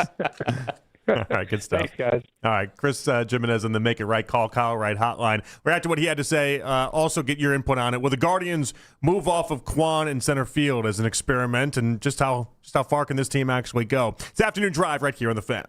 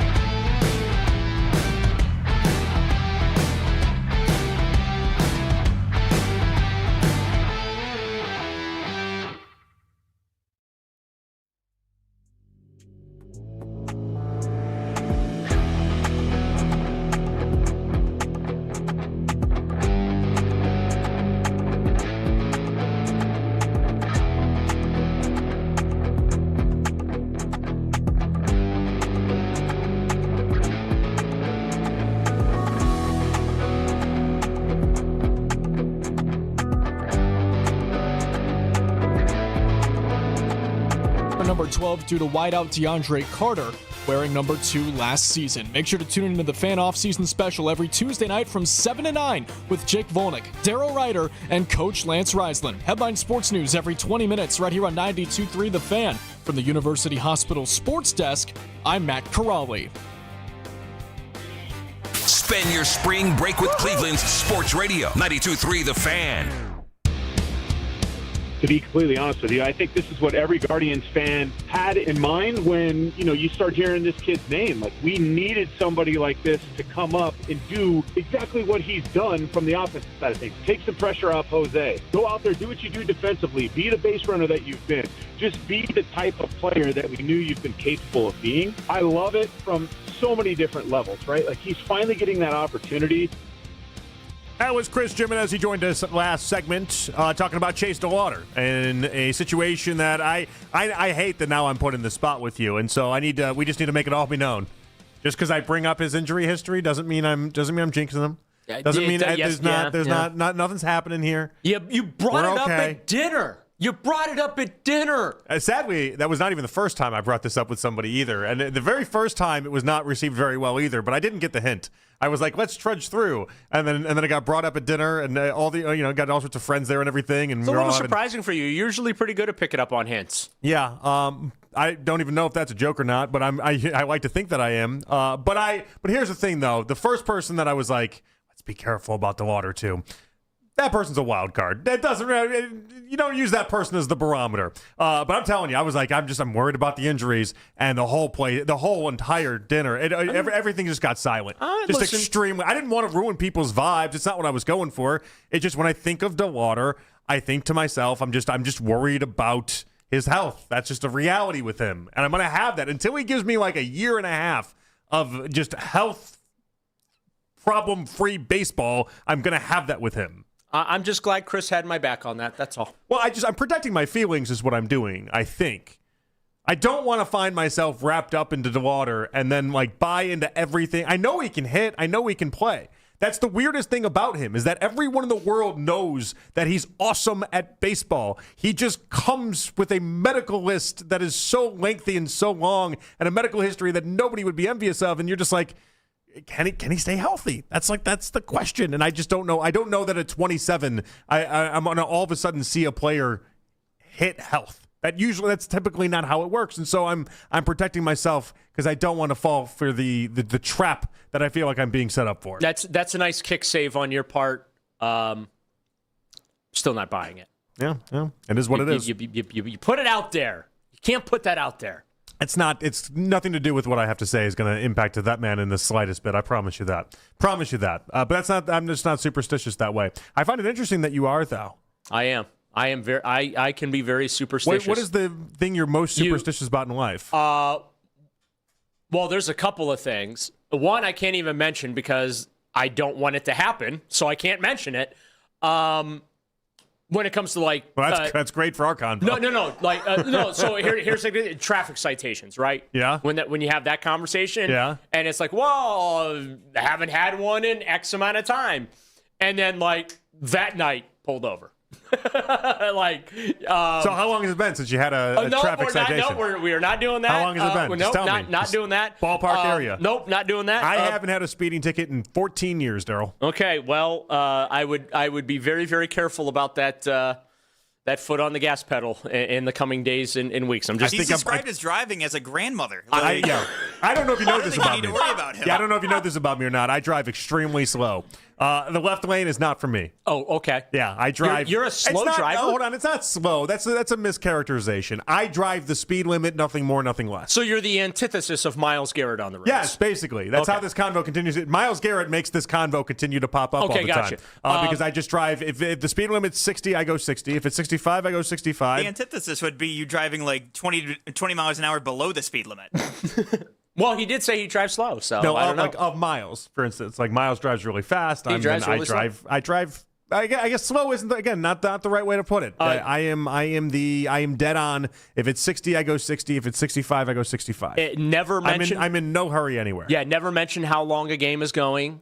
or how quickly a game is going. Again, nothing that interrupts anything. It absolutely does. It definitely does. If I had $1 for every time we got through 7 innings of baseball in about an hour, and someone says, boy, this game is flying along, and we have 6 pitching changes, a couple of ties and lead changes, People and do this with and the next thing you know, that 60-minute ball game just it took 2 hours to play the final 3 innings. People do this with radio Happens shows all too. the time. They'll be like when somebody says, "Oh, it's flying by," then as if it like jinxed it, and it's like no part of that. That's not. There's nothing true about that. The no-hitter thing, you can't do that. Either. I promise you, me bringing up the attention of a no-hitter does not impact the game in the slightest bit. I'm hundreds of feet away. Even at my couch, I'm on my couch. I'm miles and miles away. Me putting that out there doesn't change it at all, Daryl. This is what I'm working with today, Mac. It doesn't change it at all. Listen, my life experience. I just want to know how long this goes for you. Like, if you have a great day, are you like wearing the pair of socks again? No, we don't do the dirty clothes thing. Like, if some people believe in that. If it is, I wore the same Baker Mayfield jersey the entire time that whole season that they went on and was 5 minutes away from the AFC title game. To be very people told me that. To be very clear, if we have a same clothing situation, the clothes have been washed. I just want to make that very clear. No, isn't that part of the superstition? No, not for me. They don't get lost? There's a hygiene thing there for me, okay? Like, we're not going to be wearing stinky clothes. But yes, I have done the, have to wear the same pair of socks, but they're clean socks. I think once you wash them, it takes away all the superstition attached to it. I think it's gone. No, but yeah. It's not the same pair of socks anymore. I am definitely a little superstitious. I can tell. I got that vibe from you. All right, one other thing with the Guardians. Out here putting just negative energy into the air. I'm just protecting my feelings. Because I want to love him. That's the problem. I want to love DeLauter the way that everyone is loving DeLauter right now. But there's a roadblock that I have in my head, and I don't know how to get past that outside of watching him play like a whole season of healthy baseball. Because I'm worried the moment I buy into him is the moment then he's going to get injured, and then I'm just going to be like, well, that was a waste of getting excited. I've read a couple of books about the positive mindset. Okay. And if you talk about the negative is going to happen. So we're not going to talk about the negative. We're going to keep it positive. So the positive happens. He's raking. We knew he could rake. He's going to continue to rake, and it's going to be exciting to watch. Let's see what he's able to do these next couple of days at Chavez Ravine against the two-time defending champs that has 90% of the roster not getting paid until 2050. The deferred money goes hard. All right, let me ask you about this, though, because it's another thought I had about the Guardians that I want to get into. When it comes to the outfield, CJ Kayfus cannot play it. Just flat out. Saturday night he was doing everything but playing good right field, and then on Sunday, like that 4-run inning is all off of the idea that CJ Kayfus didn't know what he was doing in the outfield. I don't know why you would slide 10 feet in advance of a ball that you could have just continued to run and then catch easily. Like I don't know why he made it harder on himself. But what's clear is whether it was right field, whether it was left field, CJ Kayfus didn't know what he was doing out there in the outfield this weekend. I'm going to offer a suggestion. I'm totally ripping this off from Major League, but also might have some personal experience here. Get the eyes checked. I'm dead. No, I'm being serious and sincere here. This is not a convo you get to have after going through a I'm superstitious thing for 7 minutes. It could be. There's a lot of things you get to do in life. When in sports radio, you get to follow an historically dumb comment with another historically dumb comment. We got to put a stop on it at somewhere. No. You can't call my superstition historically dumb. It's not on the level of Einstein. Let's put it that way. Well, it's not meant to be. It's all about feel in the universe, which is fine. Yes, which is fine. But you just called it historically dumb. But then you can't follow it up. That's disrespectful to me. Of course it is. But you can't follow that up. You can't follow that up with then. I'm glad you got hit with a golf ball. Let's see. We'll talk about that in 20 minutes. You can't follow that up with let's get CJ Kayfus' eyes checked as a real reason for why he can't field the outfield. Well, you just asked why he's sliding too soon for a fly ball. Well, I'm guessing the depth perception might be off just a smidge, and the one way to find that out is to take him to the eye doctor and get him a set of horn rims. You rely on the idea that his eyes need to be checked. I'll rely on the idea that maybe he's just a terrible baseball player. Yeah, maybe playing outfield is really hard, and maybe when you try to it's not for him. Maybe when you try to make a first baseman into an outfielder and then just tell him good luck. Listen, maybe this is the kind of thing that happens. I'm very process oriented. We're going to go the process of elimination, and let's get the eyes checked, and we find out the vision is just fine, then yeah, get him off the field. This is about as enlightening as your NBA convo a couple weeks ago with myself, where you're like, well, you just got to make free throws. He just boiled it down. You got to make your free throws. Make your free throws.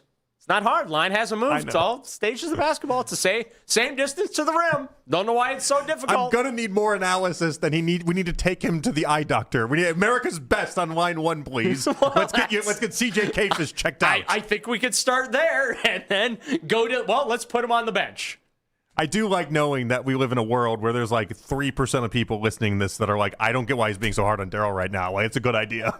There's like 3% of listeners right now. That in my own head, it sounded pretty good. Maybe he's on to something with this eyes check thing. No, the reality is you can't take first baseman and just say, stick him out there in the outfield, and then it's going to work. Like, this is, now we want to talk about like lines from a movie. It's Moneyball. It's that whole line of like, you're just going to stick him at first base and expect it to work out. He's like, no, first base is incredibly hard. Like you can't just mix and match. No, I know. This is on the lines of Andrew Barry being like, yeah, right tackles can play left tackle. But this is left tackles can play right tackle. It doesn't really matter. No, it matters greatly. No, this is their way of trying to get this kid in the lineup. And so I respect that, and I like that approach, the idea that I want to see Kafis out there, and I have to see some of these young guys play. But when you do this, you then have to do the accepted cost of this, which is then you're not going to have as good of a defense. Why have the Guardians consistently won 87 to 90 games for the past couple seasons? It's not because they've had other world talent. We've seen how bad the offense can be. They're usually a fundamentally sound ball club. They're usually one of the better defensive teams. Yeah, they keep their physical mistakes to a minimum. And that in turn gives you a better pitching staff, and it's a trickle-down effect. And so like you're going to have more success. And they still have a good defensive team, but Kafis being out there has been a liability as of right now. They're trying to solve their center field problem with their left fielder.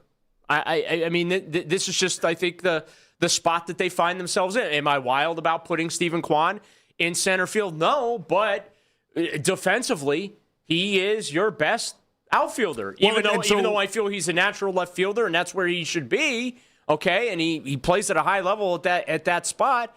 I kind of understand, hey, you put your best player, your toughest position there in center field. Again, doesn't mean I have to like it, but I understand it. I think that they're just trying to find a way to get CJ Kafis into the lineup, and the easiest way to do that is have him play some outfield. We've seen this, Jonathan, over the last couple of years. Right. The last few years. But at what point? Tito had to do it with some of the young guys, and Stephen Votes had to do it his first 2 years as manager, where you're bouncing these young kids around, just trying to get them at bats. I mean, they've done it on the infield. So you have to go into it understanding what you're referencing, that there's going to be some times where it's not great. It's not going to be good. I mean, they put John Kenzie Noel in right field. I'm wondering how long are they going to stick with this is the question I have off of it, because there's 2 games this past weekend where it cost you in a pretty big way. And so I would say steady the course, because I want to see Kafis hit, and ultimately I think he'll end up being all right. But I've seen how this team operates in the past. They do experiments, and they start off the season with experiments, kind of like Hosey in the 2-hole last year. Right. And then they just move off of them really, really quickly. And so I'm kind of interested to find out if this Quan experiment in center field is something they're going to stay with, or if they're just going to say, okay, we need better defense. You're now in left, Angel's in center. Right. And then, we'll see what happens in right between Valera and Kafis and everyone else. I think they probably give it a month, maybe 6 weeks tops. And if the results are what we saw over the weekend, then I think they have to pivot. And to your point, they have shown a willingness to acknowledge when things aren't working and to pivot off of that. So, I get the concern, but, I'm right now, we're 1 weekend into the baseball season. I'm willing to sit back and just see how this thing develops over the next couple of weeks. If we get into June and we go back to having this conversation, Jonathan, then I'm going to have a problem. All right. We got Tony Pauline joining us at 4 o'clock. I want to get into a comment that Jimmy Haslam just made at the owners' meeting. Okay, he's talking to the assembled media there. This is just a fascinating little quote that Mary Kay's offered up from this interview. I'll read this for you guys when we come on back. It relates to Deshaun Watson, and we'll see just how serious they are about this. It's Daryl Ryder. It's Jonathan Peterlin. Afternoon Drive right here on The Fan.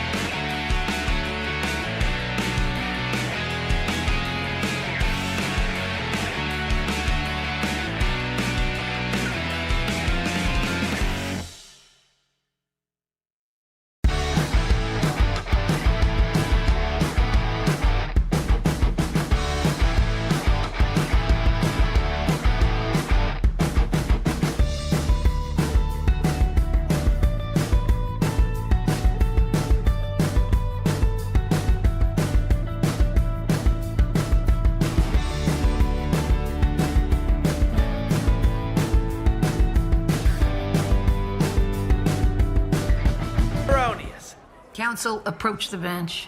Hey, can I get a whack at the gavel? You wouldn't settle for just any lawyer, so don't settle for just any insurance. Get the real deal with State Farm. Like a good neighbor, State Farm is there. The fight for playoff positioning is on in the Eastern Conference as Donovan Mitchell, James Harden, and the Cavs look to get real healthy for a postseason run. We are your home for the best Cavs talk in Cleveland. 92.3 The Fan. Tony Pauline joining us in 15 minutes. It is Afternoon Drive. Jonathan Peterlin and Daryl Ryder with you guys. All right, Daryl. At the owners' meeting, Jimmy Haslam has said it's possible for Deshaun to go from a swing and a miss to a home run if he starts this year. And so, like, for anybody that has thought the entire time that the Browns are not taking this Deshaun Watson thing serious, first off, actions had to have shown you that they were already lining themselves up for Deshaun versus Shador. That was reality. But when he comes out and makes some of the comments that he's just made and has told a group of local reporters at the league meetings that Watson has a great chance and a fresh start with head coach Todd Monken, it's led to believe that, Deshaun Watson is being taken very seriously in this race. Yeah, he is. And it is scary to think about, but that's where they're at. They're paying him $46 million for a final time. At least we hope is going to be a final time, even though Andrew Berry yesterday floated the idea of a potential extension for Deshaun if he obviously plays well this season, which, by the way, I have no expectation that is going to happen. Every time Deshaun has come back from suspension or injury, he has looked awful. And I'm expecting that he's going to look awful again. So I'm reading these quotes coming out from the owners' meetings from Mary Kay and Chris and Spencer, and I'm just sitting here thinking, I don't know, we got any liquor in here? Because that's just how I feel about it. I don't think we do. If it was 1985, we'd have liquor everywhere in a radio station. Right? We don't have any. Or can I start here. smoking a cigarette or something? Like if you want to. I feel like I need a pick me up. Are you Don Draper all of a sudden? Is that what this turns you into?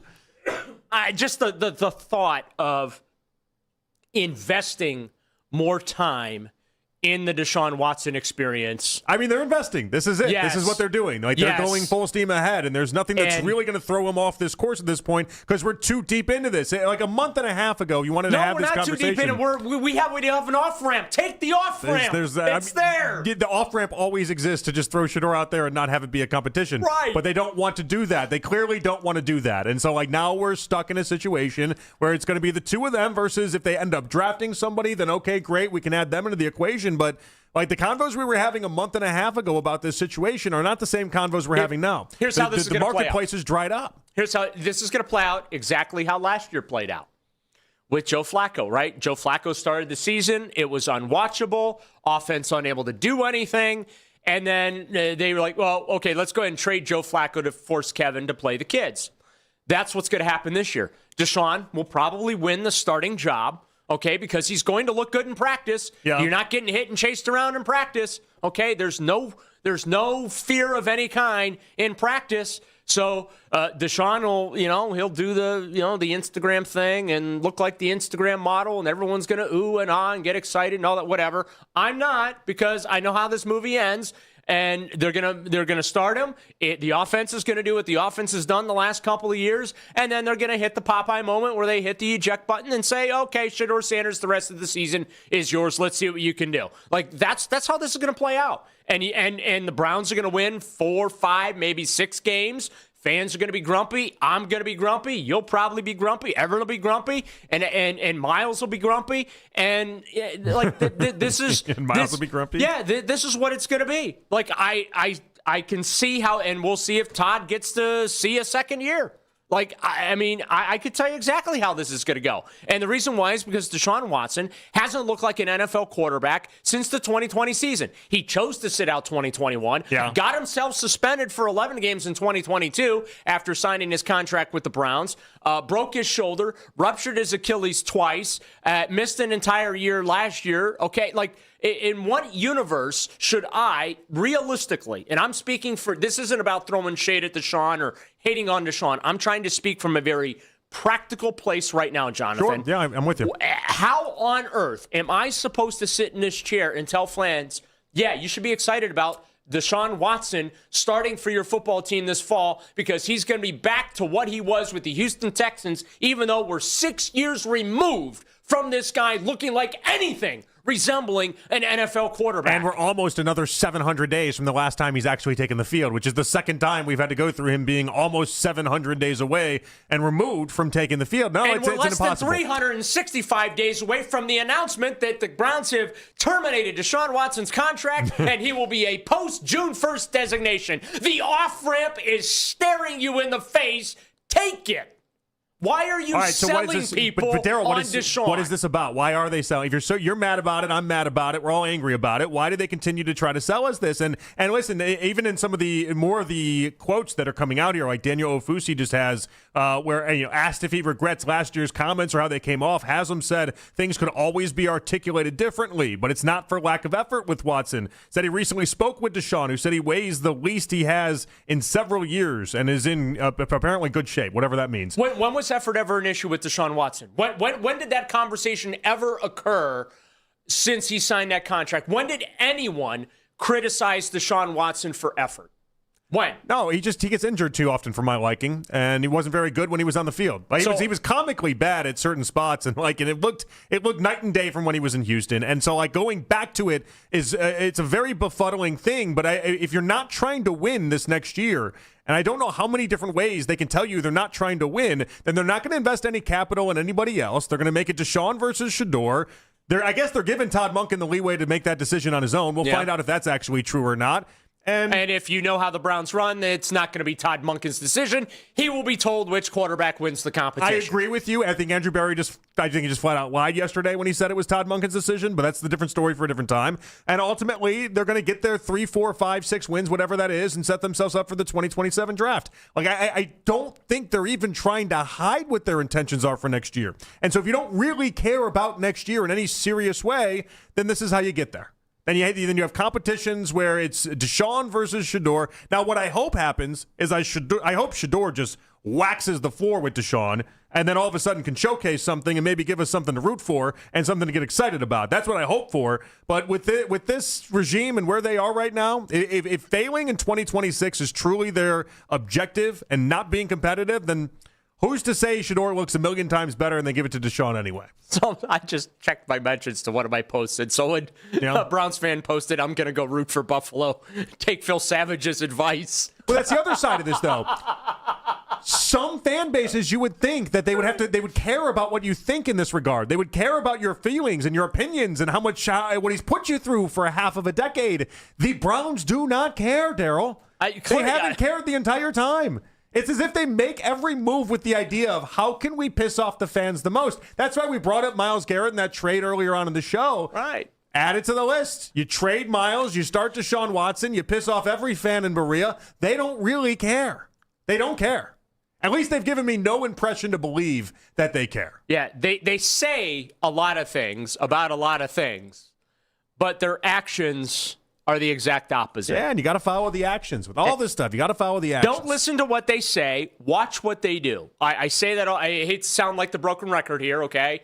But I say that all the time as well, in addition about the press conference statements are not sworn testimony. It's the same. Watch what they say, or watch what they do, not what they say.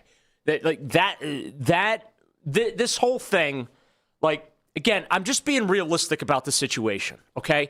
You're asking a lot of and listen, I'm not going to have any sympathy for Deshaun. He's been paid a lot of money to do a whole lot of just, rehab work behind the scenes. Jimmy Haslam talking about effort. I don't understand where you're coming from that. Nobody on this planet has criticized Deshaun Watson's effort.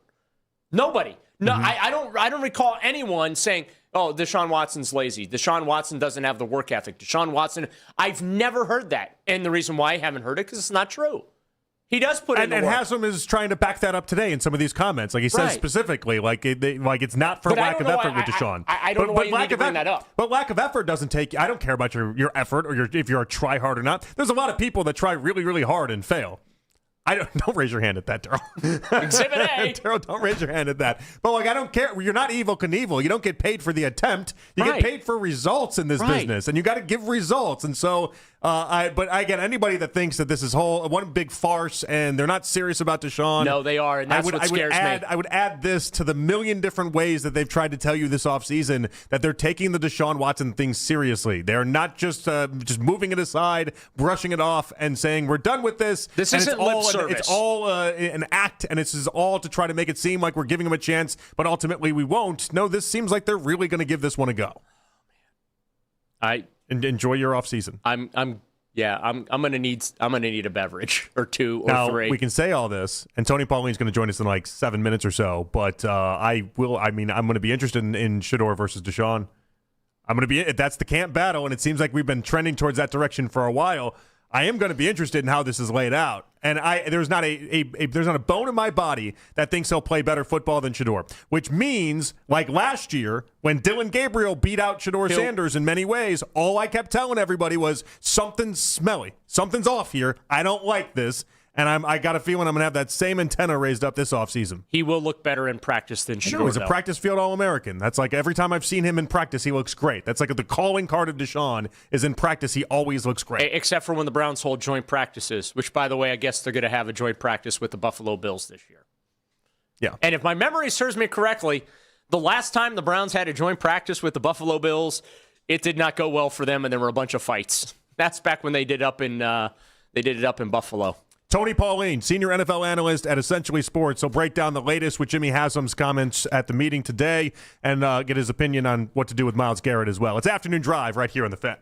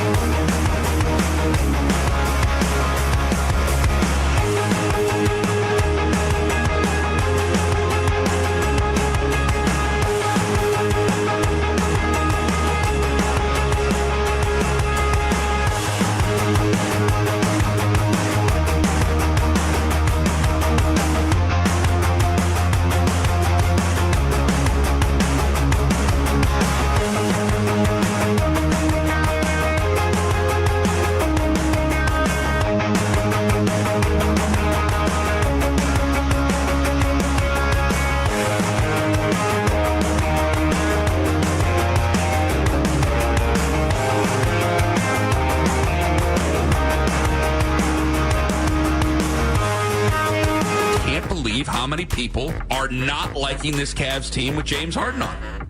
Well, I'm loving them offensively. Offensively, they are at another level that I think they could have got to with Darius come playoff time. I just think that part of it I'm excited about. The Ken Carman Show with Anthony Lima. Weekday mornings starting at 6 a.m. We are Sports Radio 92.3 The Fan.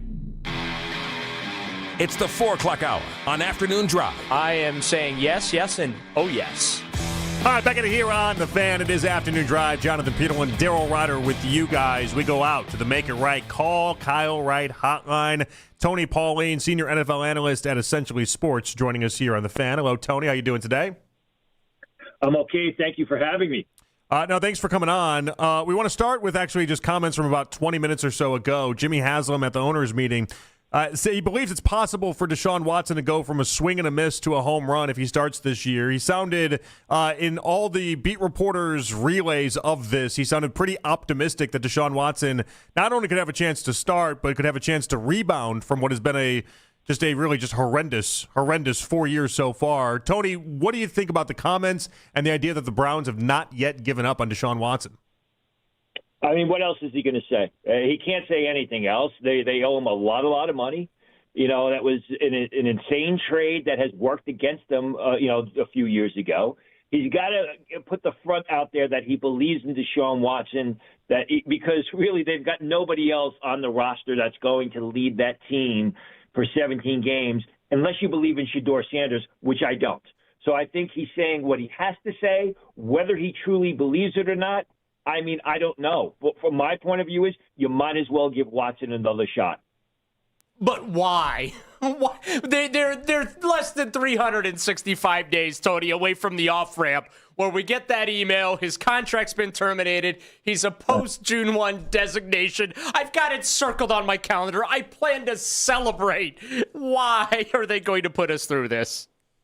Who else do you have? I mean, again, do you believe in Shedeur Sanders? Maybe they draft somebody, in 3 weeks' time. But who else is there to put it, to put behind center? I don't think Shedeur Sanders is the answer. Maybe your answer will come after the draft if they select a Ty Simpson somewhere in the first round. So if you don't believe in Shedeur, then you think Deshaun's got a real chance to win the week 1 starting job then? Oh, absolutely. Do I think he's got a chance? I think he should be given the chance. Let's go that route.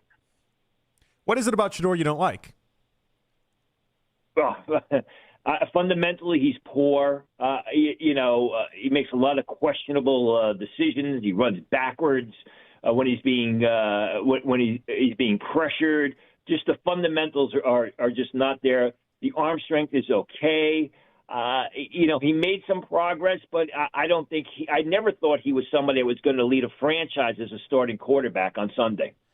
Let me ask you this. You bring up Ty Simpson, right? I have been doing the old comparison of the 2027 NFL draft prospects, or the kids that we're assuming are going to be available and are being projected as being the cream of the crop, if you will. Is taking Ty Simpson this year, in your view, worth passing on the 2027 potential draft class? When you start passing on players now to draft for uncertainties in the future, you end up looking more foolish than you do smart. I mean, let's be honest. That 2027 draft class you talk about, that was supposed to be this year, right? With Arch Manning, with Lenora Sellers, possibly Dante Moore. Last year's draft class with Quinn Ewers, with Carson Beck, with Shedeur Sanders, was supposed to be a strong draft class. I mean, people talk about Arch Manning as the first pick of the 2027 draft. Arch Manning doesn't play like the first pick of a draft. I mean, he really doesn't play like a top 10 pick. If his name was Arch Thompson, you're not talking about him as being the first pick of the draft. Dante Moore is a different story. I just think that, the thing is a player on the roster now gaining experience and learning the NFL system and learning the NFL game is more valuable than somebody that you may draft a year from now. What is it you think 2026 is about for the Browns? Offense, offensive line, a quarterback if they can get one, wide receivers if they can get some, maybe a cornerback. but I think it's got to be an offensive-heavy draft. Oh, no, I'm not even talking about the draft. I'm talking about the season. Well, again, we got to wait and see what happens at the quarterback position. I mean, if they get a young quarterback, you want to see the offense take some strides. You don't want to see, you don't want to see games where the defense is consistently reliant on not only keeping the team in games, but potentially, winning games. You want to see Quinshawn Junkins take the next step. You want to see the tight end, take the next step. And you want to see, some new players produce. What does that mean as far as wins and losses? Maybe 6 to 7 wins and competitiveness throughout the season, which they should be able to do with that defense. The big to-do in these parts over the last couple of days has centered around the Browns adjusting language and bonus payments in Myles Garrett contract that makes it easier for the team to be able to trade him, but doesn't really give them any immediate cap relief. Andrew Berry trying to douse the flames of trade conversation yesterday at the owners' meeting, saying he's a career Brown. They have no interest in moving him. Do you believe Andrew Berry and that Myles Garrett will remain a Cleveland Brown, whether it is for this season or maybe even next season? I do, unless somebody puts an insane offer in front of them. Unless somebody puts the same offer in front of the Browns that they gave to the Texans to trade for Deshaun Watson. I mean, why would you want to trade Garrett Myles? He's not only the best player in your team, he's one of the best defenders in the NFL. You look at what the New York Jets did last year, trading Ahmad Gardner and trading Quinnen Williams for all these draft picks. So you traded away good players that were not as good as Garrett Myles, but really good players on defense for uncertainties in the future. If it was a brand new general manager, I would say there may be a chance that they could trade him because Garrett Myles wasn't, their player. But Andrew Berry's been around a long time to say that Garrett Myles is his player. So I highly doubt they're going to trade one of the best defenders in the league. Why do you keep calling him Garrett Myles? I'm confused. Myles Garrett, I'm sorry. It's my I apologize. Myles Garrett. You're fine. Okay. Tony Pauline, senior NFL analyst at Essentially Sports, joining us here on the Make It Right, Call Kyle Wright hotline. All right. I guess I'm just it's odd because I don't know what they're going to do in the draft, but I'm also at this hard spot here, Tony, where if we play with the assumption that they're not going to take a quarterback, and obviously it's still open, it's there. But it seems like everything is shifted towards the 2027 draft. That's why when I ask about what this next year is, if you're going for the 2027 draft, can you also go for that while also trying to win the 6, 7, 8 games and try to maybe not tank the beginning part of Todd Monken's career? NFL players, NFL coaches, NFL teams are not trying to tank. I mean, a lot of these guys are on one-year contracts, or they're at the end. They're going to be renegotiating their contract at the end of the year, or they're up for free agency. You've got, assistant coaches. No NFL team is going to go in there and try and tank, especially at the beginning of the season. That's just not the mentality of it. It's not that sort of sport, especially with, the non-guaranteed contracts. I just don't buy into that the Browns are going to be like, okay, we're going to tank for the potential quarterback we may get in 2027. Does not make any sense at all. They might not tank, but I kind of feel like if they put Deshaun Watson on the field, I mean, look, it's been since 2020 since Deshaun has looked like a Tier 1 quarterback. He's played 19 games since.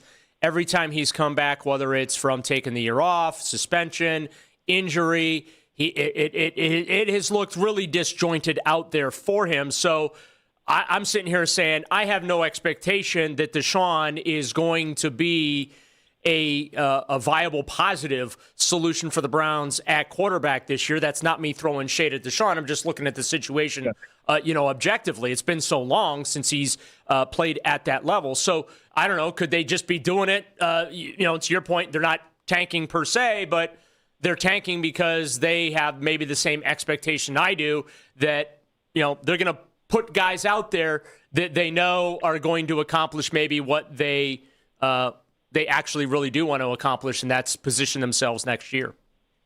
Well, no, I don't think they're going to do that on purpose. They're going to want to put a competitive team on the field. The coach isn't going to, a brand new coach, he's not going to want to go out there and lose every week. He's not thinking about 2027. He's thinking about 2026. It may just be the circumstance that, the quarterback room stinks. They need so much help they need a ton of help on the offensive line that, that may play itself out. But I don't think there's any guarantee.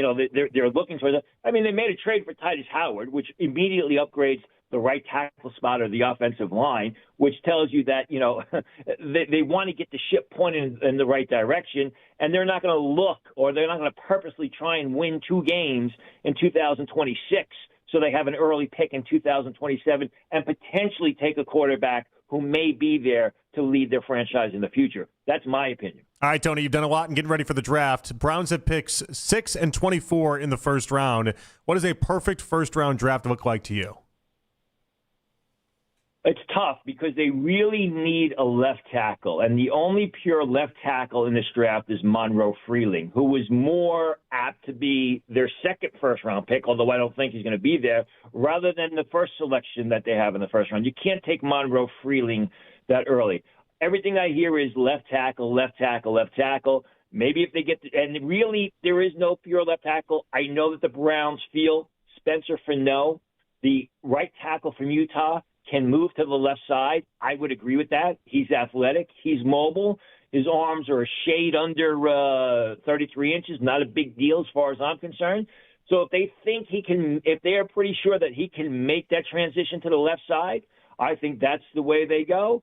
It's going to be interesting. I don't want to say they're in a tough spot, but when you look at their needs, quarterback and left tackle, and where they're drafting early in the first round, there's going to be criticism for anybody that they take at that spot. All right, Tony. Thank you so much for joining us. We'll have to catch up with you later. Thank you.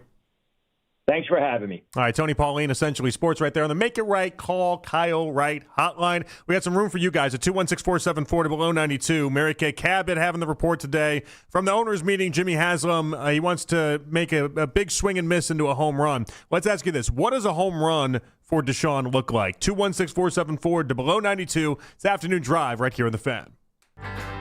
Need new tires? Here's a tip. Skip the good old kick for quality.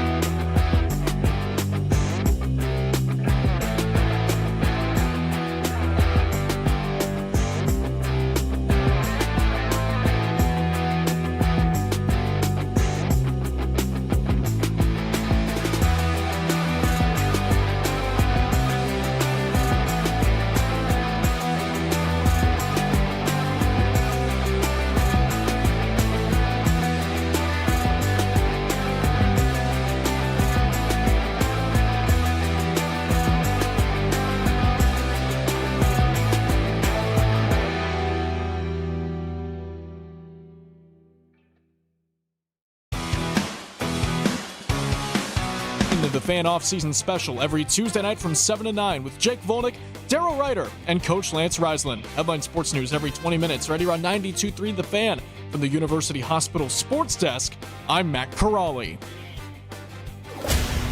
Talk sports deep into the Cleveland night. Overtime with Jake Volnick. Weeknights at 7. Sports Radio 92.3 The Fan. I mean, what else is he going to say? He can't say anything else. They owe him a lot of money. You know, that was an insane trade that has worked against him, a few years ago. He's got to put the front out there that he believes in Deshaun Watson, because really they've got nobody else on the roster that's going to lead that team for 17 games, unless you believe in Shedeur Sanders, which I don't. So I think he's saying what he has to say. Whether he truly believes it or not, I mean, I don't know. But from my point of view is you might as well give Watson another shot. That was Tony Pauline. He joined us last segment. And that actually, Daryl, that gives you a little bit of hope.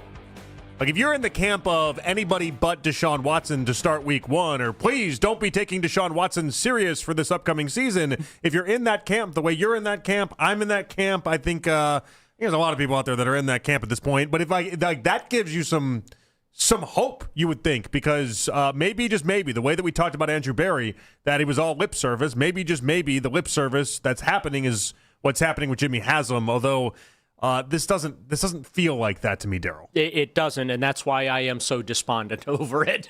Yeah. They really are going to make us watch Deshaun Watson play football It's again. like he's trying to reverse course off of calling it such a massive failure already. And Which it was. And it was. And he admitted it. He called it. The fight was over, okay? It was done. Right. And everyone forgave and moved on. And now I don't know about forgive, but we moved on as best we could. Right. And now they're just digging up the corpse again. Well, it's like that. It's like the meme of the wrestler that like kind of just pops up from the grave. The right? Undertaker. It's like, it just pops up, and it's like I hold on. This is really where we're going. And I think that's what signaled for a lot of people is that this is really where we're going. If you had any doubts on it, it feels like Jimmy Haslam speaking today not only gave life to the situation, but really gave, as he called it, a great chance and a fresh start with head coach Todd Monken. So play it out for me. Tell me how you think this is going to go down. Well, I do think because of Deshaun's experience, he's going to look better in practice than Shedeur does. Okay. Yeah, he's good at practice. He's a practice field All-American. Well, he's good at practice when another team isn't on the field. But that is a given. But when it gets real in the regular season, I just expect a train wreck because that's what it's been. Mm-hmm. And then we're going to sit here, and I already know how it's going to go after week 1, and Deshaun plays like you know what, and fans are going to be upset and frustrated and all that. We're just going to sit here, only played 19 games in 6 years. It's going to take a little time to knock off all that rust and get the game speed back. That's the problem. You don't get to knock off any rust. If you're going to beat out Shedeur Sanders and they're going to try to tell you with serious earnest that you beat out Shedeur in this competition, there's no rust factor. You don't get 3 games to kind of lazy river this whole entire thing and walk into the season ready to go week 4. Like, you have to hit the ground running. Whatever quarterback they sell you as the winner has to be the goods from the jump. You don't get to do this 3 weeks into it. Well, I had to get the rust off. Not acceptable to me. You're preaching to the choir here. You asked me how it's going to play out. I'm telling you how it's going to play out. I'm going to get pissed if that's how that plays out. It's exactly how it's going to play out. And just like last year with Joe Flacco, they're going to get 5 games deep, be 1-4.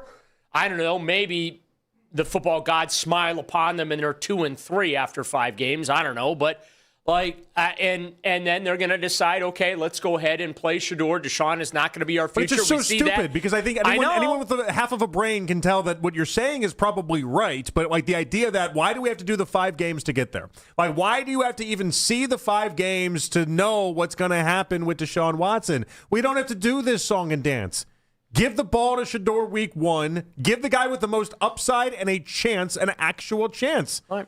You don't have to do this with Deshaun. There's nothing happening at the end of the rainbow with Deshaun. There's nothing good that is going to come from that. And give it to Shedeur. And if Shedeur sucks, then fine. At least we find that answer out. I already know the answer with Deshaun. Right. And I'm sorry I can't fight with you on this because we see this one eye to eye. Like, they're going to make us suffer through Deshaun Watson again. They're going to do this to you again, Browns fan. Okay? This is what this organization's going to do to you as a fan, while also at the same time saying, oh, by the way, hey, can we have thousands of dollars for some PSLs in Brook Park? But we promise Deshaun will not be playing in Brook Park. Well, all right, so here's a good thing for myself because I want to see Shedeur win this whole thing out. I thought whatever quarterback was going against Shedeur, there was going to be some pushback. This should be like the Globetrotters versus the Generals, though, as far as rooting interest. Like, this should be a pretty easy one for a lot of fans to root for Shedeur. And Shedeur's wearing 2 again. They gave him his number back. Like, all of a sudden, things are starting to materialize in a nice way. The only problem I have, and I voiced this a little bit when we first started talking about this, I don't want to feel like the quarterback competition is a rigged contest. I don't want to feel like it's got the legitimacy of a carnival game, okay? Well, honestly, I don't think it's going to be rigged but if you think about it, you can already call out what Deshaun Watson's going to do for those first 5 games of the season and how that's going to go down. If the Browns aren't trying to win, all they can do is put the players out there, right? Right. But if the Browns are trying for 2027 and not 2026, who am I to think they're above the idea that they put Deshaun Watson out there because they know he's going to stink and they know what 2026 is going to give him. And in the meanwhile, it's almost like he's the perfect quarterback for this because he'll look good in practice and he's going to look the part in practice. And so you can justify it. It's going to invoke enough optimism there, and there's going to be something that they can latch on to. And there's enough national Muppets out there that are going to tell you that, yeah, Deshaun's better than Shedeur. Of course Deshaun's better than Shedeur. There might be some local Muppets willing to do that too. But it's going to let him off the hook in a way that I don't feel comfortable about. In the meanwhile, not giving Shedeur a chance at the opportunity either. And so, that's where this becomes a little frustrating for myself. Well, that's why last year was so frustrating when they wasted everybody's time with a 4-man quarterback competition that they said publicly but privately was only a 3-man. They basically settled for Joe Flacco as the winner of said competition, and I'm putting the competition in air quotes because that's what it felt like, right? Kenny Pickett, got hurt. So I think that Deshaun is going to win it, and I'm going to put the win in the air quotes too. He's going to win the competition. He's going to start week 1, but he'll be on the bench by mid-October.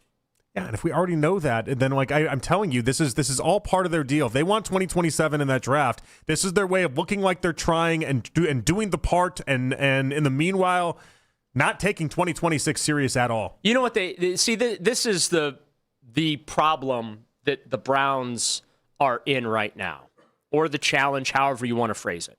Okay. Yeah. You've got a really good defense. Okay, like that is a legitimate contender defense that you have. Mm-hmm. Your offense is expansion level. And by expansion level, number 1, not a compliment, but 2, I'm also being very generous in calling it expansion level. It's that bad. It's embarrassing. It's unwatchable, okay? That you got to burn that thing down to the studs and start from the ground up. Outside of maybe 2 or 3 players, Harold Fannin Jr., Quinshon Judkins. Oh, I'll throw Dylan Sampson in there. He showed a little something last year. So, okay, fine. You got maybe 3 players there, all right?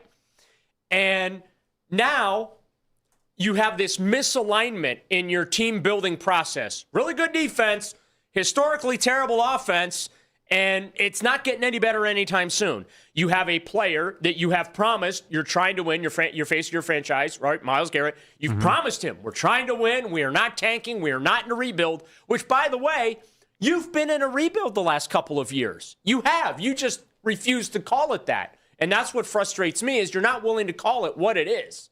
Okay? You didn't win 8 games because you had all these great players on offense that just magically underperformed because Kevin Stefanski is the worst offensive head coach in NFL history. Because of that, we know that they won't ever just come out and tell you what it is. Right, and that's what bothers me.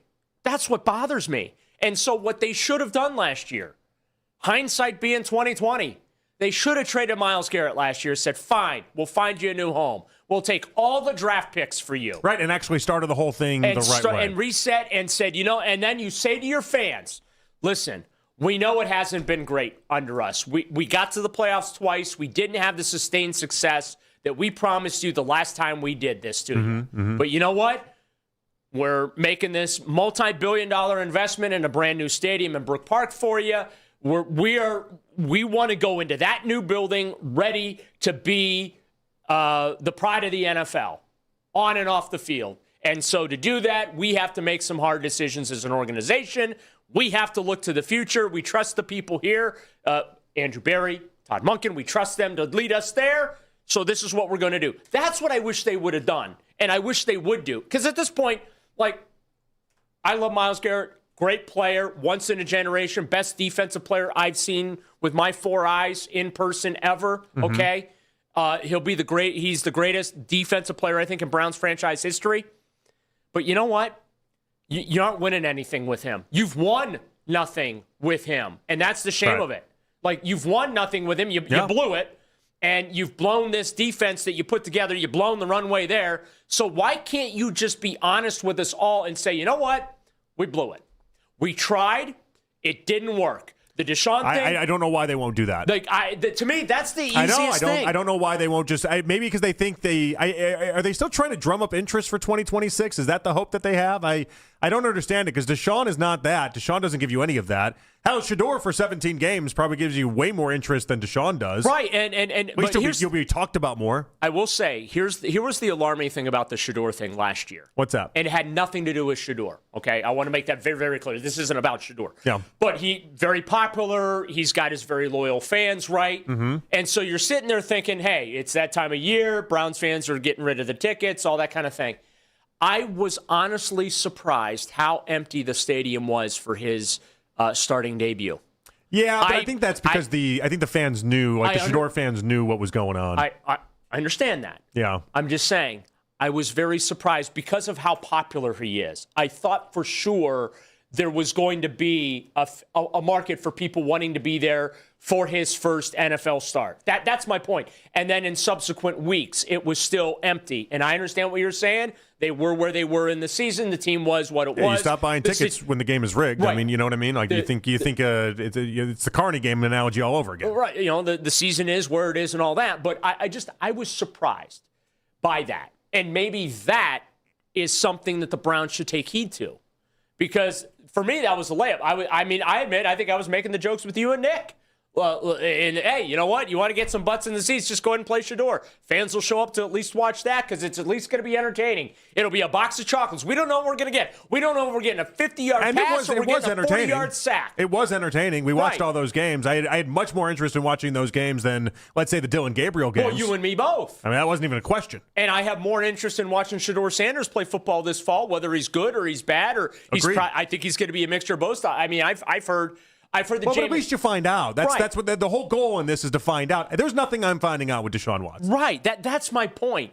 At least with Shedeur, you can sell a little hope, a little curiosity, a little something. With Deshaun, what's the best outcome? What? That you're going to commit more years and dollars to this guy? Really? Yeah. It's insane. And now we'll play the Andrew Berry audio later on in the show about what he had to say yesterday in regards to that. It's insane. And so that kind of brings us to the idea of if Haslam's trying to turn this into a quote unquote home run or whatever he thinks it's going to be from an absolute disaster into a grand slam, okay, what does that even look like? Is Deshaun just is a grand slam? Is that Deshaun turning into the guy we've only seen one time in his entire NFL career? It's one season. By the way, is it wrong for me to just remind people for the millionth time the year that Deshaun Watson led the NFL in passing? The Texans won 4 games that year. That's right, they did, yeah. And he had a lot of garbage time yards late because they were playing from behind. Every Texans fan I know, and because I lived in Houston, and so I know a lot of Texans broadcasters and such. Right. That's one thing they kept bringing up was that was a lot of garbage time. It was definitely padded in his favor. It wasn't like Tom Brady, Aaron Rodgers. Well, that's why when you look at the other 3 years that he's had, he doesn't have the same 4,800 yards and 33 touchdowns and everything else that he had. And I'm supposed to sit here and sell fans on the fact, Deshaun Watson coming back from back-to-back Achilles tears, time off from a shoulder injury to time off from a suspension. Basically, the last 6 years off playing lengthy, meaningful football.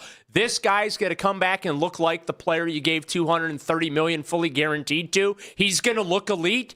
First of all, it's not fair to Deshaun to set the bar expectations there. That's number one. That is not fair to Deshaun. Okay, that again. But I'm not really interested in fair to Deshaun anyway at this point. I get, but I am. For my argument, I want to be fair about it. I'll pass. But Also, too, it's not realistic. It's completely unrealistic that this guy's going to come back after only playing 9 games in 6 years, and he's going to look like a franchise quarterback that this organization is even going to contemplate recommitting to. I still can't believe those words came out of Andrew Berry's mouth yesterday. And we'll get to those a little bit later on. Eric at home joining us at 5:20. Your phone calls at 216-474-0092. Come you guys hang tight. We'll get to you on the other side. It's Jonathan Peterlin, Daryl Ryder, Afternoon Drive with you guys right here on The Fan.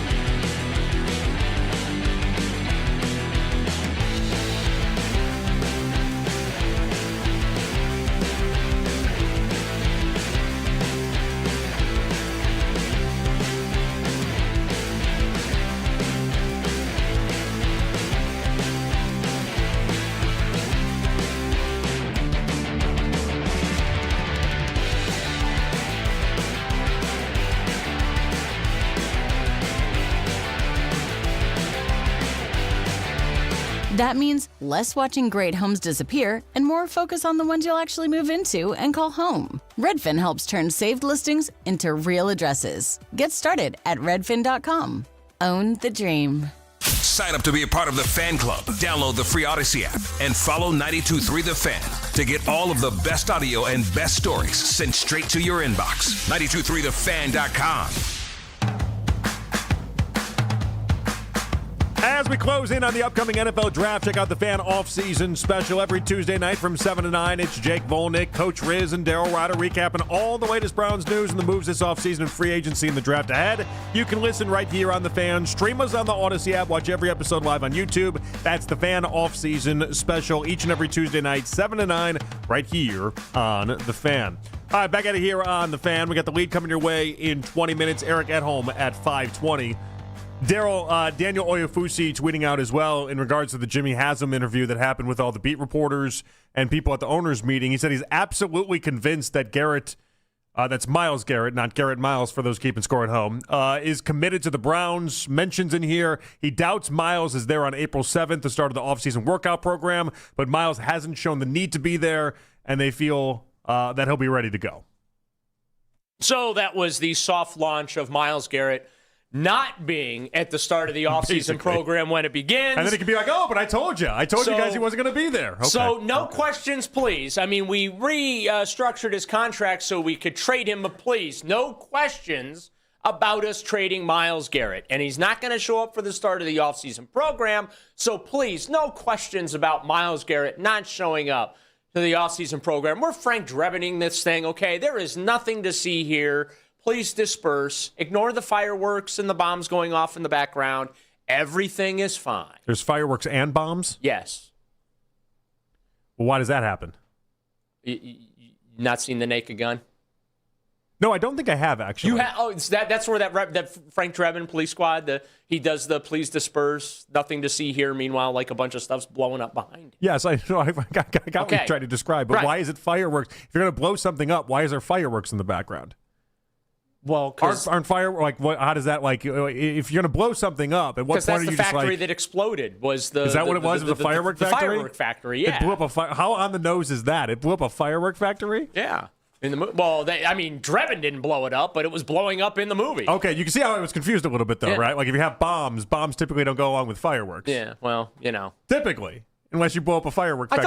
I thought there were like fireworks called like bomb. Or isn't there like a firework that's got? I'm sure there's a firework called bomb. Some reference Probably to bombs. But like if you're a country and you're trying to bomb another country, you're not like, let me make sure that that I don't know. I don't even know a firework name, but let me make sure. I don't know firework names either. Let me make sure those blow up in the background as well to give people a nice show. Yeah, like it's the 4th of July. Like no, it's like the bomb does the work and the heavy lifting. No, they accidentally hit the firework one. Yeah, like as if like America's got like a whole fireworks brigade in our military. And say, hey, so when you throw out that bomb, make sure you also throw out some sparklers. It was the wrong emoji on the rooftop. I got the mix-up. It's my bad. Classic bomb firework mix-up. That's all it is.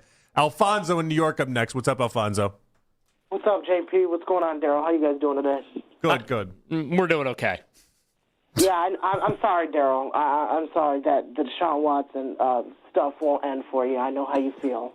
No, but seriously, listen. The guy that you had on the Tony guy you just had on. Yeah, Tony Pauline. Had on. I disagree with like 90% of what he said. To say that Deshaun Watson has a better chance of starting than Shedeur Sanders is just blasphemy to me, because I guess he doesn't get Cleveland Browns football wherever he's from. Because no way that you're going to sell a fan, anybody, that has been watching the Browns for a long time, that Deshaun Watson, after everything he's been through and the injuries and the lawsuits and him just looking not great on the football field, is going to be your starter after the owner came out and said last year that it was a swing and a miss, and then retracted his statement and said, well, it could turn into a home run. What? A home run? Hit the ball. They're not even good enough to even get on the field, let alone hit a home run. A home run, yeah, right. If let's listen. If my uncle had boobs, he would be my aunt. Oh, that's not. Come on now, Alfonso. That's not how all right. Okay. That's not the expression. I get what he's going for. That's not the expression. Okay. Dynamic drop in there, Alfonso.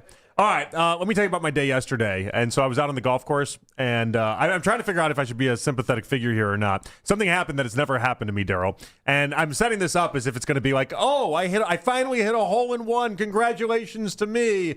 No. So yesterday I go golfing. I'm with a friend, and then we have two randoms with us, right? You got to fill out the foursome. So it's me and my buddy, and then two random people, right? And these two random people are, high handicappers, which means they just basically all it means is they suck at golf.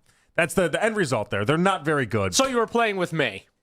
Yes. I don't know. I've never seen you golf. I'm horrible. You're bad. Yeah, I'm terrible. All right, so when you're playing with people that maybe aren't the high greatest. handicap would be very polite to describe my golf Okay, so game. when you're playing with people that are maybe not the greatest, it's a head on a swivel type thing. Everybody knows that. You kind of got to expect the ball to go in every direction, and you're just you're out there just avoiding it as much as you possibly can, while also then trying to play your game. That's all you're really trying to make sure. And you got to keep the game moving, right?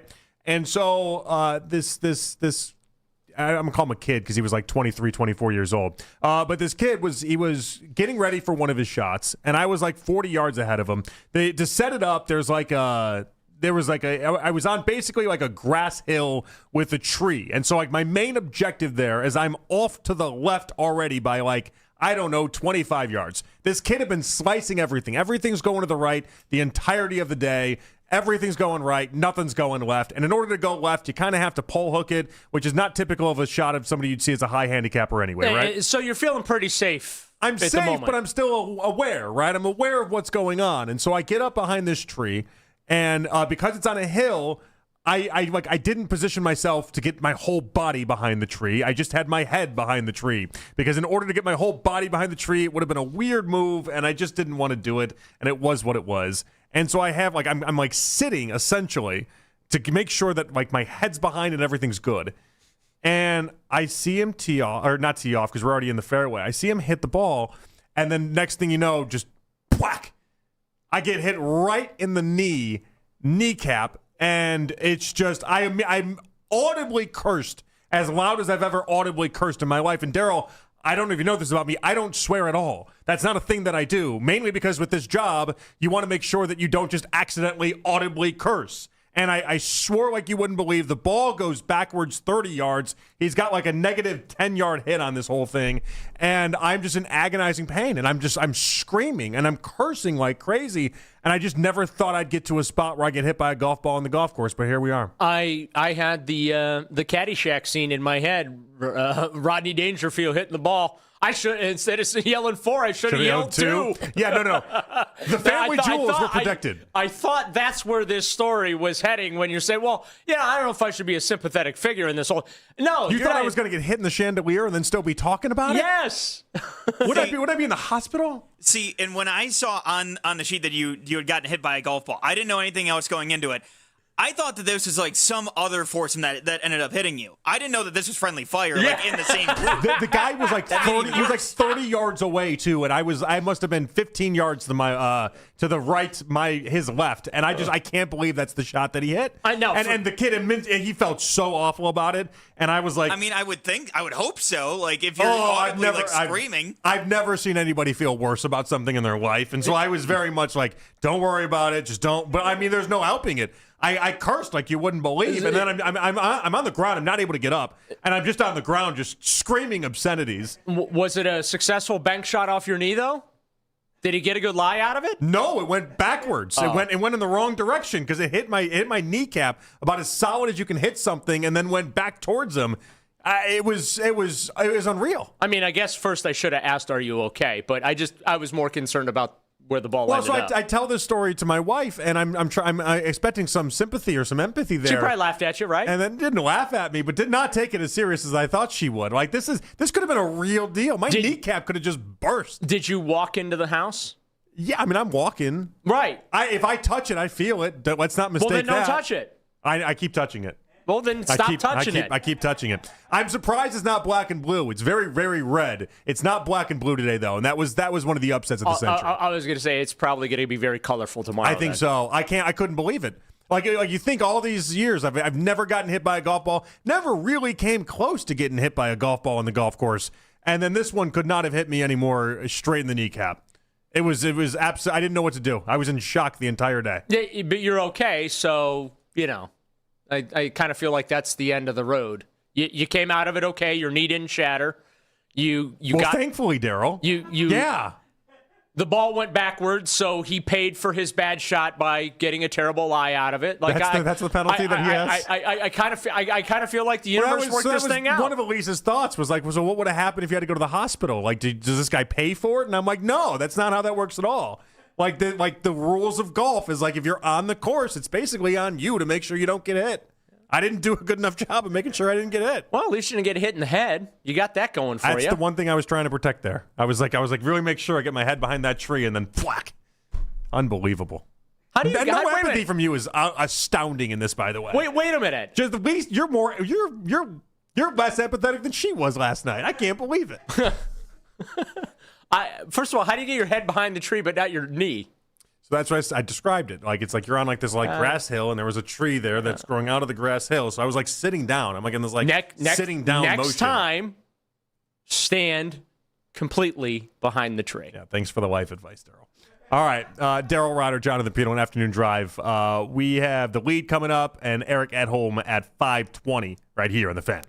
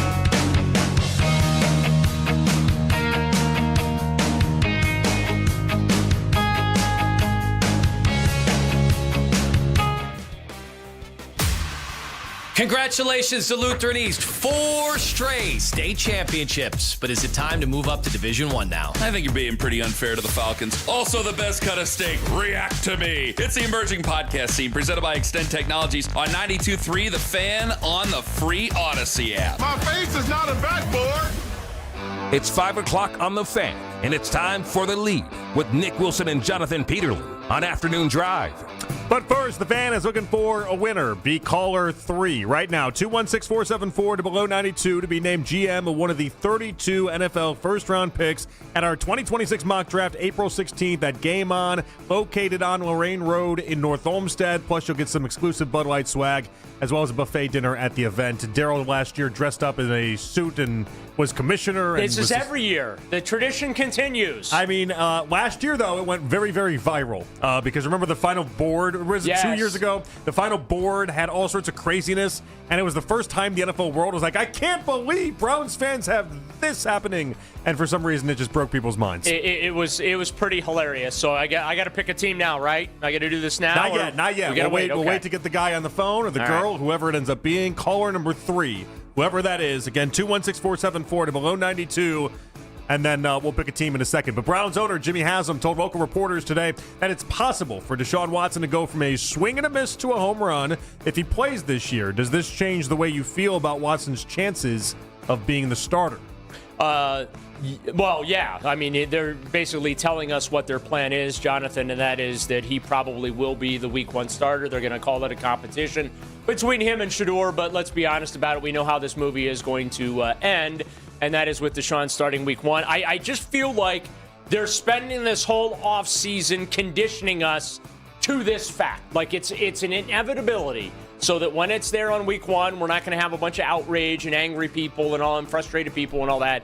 They're doing a soft launch right now. I believe that's what's actually going on. So I haven't given up hope that Shedeur will beat out Deshaun.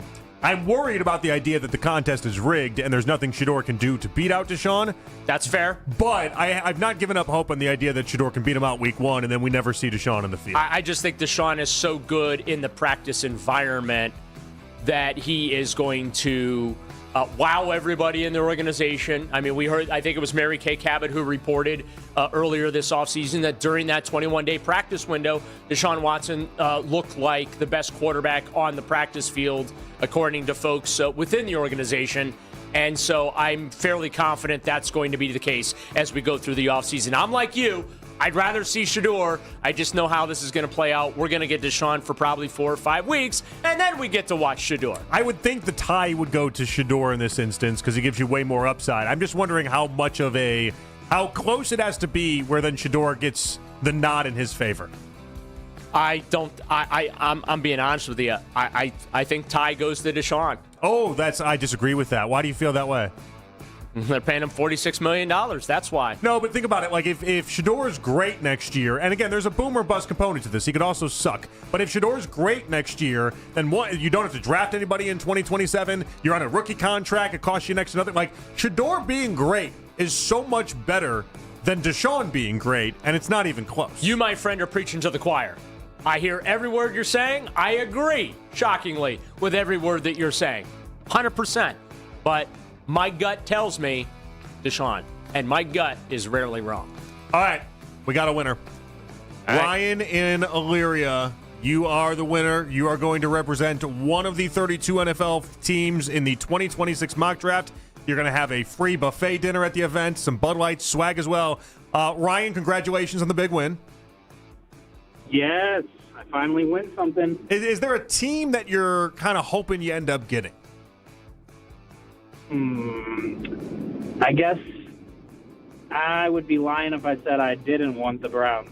Well, it doesn't matter. This isn't rigged. All right, so Daryl's going to pull a team out for you. Okay, Daryl's got the ball put the bowl above his head. He is pulling one team. winner, doing a little mix-up here. Get Ryan here. a winner. We want a winner for Ryan. He seems like a nice guy. He's already a winner, but here we go. Got one in my hand here. Let's see who you got, Ryan. Oh, you know what? You're going to like this one. Okay, good. Your team is actually good. Well, that gives you a later draft, though. I don't know. Do you want that? You are the New England Patriots. You have the 31st selection. There you go. You get to work with Mike Vrabel. Congratulations. And what's also fun is you get to really throw like a wrench into everyone's plans at the back end of the draft as well, because like everyone's already chosen, but like it's a fake draft. So if you want, you can be like, quarterback, screw you, Drake May, something like that. Throwing a big curveball. Sounds good. All right, Ryan. Congrats on the win. Thank you so much. Thanks, guys. All right, good stuff with Ryan. Look, I'm looking in the bowl right now. I want to see who's available. Well, we've only had three teams taken, so there's a lot of teams. The Browns are still available.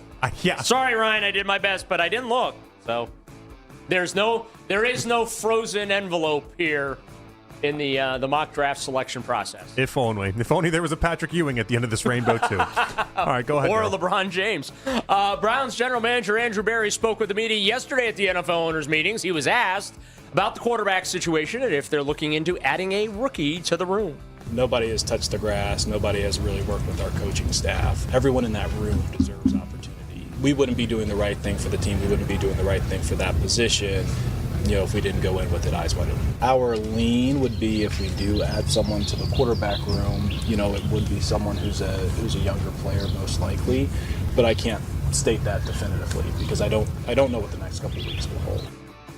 A lot of people seem to believe that this was him saying we are going young, if anything, and adding to that quarterback room, Daryl. I am going to say the birds in the background there, very calming for me, listening to that. Very very calming to hear the birds chirping in the background. You use like a sleep app or anything when you go to sleep, or no? No, I probably should, though. Some white noise? Anything? Yeah, I usually listen to music when I'm trying to fall asleep. Does that work for you? Yeah, it does. What kind of music? Just whatever, You use like random Spotify playlists and just kind of get after it? Yeah, pretty much. Okay, all right. Yeah, so, knocks me out like that. But, no, listen, I think that they've made it very clear the mission this year is a youth movement while trying to win. At least that's what they tell us about the whole trying to win thing. Unfortunately, when you're young, that usually means you don't win if you're the Cleveland Browns. Everyone else in the league can do it, like the Eagles and the Packers and whatnot, but not here in Cleveland. I don't like the idea of another young quarterback, and here's why. Mm-hmm. You already have two projects in Shedeur Sanders and Dillon Gabriel. Now, I think we all know where the Dillon Gabriel movie ends, but with Shedeur, we don't. And there is a lot there, and I kind of feel like all the energy and all of whatever needs to be invested in those two guys. And I just think bringing in a third project is not the way to go about this. Well, we saw with Stefanski, trying to coach or trying to do enough with so many different quarterbacks is just a recipe for disaster. Right. In fact, focus on, if it's going to be Deshaun Shedeur, then focus on them. You know what's going to happen, Jonathan. Depending where this quarterback, if they draft him, they are going to add a quarterback. They got 3 on the roster right now. You need 4 to get through the offseason. Mm-hmm. They will add one. The question is it going to be a free agent? Listening to Andrew there, doesn't sound like it's going to be a free agency. Then that means they're either going to draft someone or it's going to be an undrafted rookie free agent. If it's an undrafted rookie free agent, then you're talking about an offseason camp arm. If they draft them, well, there's a little bit of a commitment there, and that kid's going to stick around a little bit. All right, more from Andrew Berry as he clarified the changes to Myles Garrett's contract had nothing to do with the potential trade. Myles is a career Brown. He is one of the faces of our organization. I think we've been very clear, both past and present, in terms of our feelings on that. So I understand all the questions.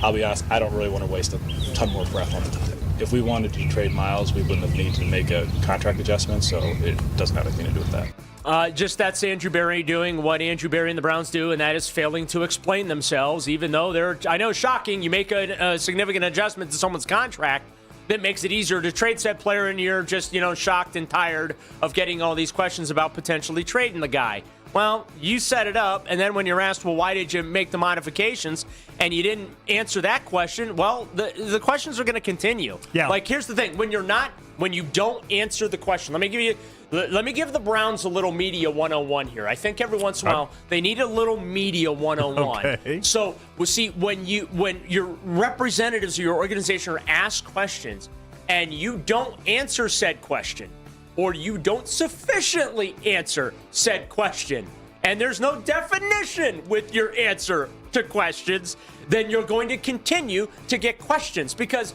that's what we do. We're going to keep asking the questions until we are satisfied with the answers we receive. So I'm sorry, Andrew, if you don't want to waste a lot of breath on the topic, you're going to have to continue until you I just don't know what else he thought was happening here. I know. Or what was going to happen. Like, he thought he was going to give one answer, and then everyone would be like, oh, well, I guess that settles that. Yeah, right. All right, let's all go home. Hey, wait, let's play some pickleball. Let's have some lunch. Good outing with you, Andrew Berry. I just don't know what he expected. Yeah, me neither. Guardians television analyst Chris Gimenez joined us today at 3 o'clock. Talked about Chase DeLauter's great start to his rookie season that netted him American League Player of the Week. To be completely honest with you, I think this is what every Guardians fan had in mind when, you start hearing this kid's name. Like, we needed somebody like this to come up and do exactly what he's done from the offensive side of things. Take some pressure off Jose. Go out there, do what you do defensively. Be the base runner that you've been. Just be the type of player that we knew you've been capable of being. I love it from so many different levels, right? Like, he's finally getting that opportunity. Obviously, a fantastic weekend for DeLauter, a fantastic weekend overall, you would imagine. Because think about it, like 2-2 is not the world's greatest weekend, obviously, but I'll take it. Yeah, with this West Coast trip, especially if you get the Dodgers and then the hard teams you take on at the beginning part of the year. Dodgers, you open with the Cubs when you come home. Like, it's not easy. The first couple weeks of this baseball season is going to be really tough for the Guardians. If you finish that 500, you're in a good spot. Yeah, I'll take 3-4 wins on this trip. But yeah, Chase DeLauter, everything, and then some out of the gate. Now it's just about consistency. And listen, I'm not expecting 4 home runs in 3 games for the rest of the season. I'm sure that will be some sort of major league record. It's not going to happen. He's going to go through the roller coaster, the ups and the downs and whatnot. There'll be peaks, there'll be valleys. Obviously, this is a peak. I just want some consistency from him, but certainly giving us a little glimpse into the potential, and that's really exciting. Yeah, and maybe he can have one of those rookie seasons like Quan had. Quan was a 5-win player his rookie year and really just came out of the gates firing. And like it does happen sometimes in baseball, but the interesting part is, what do you do when the league adjusts to you? And that's what I'm trying to figure out with DeLauter. And you started to see it, even like the NBC broadcast last night was talking about that. They were talking about the idea of like going in is what he crushes, and they would attack the outside. And like there's little things like that are just obvious to people watching from a distance, so they're going to be obvious to obviously these teams. Right. And I'm trying to see how DeLauter attacks that once they start picking up on some of his tendencies and what he really does well. Just obviously mashing the baseball from the inside. All right, that is the lead. We come on back. Eric at home, NFL.com, will join us with the latest in Jimmy Haslam's comments on Deshaun Watson, what it all means for the Browns moving forward, and, of course, Myles Garrett as well. It's Afternoon Drive right here on The Fan. It's back. 92.3 The Fan proudly announces the return of The Fan's 2026 mock draft, April 16th at 7 p.m. at Game On at 24108 Lorraine Road in North Olmsted. Tune in weekdays at 9 a.m., noon, and 5 p.m. to be named GM of one of the 32 NFL teams. Plus, you'll receive exclusive swag and be treated to a buffet dinner the night of the event. With the first pick, it's The Fan's 2026 mock draft at Game On in North Olmsted. Get details at 923thefan.com. At Liberty Mutual, we love helping people with things like customizing car insurance, just like how we customize a song for you. Catered country tune. Liberty Mutual, saving you bucks by protecting.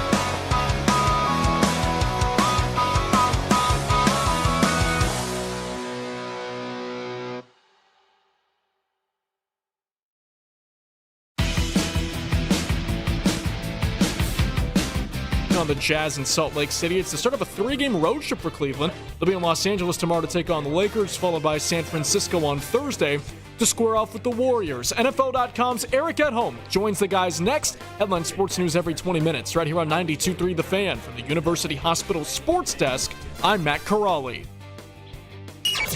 Listen to 92.3 The Fan on the Odyssey, iHeartRadio, and TuneIn app.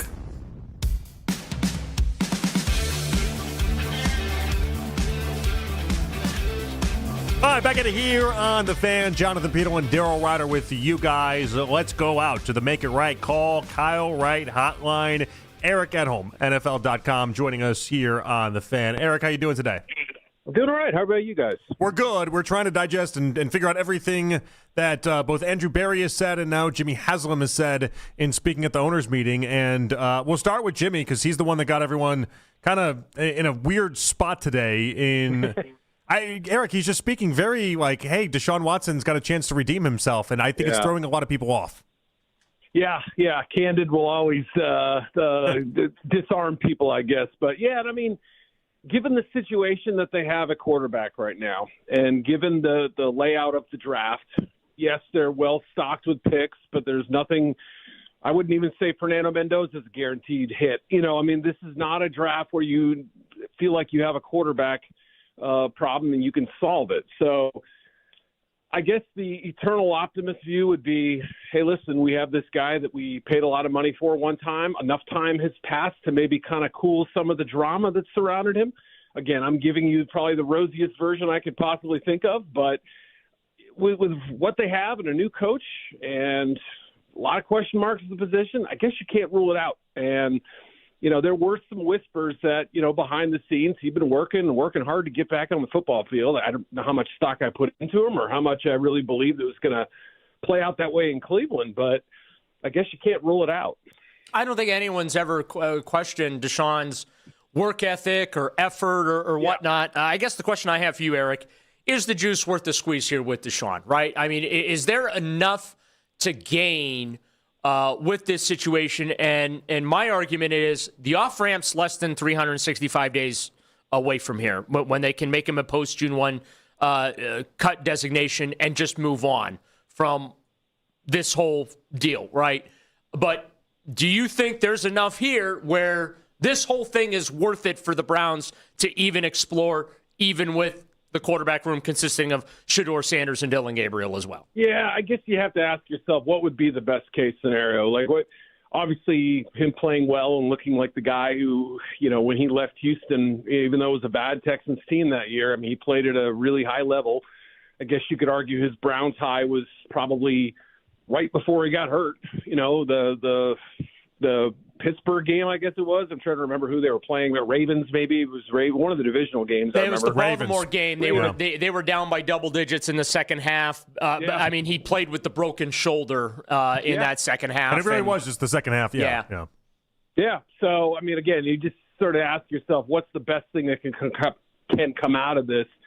I guess him playing well and giving them a little bit of a boost until next year, which, you know, depending on who you listen to or how much stock you put into it, this could be a good quarterback draft in next year's class, you know, and then kind of see where you're at. But, yeah, I mean, he's into his 30s now, hasn't played in, year and a half. I mean, there's only so much I think you could realistically expect. But if you don't have the other two guys, and this shouldn't preclude them from trying to add one more quarterback if they feel it can help them. But at the same time, it's like, you don't have a lot of options. So maybe if you realistically think he has a chance to at least push those other two guys, then maybe it's worth the squeeze. So we've been wondering if next year is just a transition year. And so if that's true, and it is about 2027 in the draft, should we be rooting for any one quarterback to win in that scenario? Is there one of them between Shedeur versus Deshaun that would have the leg up in that competition that way?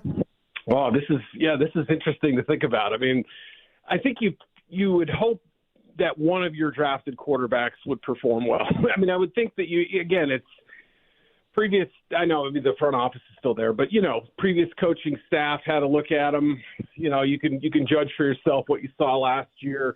I would guess Shedeur's third and Shedeur second, Dylan's third at this point. I don't know, you know, but Yeah, I would think if one of those guys performs well, and the thing is, though, if they perform well, they're going to be your starter the year after that, right? I mean, or, I guess define well. It depends how well they perform, yeah. Yeah, right. I mean, if there's something intriguing about them, but they just don't feel like they're starting material, I suppose there's some trade value there, but I don't know. I mean, quarterbacks are different than any other position, but I feel like I'm talking myself in circles because at the same time, it's like, what really is the best case scenario? They're going to probably just set themselves up for next year anyway, and it's always a one-year business when you don't have the quarterback. Yeah, quarterback competitions never go well here, Eric. That just is the way it goes. We talk ourselves in circles on an annual basis. I want to ask you about the Myles Garrett situation, the contract adjustment last week, the bonus, shuffling that around when that's going to get paid and whatnot. No real cap benefit right now. Andrew Berry, reluctant to give any definitive answer, didn't exactly come out and say, no way are we trading Myles Garrett, just said, hey, he's a career Brown. Do you think, and based on things that you may or may not be hearing right now, do you think that there is a real chance that the Browns do trade Myles Garrett after that contract adjustment? I think it's probably slightly more possible now, no matter what they say. I mean, obviously, it certainly has to be factored in. Now, obviously, I don't think the Epineza deal falling apart has anything to do with that, or if that's it triggers them to make a move or anything. I don't believe there's any connection between those two things. When you sign that contract, you sign Myles to that contract, you obviously were at least prepared for him to be a Brown for life. But at the same time, if you've kind of reevaluated things and feel like you're not in a position to compete, in a 2-year span, and or you think you can get the kind of value back that only a handful of non-quarterbacks in this league can even, dream about getting, then maybe you reconsider at that point. But I don't know. It just feels like there's so many balls up in the air right now. Your star pass rusher may or may not be in the trade market. The quarterback situation we just ran through. A talented roster with a rookie class last year that was so exciting to watch develop, and you feel like there's at least somewhat of a core in place, but the chaos is what sort of makes you wonder if it's ever going to come together. So I don't know. I mean, I haven't heard a lot of buzz. I've made some calls the last week or so, mostly draft related calls, but it's not like I've heard people say, ooh, we're, preparing for a deal or anything like that. So hard to project anything, but I can't say it won't happen. Eric Edholm joining us here on 92.3 The Fan. You see how we get in a complicated spot here, because it's like, if you were just going to try to suck for 2026 to go for 2027's draft, you would have just traded Myles either earlier, last year, whatever. Right. But they continue to kind of play with the idea that they're half-assing everything. They don't want to do a full rebuild. They don't want to completely go for it. But in the same respect, they're also not really doing much to be competitive or try to win a substantial amount of games. Yeah, it's hard to butter both sides of the bread, right? Mm-hmm. I mean, you don't want to tank. Obviously, we've seen what happens to teams that go into those full tank modes. Morale goes down. It's an unattractive place for free agents, right? Even if you consider the draft too. I mean, the last thing you would want is an Arch Manning or one of these sort of premier quarterbacks to pull an Eli Manning, So there's that. There's also the fact that, I think anytime you're not trying to win, short-term, long-term, or whatever, you're still setting yourself back. I don't think there's a tried and true way to tank successfully in this league, even with, no lottery, even with the guarantee of getting a high draft pick every round and all that stuff. I haven't really seen it happen in this league. So, obviously if you can make the most of those picks, no matter where they are, you're going to be successful. And that's really the bottom line, I think. You mentioned you make some phone calls, about the draft and what might happen. Browns obviously was 6-24 in front of them, 5 of the top 107. I'm assuming, only because it's their greatest need, that left tackle and wide receiver will be the targets. So what are you hearing? What do you think the Browns do with those 2 first-round picks? Yeah, I think you're right. I think those are the 2 positions. In fact, wouldn't shock me or you or anybody else, I don't think, if they used those 2 positions on their 2 first-rounders. Now, we know that it's the front office that is willing to, move up and down and sort of throw some offers out there to see what happens. So, assuming they stick there, I don't know that there's going to be a wide receiver or a tackle taken ahead of that pick. That's really how it's shaping out right now. Mendoza 1, Reese 2, 3. I would guess either the pass rusher Bailey or the tackle, and which one, I guess. But Mawanoa is probably the most likely. 4, could it be Love? Could it be a pass rusher? 5, I've heard the 2 Ohio State guys, Styles and Downs. I'm guessing Love would be a factor there too if he was still available. But I don't know that anyone other than Arizona would be prepared to take an offensive tackle. And then the question becomes, you have to kind of play it both ways to see how your simulations come out. If we take Carnell Tate at 6, what tackles are left for us at 24? What tackles are there at 18 in case we want to trade up, ahead of the Steelers, ahead of some other teams? You do it the reverse way. What if do we like Francis Mawanoa to take him that high, or Freeling from Georgia, or, any of the other options there? Spencer Fano, is he worth that high a pick? I don't know. That's really what it's going to probably come down to. And then what receivers are there towards the bottom of round 1 as well. And, it's a 3- and 4-dimensional thing where you have to kind of look and see which positions are going to fall off quickly, which ones have some depth, which players are you pounding the table for. I suspect, and the way I've kind of been playing it in the mocks, has been to put the receiver first and then come back for the tackle. Because, again, I think they can slide up. And there are enough questions with some of the top receivers that I kind of wonder. I mean, yeah, they could get Omar Cooper or somebody like that, or I don't think he's a first-round pick personally, but a good player. Or you could maybe get Jordan Tyson if there's a question about his injuries. But the safer route might be to go Carnell Tate, even if he has maybe a lower ceiling than some of these other prospects, and then try to get the tackle. But left tackle is a pretty important position, too. So it wouldn't shock me if they went the other way. Eric at home, NFL.com, joining us here on The Fan. Staying in the AFC North, there's no way the Steelers end up letting Aaron Rodgers, or Aaron Rodgers deciding he doesn't come back, right? After all this chatter, because their option then would be, Will Howard going into next year? That just doesn't seem likely. Yeah, I guess you'd have to sort of explore, what free agent options are out there. Would Kirk Cousins be a fit for a Mike McCarthy offense? I don't know. I mean, obviously, it depends on Aaron. If Aaron wants to, change his mind, I would think everybody kind of feels like he's coming back or leaning towards coming back. And there doesn't seem a lot of panic out of Pittsburgh. Different coaching staff, and they're treating it roughly the same way they did last year, which is kind of crickets. Nobody seems all that bothered by the situation. But I do think we'll hear sooner.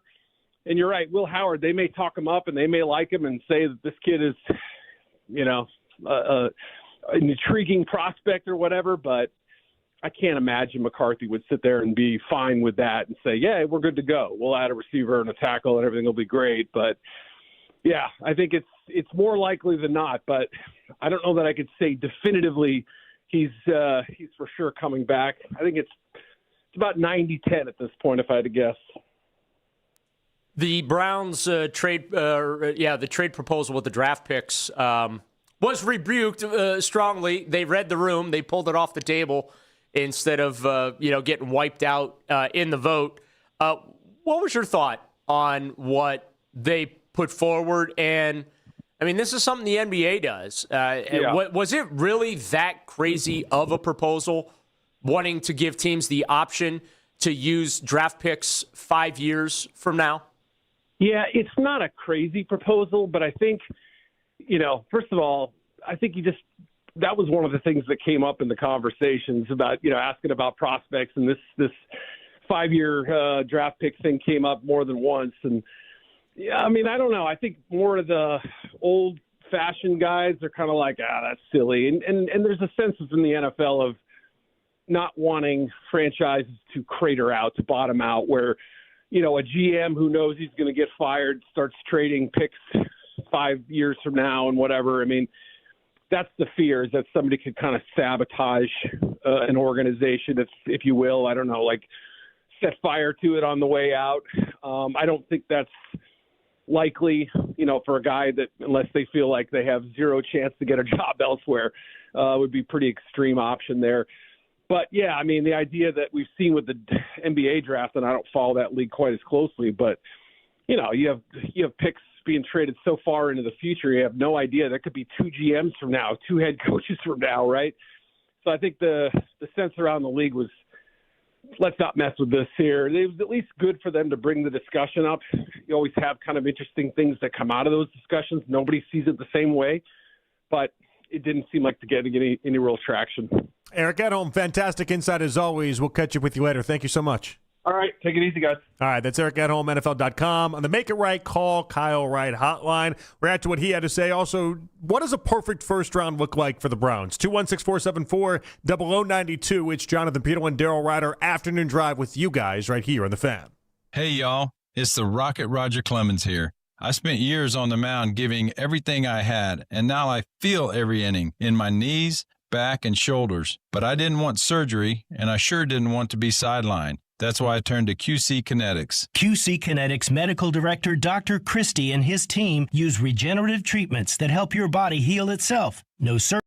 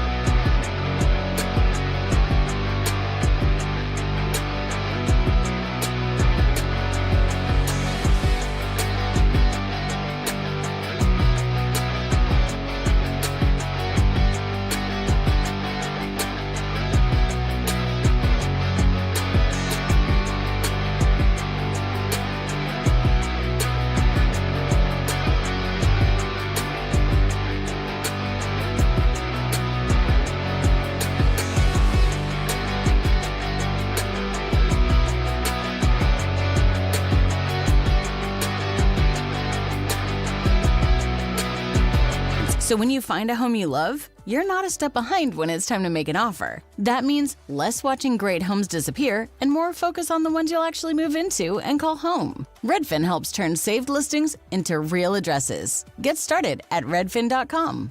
Own the dream. Don't trust anybody with your Cavs coverage unless they have sports in their name. We are Sports Radio 92.3 The Fan.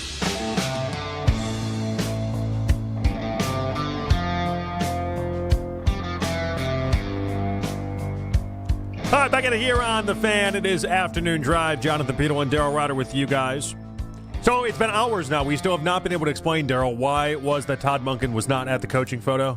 I'm based on a couple that I've seen Spencer and Mary Kay post about it. I guess it was a timing issue. A timing issue? Are we buying the timing issue? The photo was not taken at the predetermined or pre-scheduled time, and therefore, I guess Todd couldn't make it. So for those that don't know, the coaches photo every single year, it's all the coaches and they get together like it's like a 8th grade photo. Yes. And they take a photo together and then it's documented. And then everyone across the internet, they kind of like rate the shirts and they rate the outfits. And Andy Reid always wears an Hawaiian t-shirt and looks festive and all these other type of things. And I just think it's hysterical that Todd Monken, the first time he gets to be a head coach, just missed it completely. Yeah. Andrew Barry made the GM's photo. Well, I would hope so. Like I'm pretty sure we have a pretty high rate of success of the coaches that are there. I think it was Todd Monken and Sean McVay were the only two that didn't show up. Which makes sense because Sean McVay's been on our TV every 3 seconds in the studio today. And this isn't the first time Sean McVay has missed the coach's photo. He doesn't exactly prioritize it, but you waited all this time to be an NFL head coach. Like this is your one shining moment in late March. And you missed the photo op. Like, what were you doing, Monken? I need to know. Was he talking horses with somebody? Like, what was he up to? I don't know. Now, I guess at the combine, Todd was saying, hey, he's, learning a few things as head coach and scheduling and things that become part of the job. And, well, I guess he did get the memo about when the photo's being taken or they didn't take it when they said they were going to take it. And all right, Todd Daryl. ended up having better things to do. Half joking. But like, are you one of those guys that subscribes to the idea that if you're on time, you're late? No, because I'm usually the guy that's on time but late.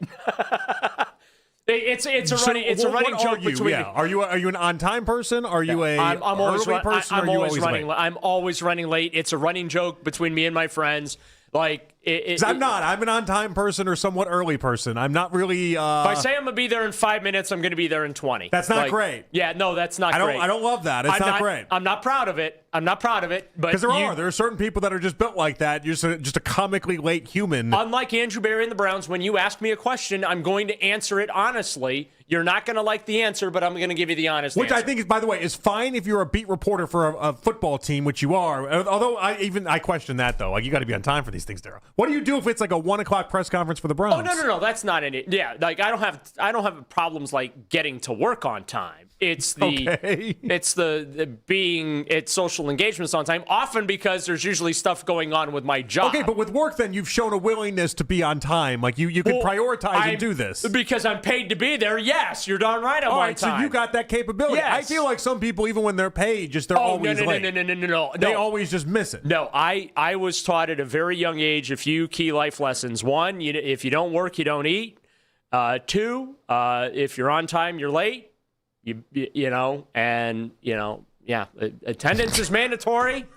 You don't miss school unless you're like. All right, so then the reasonable minds could then make the assumption that Todd Monken, probably a late person in life, and something as important as the coaching photo. He had a scheduling conflict. I'm going to assume you don't have a scheduling conflict for that. You're there for that reason and that reason alone. I would imagine. Hypothetically, what was he doing? Hypothetically, I think we have a comically late person on our hands, and I don't know that I love that for a head coach. Hypothetically, if the picture was scheduled at 1 p.m., I don't know when it was. Do I have to tell Todd that the game start at 1 o'clock?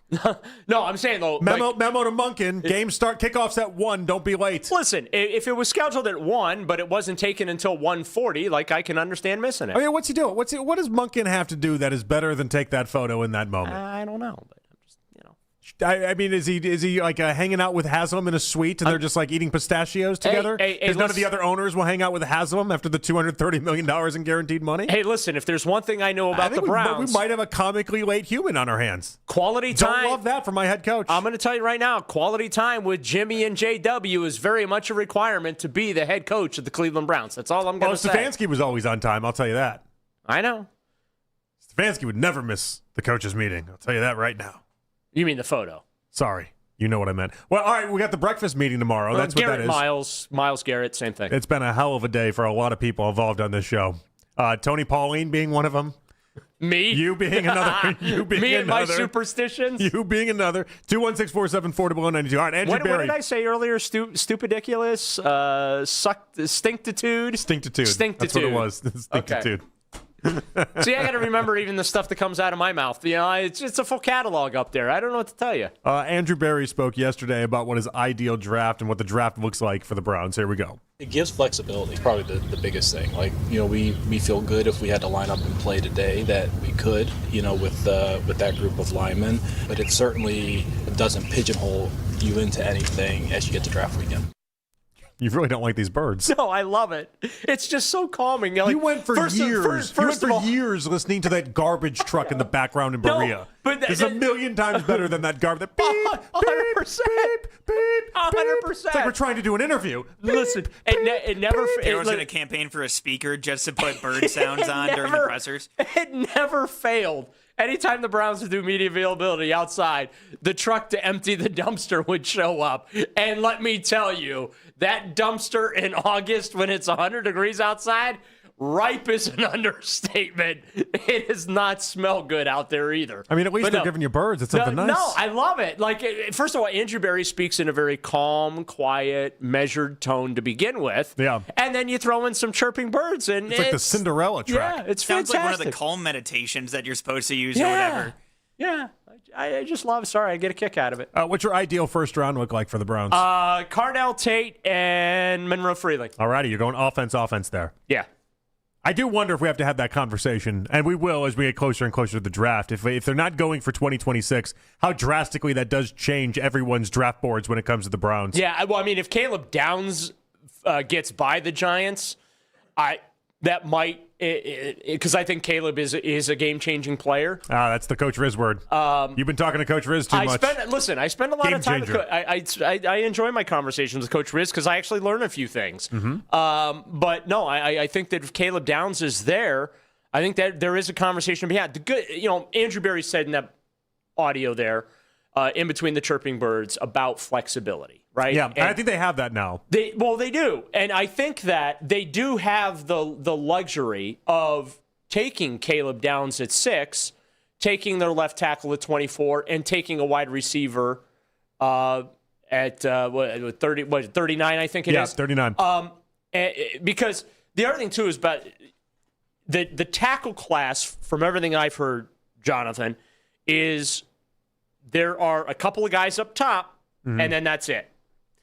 The wide receiver class, however, is thought to be very, very deep. They might break a record for the first 2 rounds with wide receivers taken. Right. It's thought to be very deep, not only very deep, but there's not like a tremendous separation from the 2nd and 3rd receiver in the class to the 8th, 9th, and 10th receiver. And I think that's a very positive. Now, I know these are all projections. These are just evaluations that everyone's making, and those don't always end up panning out that way. But it maybe calms me a little bit into believing that, okay, they have to come out of the first round with a tackle because this is not a great offensive tackle class outside of the top 4 or 5 guys, right? So they got to come away with one of the top 4 or 5 guys in that group.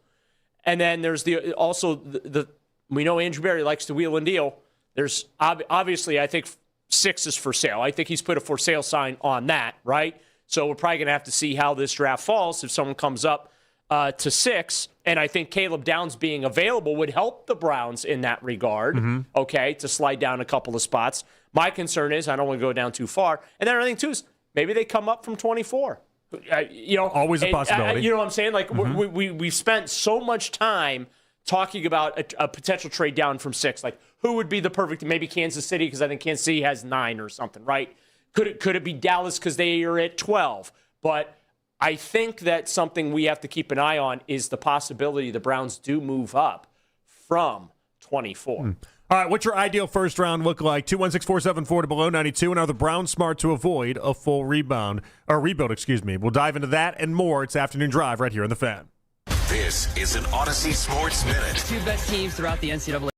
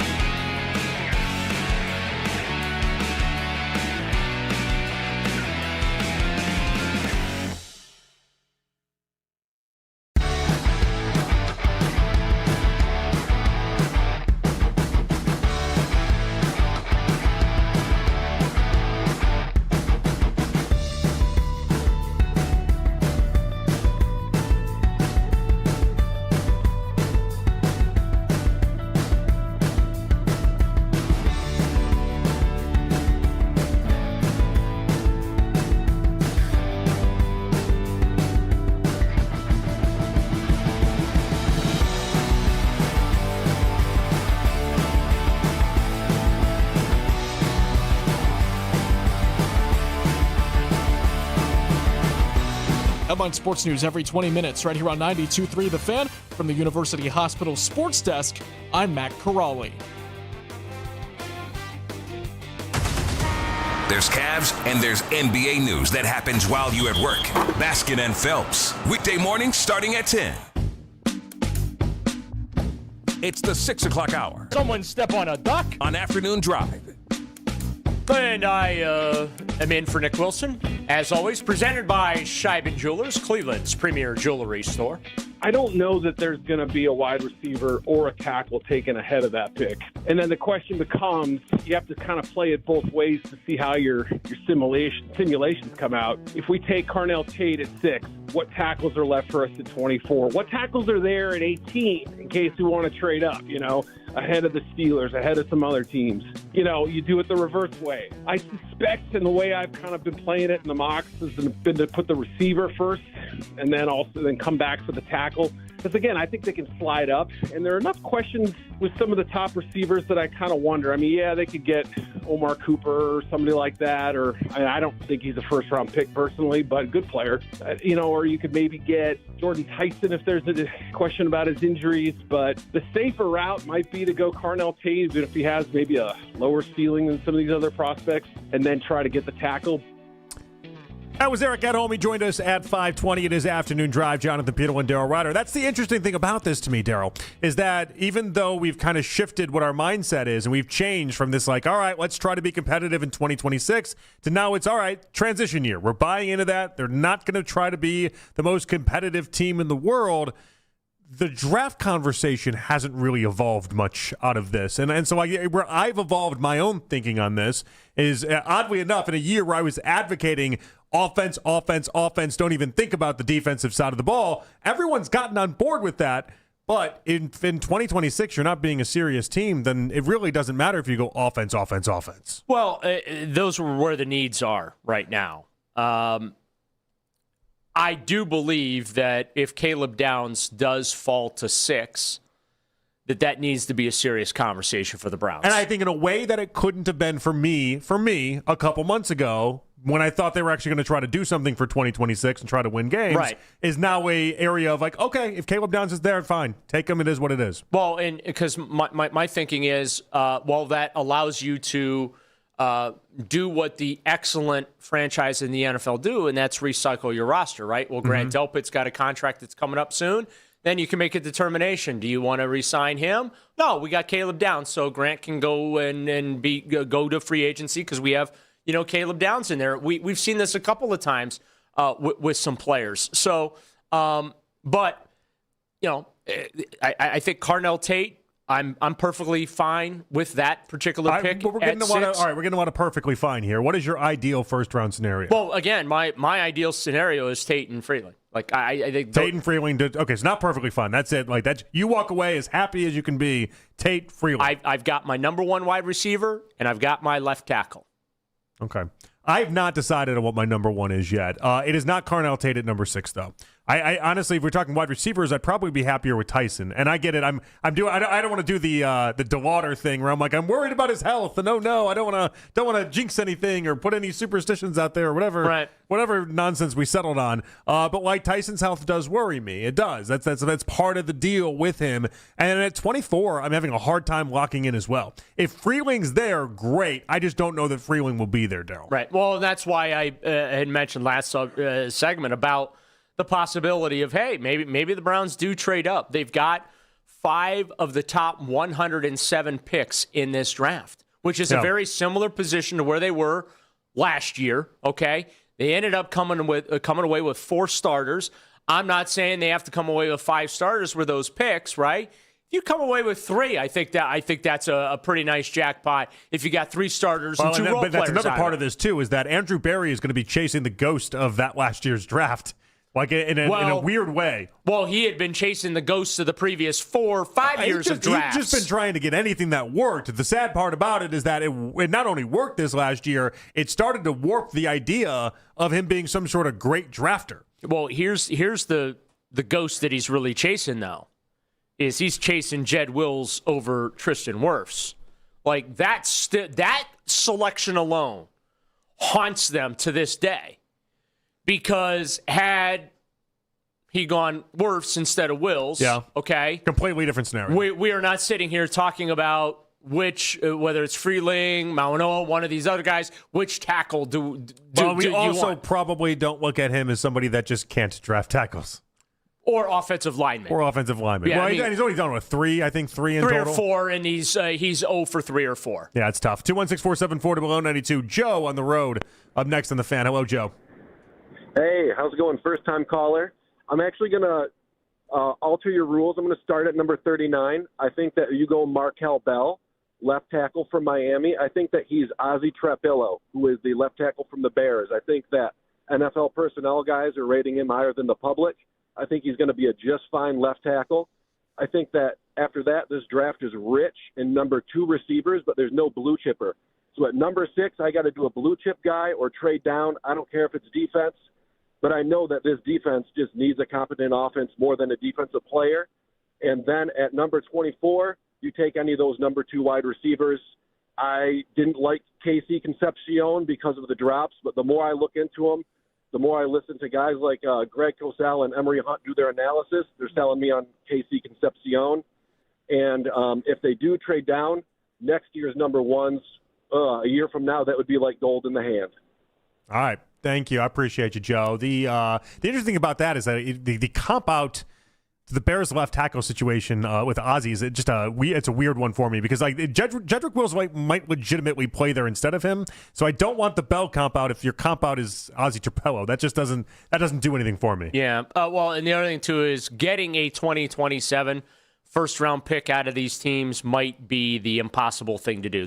No one's doing that. Because of what is expected to happen, or I should say be available in the 2027 draft. And again, I say this realizing we were expecting the same thing this year. This was supposed to be the year if you needed a quarterback that you'd be able to do it. That never materialized. It's Fernando Mendoza and everybody else. And there's questions about Mendoza. Ty Simpson, I kind of feel like we're having the conversation because we have to have it. Yeah. But also, too, people are just trying to talk themselves into Ty Simpson being relevant, if you will, as far as being, I guess, a top 25 pick in this draft, right? So I think that if you trade down from 6, you're not getting what you got last year. You're not getting a 2027 first rounder. You're probably maybe getting a second rounder, and you're getting something for this year. Maybe it's in the second round as well because, again, you're giving up a first-round pick to move down. No, that seems right. Markel Bell, by the way, 6'9", massive human, 6'9", 340, just a big person. Do you want to know where he's from? Sure. Cleveland, Mississippi. Oh, what a fake out. How many different Clevelands are there? I know there's a Cleveland, Texas. Yeah, there's a few. I didn't know there was a Cleveland, Mississippi. But you know what? Does it count for Baskin if they're from Cleveland, but it's not like Cleveland, Ohio? No. Is that not a thing for him? Do they have a Cleveland Heights down there? It actually would be really funny. Heights. Where is that? There's somewhere in the country, or sorry, in the world, where it's just littered with all sorts of different little cities of. Isn't there a Cleveland in Europe? I mean, there's got to be. That's what I'm trying to figure out the different amount of Clevelands. But there's like an offshoot somewhere in like one of the islands of Asia. It's just everything is then all of a sudden different parts of American cities, and you're like, here's Cleveland, here's New York, here's Los Angeles, and they're all like right next to each other, and that's part of the deal. So according to Google, there's over 24 Clevelands just in the U.S. We have Cleveland, Ohio, Cleveland, Tennessee, Cleveland, Georgia, Cleveland, Texas, Cleveland, Mississippi, Cleveland, Alabama. You got some smaller, but you know what? Here's the most important thing. We live in the best Cleveland. Well, yeah, no, at least the biggest for sure. It's funny when I was coming from Houston and I was driving to here, like when I first got the job, and I was all right. Let's go to Cleveland. Let's do this.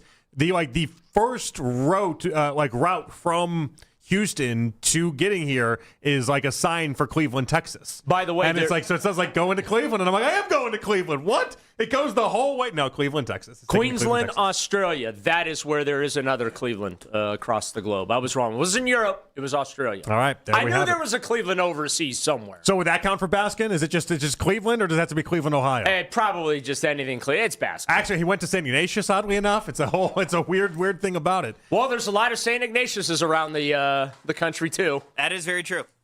I know. My brother went. My brother, sister, both brothers, and my sister and my dad all went to St. Ignatius in Chicago. Same school that John Mulaney went to. So you can Fun say, fact for you. yeah. So they say they're Ignatius grads. Yeah, and it's a Jesuit school and everything. The whole everything. All right. So who ripped off who? That's what I really want to know. I don't know, Mac. We're going to have to get to the bottom of this.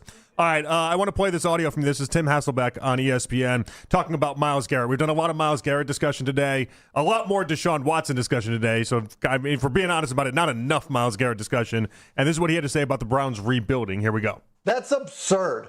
How good he is remarkable. And you know what? It hasn't done anything in terms of the Browns having team success because they've had issues at quarterback. The guys they've invested in haven't been any good. They have a new coach. It's just full rebuild mode. Full rebuild mode. You need to tear it down and build it back up. The value you would get for a player of his caliber would help you rebuild it. So, listen, you can have the best player, defensive player in football and be a team that is, well below 500. It just doesn't add up to team success, and it doesn't make any sense. Do you buy that if it doesn't make any sense? No, I mean, I think trading Myles last year would have been the right thing to do. But now that they've done the contract adjustment that they have, I do think it kind of makes sense for them to trade Myles. Here's the problem for Andrew Berry. What's that? You can't make the worst trade in NFL history and then follow it up by trading the generational Hall of Famer. You definitely can. I can't let his legacy or whatever his perceived legacy is. That's going to be his legacy. No. Because this is the Hail Mary attempt that he makes here is to save his legacy. Because if the trade you make of Myles Garrett nets you, I don't know, 2 firsts or whatever that ends up being, 2 firsts and a third or 3 firsts, and get you, let's say, a franchise quarterback in 2027 and then another all-time great piece or something like that, and you can unequivocally at the end of the day say, we wouldn't have this quarterback that turns into whoever it ends up being that has taken us out of the dust, essentially.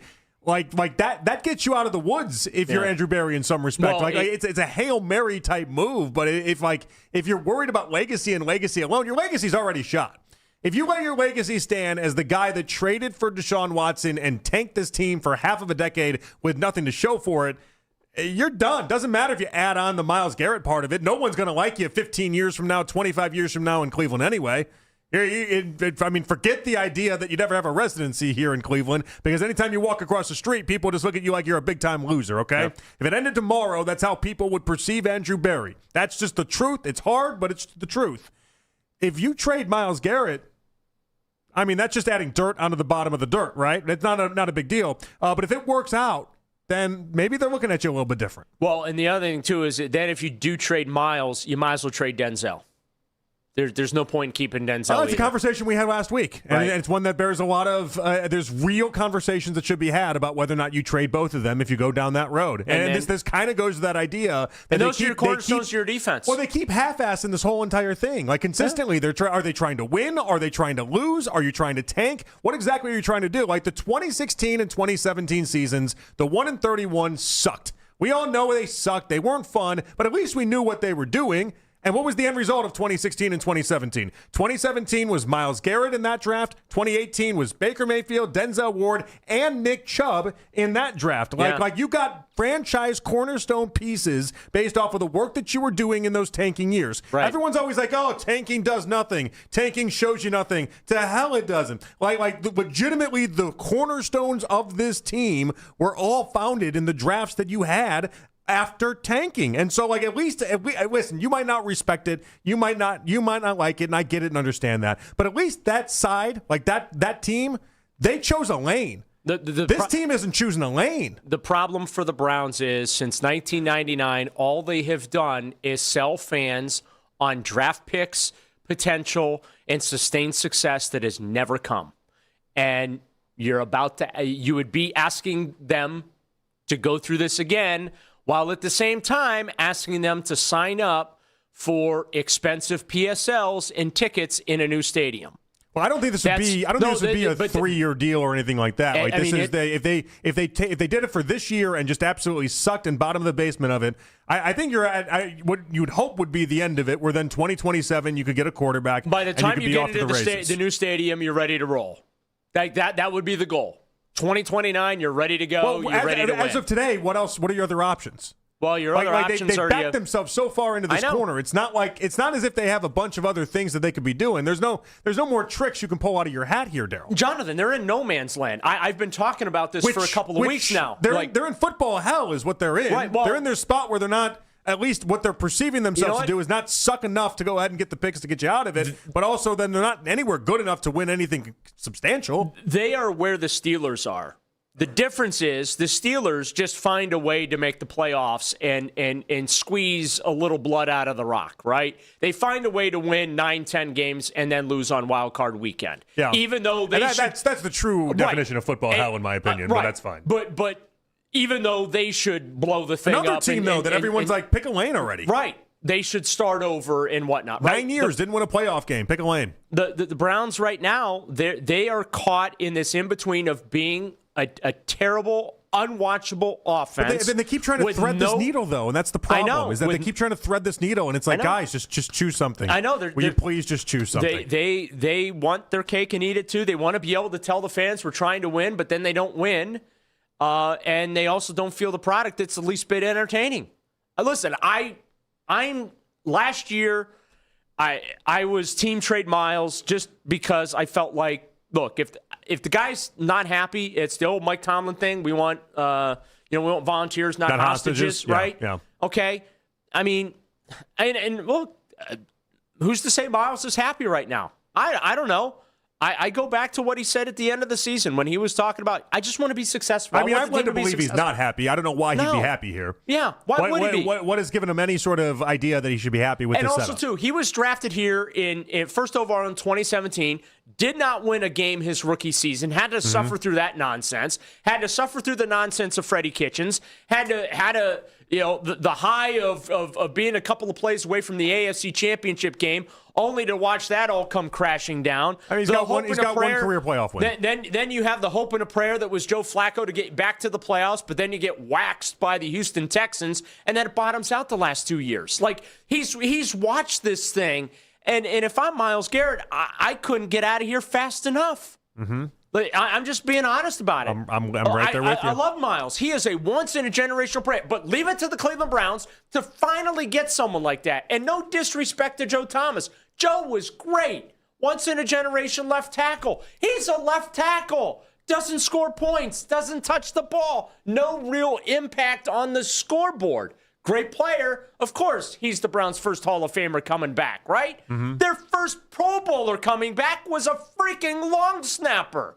Ryan Pomprion. Butch Davis at least could say, hey, I drafted a Pro Bowler, long snapper, but hey, it was a Pro Bowler. I guess so. But this is what we've gone through for nearly 30 years here, Jonathan. You're 42 quarterbacks deep on the jersey, and you're still looking for number 43 to save you. Or but a lot of the time, why does this happen? A lot of the time it happens with the Browns because they've been taking quarterbacks at pick number 22, and they've been taking quarterbacks at 18, and they've been taking quarterbacks like the one time in the third round. Yeah, like the one time they actually designated themselves to suck and then take the number 1 overall pick and use it on a quarterback was Baker Mayfield. That's the most success they've had in picking the quarterback. And they should have taken time. Josh Allen. Like they've done a lot of guys at 20, guys at 22, Johnny Manziel, Brian, like all these type of guys. It's like, I choose a lane. They should have taken Patrick Mahomes instead of trading the pick. It's just this is the way it goes in Cleveland. All right, 216-474-0092. What was your first reaction to the ABS system? We got a whole bunch of reaction this weekend off of it. Did Daryl like it? Did Daryl not like it? It's Afternoon Drive. We'll do it next right here on The Fan. 92.3 The Fan.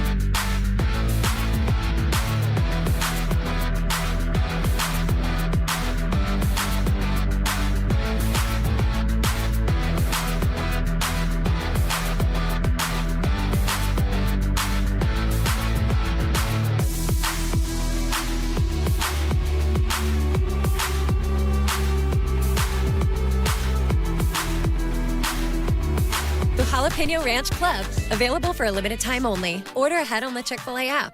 You can now watch The Fan live on YouTube. Catch The Ken Carman Show with Anthony Lima from 6 till 10 a.m. Baskin and Phelps 10 a.m. till 2 p.m.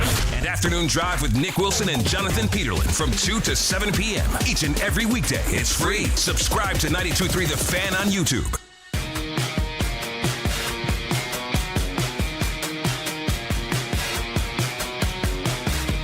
All right, back at it here on The Fan. It is Jonathan Peterlin, Daryl Ryder with you guys. In case you missed it, coming your way in about 15 minutes. All right, how much baseball you watch over the weekend, Daryl?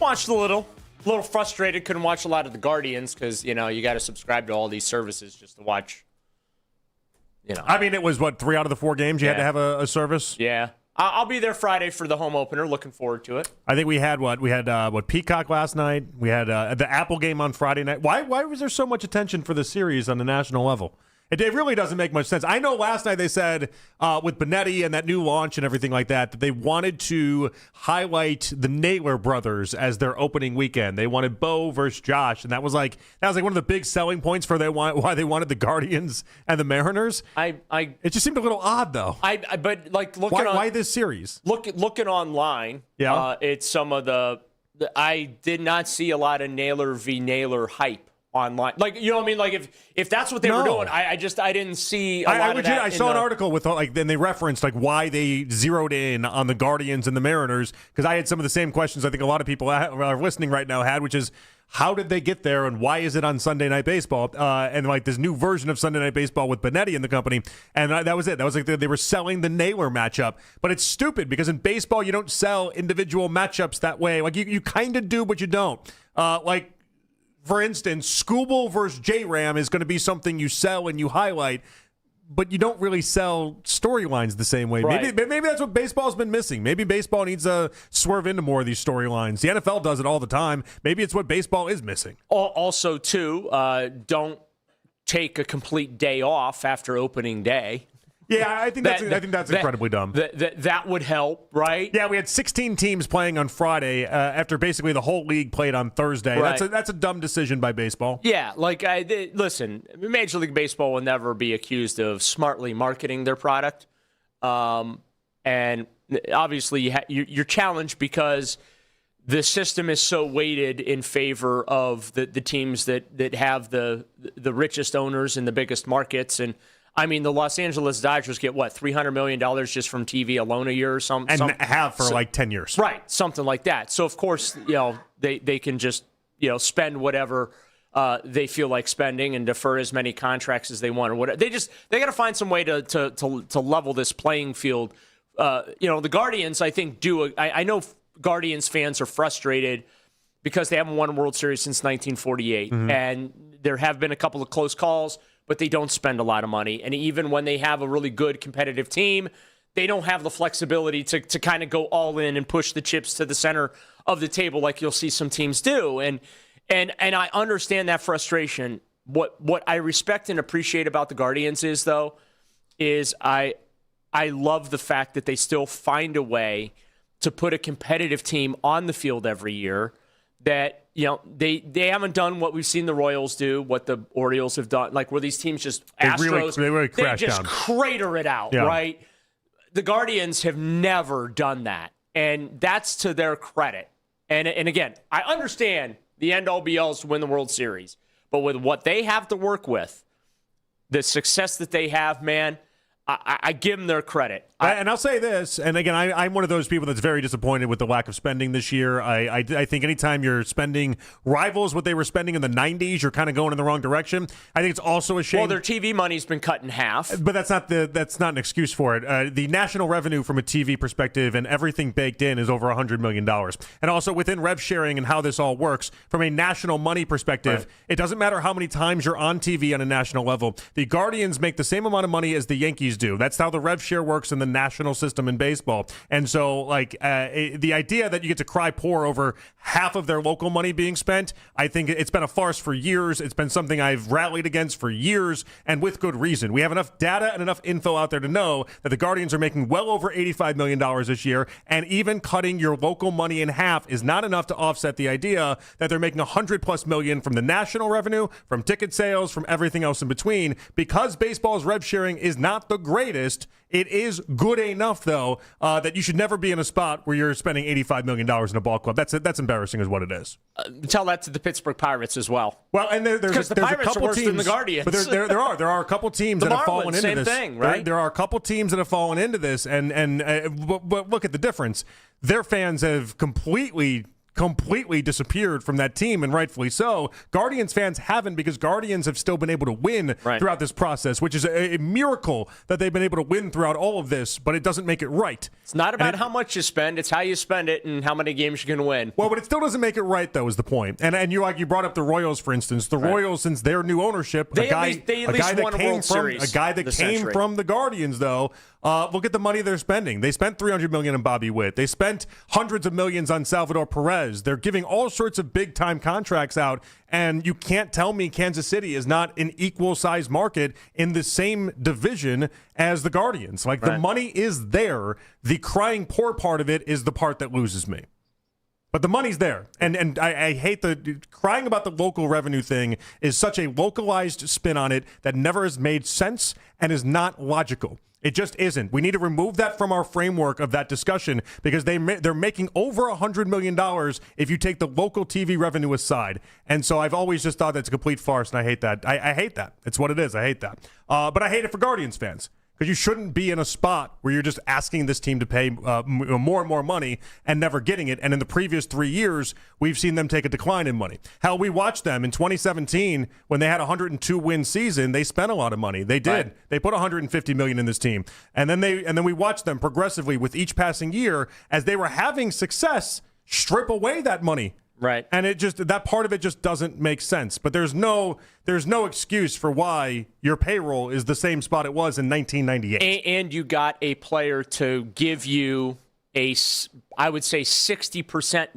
to 70% discount on his salary. Jose Ramirez is a $50 to $60 million per year player, and he is quite happy and content to make $25 million per year for the rest of his career. But no doubt about it. And they failed to capitalize on that type of commitment from him and also generosity from him. Well, and so it started out as a segment where I was going to give him some credit, and now it's just turned into this.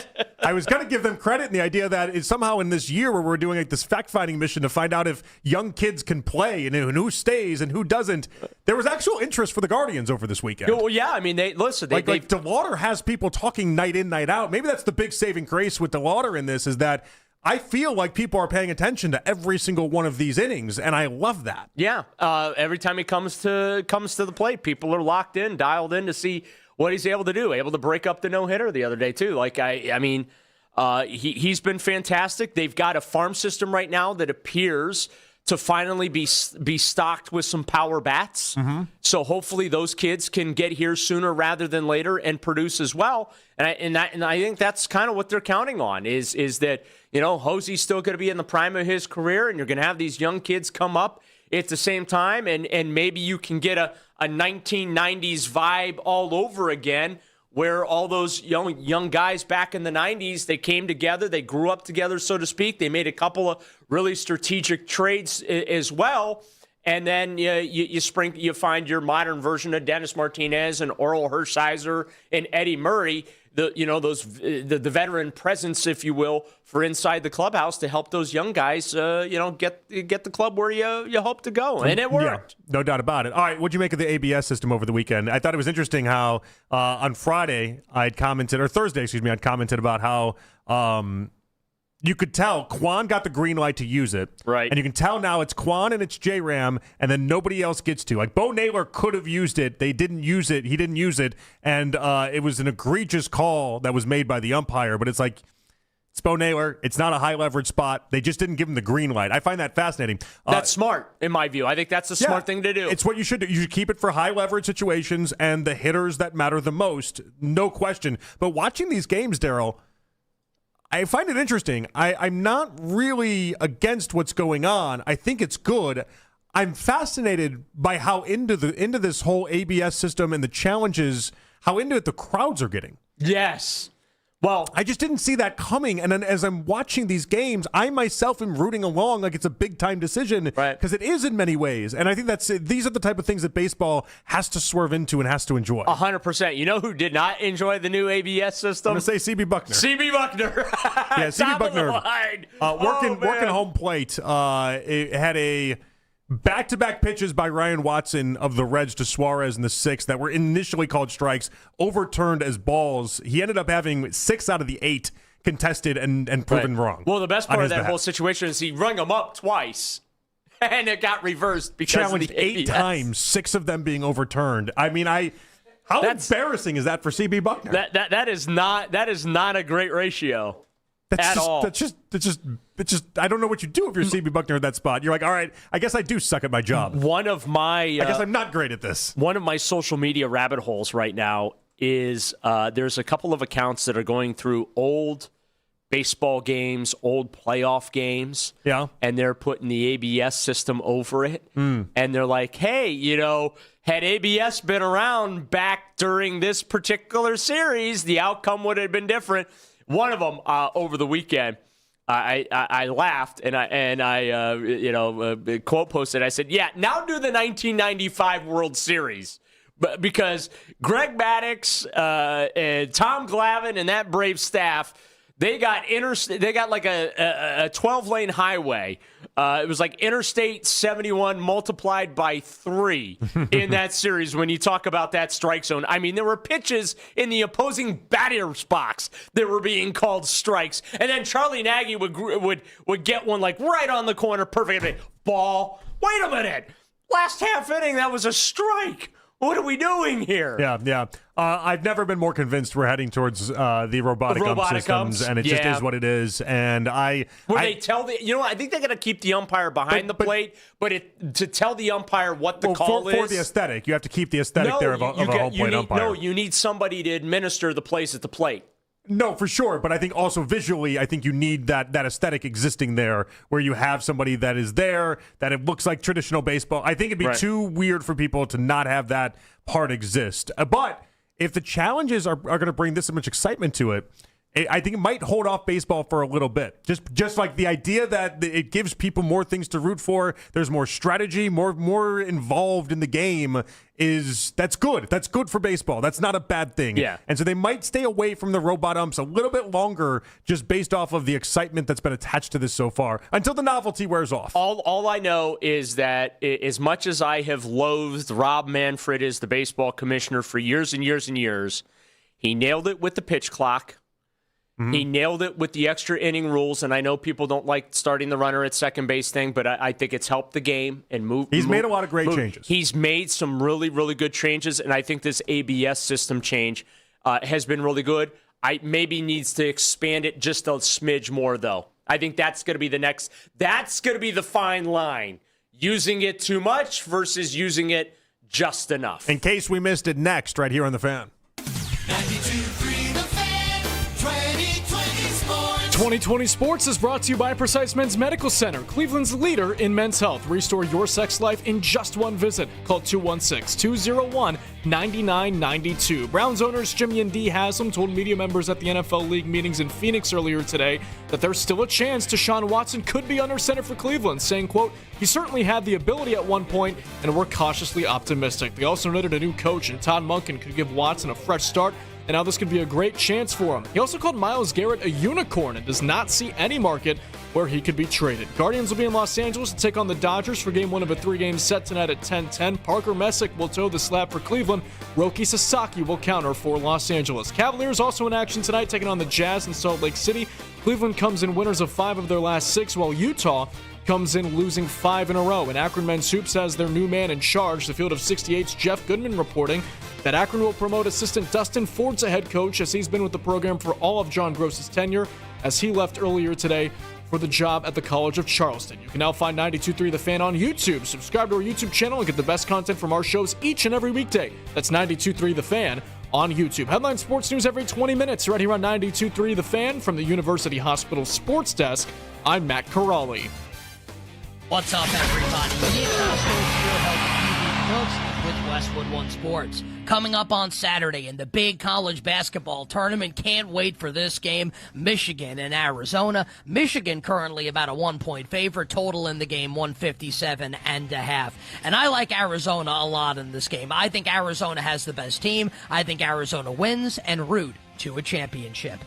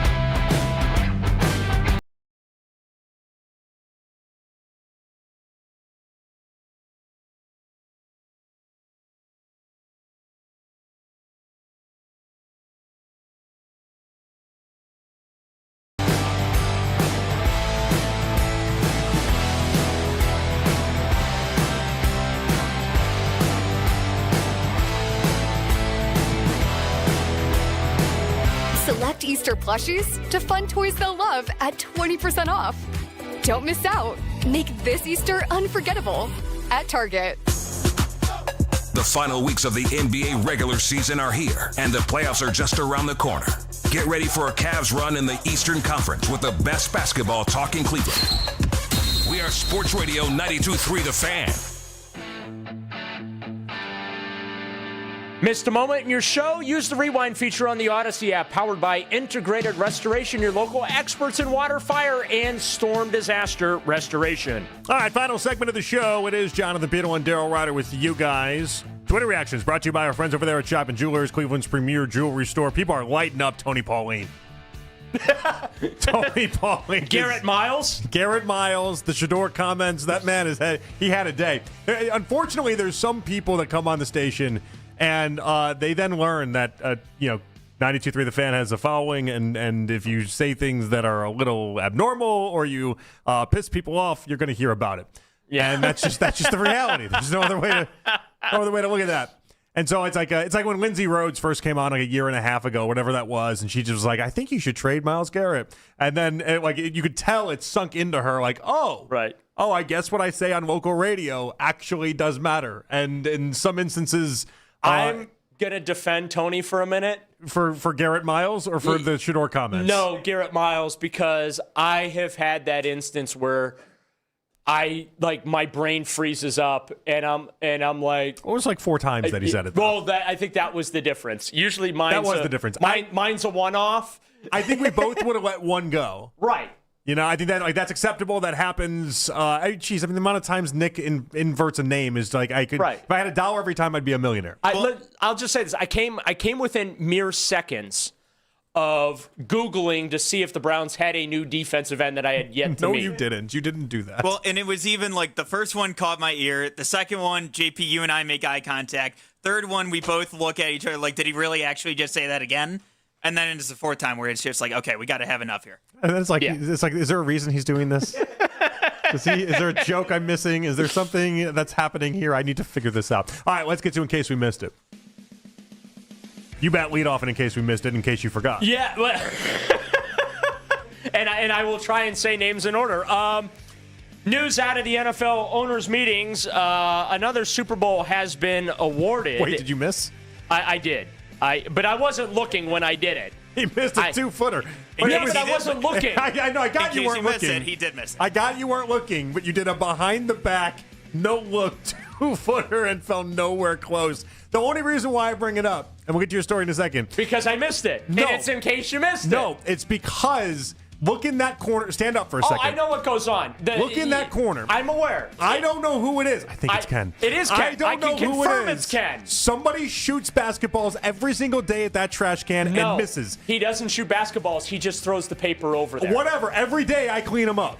And here, I'll do it right now. See, let me demonstrate what he does. This is how it goes. I got the... And then he just... There we go. He just threw a straight line drive at the ground. But that's exactly what Ken does. That's exactly what's done. Why does he not care if he makes it or misses it? And then why doesn't he go and clean it up afterwards? Well, I don't know. That's the question I have. Why I legitimately go over there every day and then I pick him up off the ground. And then I'm always like, but I never knew who exactly it was. I always assumed it was Ken. But I never knew exactly because I didn't want to know. Why is he shooting trash and just blatantly not even caring if he makes it and then not going and picking up the trash? I thought he was a big, cleanliness is next to godliness type guy. For the record, I picked my miss up. It's in the trash. Would you have if I didn't bully you right now? No, yes, I would. I believe you. Yes. I believe you. I miss shots all the time, and I go and I walk and I pick up my paper and then I dunk it. Occasionally, I miss the dunk, too, but we were not going to have that conversation. I mean, at least throw it up and do a little adebayo and then throw it up. I do that instead of Kobe now, All right, what do we got here, Joe? Hey, at least the Cavs didn't let Adebayo score 83 points the other night. They got that going for them, which is nice. Super Bowls being awarded at the owners' meetings. It is a tradition unlike any other. February 2029 has been awarded to Las Vegas. Your friends in the desert get their second Super Bowl in 5 years, of course. They get everything. Next year, it'll be in Inglewood, home of the Rams and the Chargers. Atlanta gets the 2028 Super Bowl. So here's the question that I would ask you. Because I do think with Nashville's dome coming online, they're going to get the 2030 Super Bowl. Yeah, that's going to be a good time. I think that. You can book that. But are we primed for 2031? Is that what you're saying? Well, here's the thing. Are we running out of dates? We are, because there's a lot of nice new stadiums that are going to be coming online. How long did Minnesota have to wait after they get their new building out? They were within the first 5 years. I thought so too. I thought that was pretty quick. The window for the Browns here with Brook Park is going to be very, very tight, because the Bears are going to be getting a new domed stadium. Yeah. The Commanders are getting a new stadium. It's going to be the new RFK, so they're definitely getting a Super Bowl. The Chiefs are going to get a new dome stadium. I guess it's going to be in the state of Kansas, though. The Jacksonville Jaguars are expected to get another Super Bowl because they are going through a massive renovation. So are you saying we might not actually even get a Super Bowl out of this? Yeah, there's a lot of competition. Or if we do, it's like 2040? Yeah, I mean, there's a lot of competition for Super Bowls here coming up. But first of all, do you want the Browns to do it? Minnesota had the Super Bowl within 2 years after they opened. Yeah, I thought it was really quick. So do you want the Browns to apply for a Super Bowl here in Cleveland? Of course I do. Do it right now. Do you think that there's a realistic chance that we're going to get? I always thought that was part of the deal. I just always thought you got that. But the way you laid that out there tells me that's not really part of the deal, and we might not end up with the Super Bowl. But here's the thing. Like, they talk about, like, the market and the hotel stuff. Like, the 49ers stadium is like 50 minutes to an hour from San Francisco, right? Yeah. Well, 50 minutes to an hour from downtown Cleveland is Canton, where the Hall of Fame is. So can't we do like this? I mean, the RNC, they were busting guys in from Sandusky. I think we could have a Super Bowl here. We definitely could. Yes, do it. I don't love how you laid it out, though, because I don't know that we will. There's a lot of competition. Right. Thank you to Mac Robinson on the board. Yes. Thank you to Jake Murren producing the show, Matt Corrali doing the updates. Thank you to all of you guys for tuning in, as always. Thank you, Daryl. Had a good time. It was fun. I believe we're doing it again on Wednesday. We are. I will talk to you on Wednesday. Nick Padone in tomorrow, and I'll talk to you guys all tomorrow at 2. Keep it spicy, baby. Let's go. I love you. Have a great day. Take care, Nick. Take care of him. He needs help.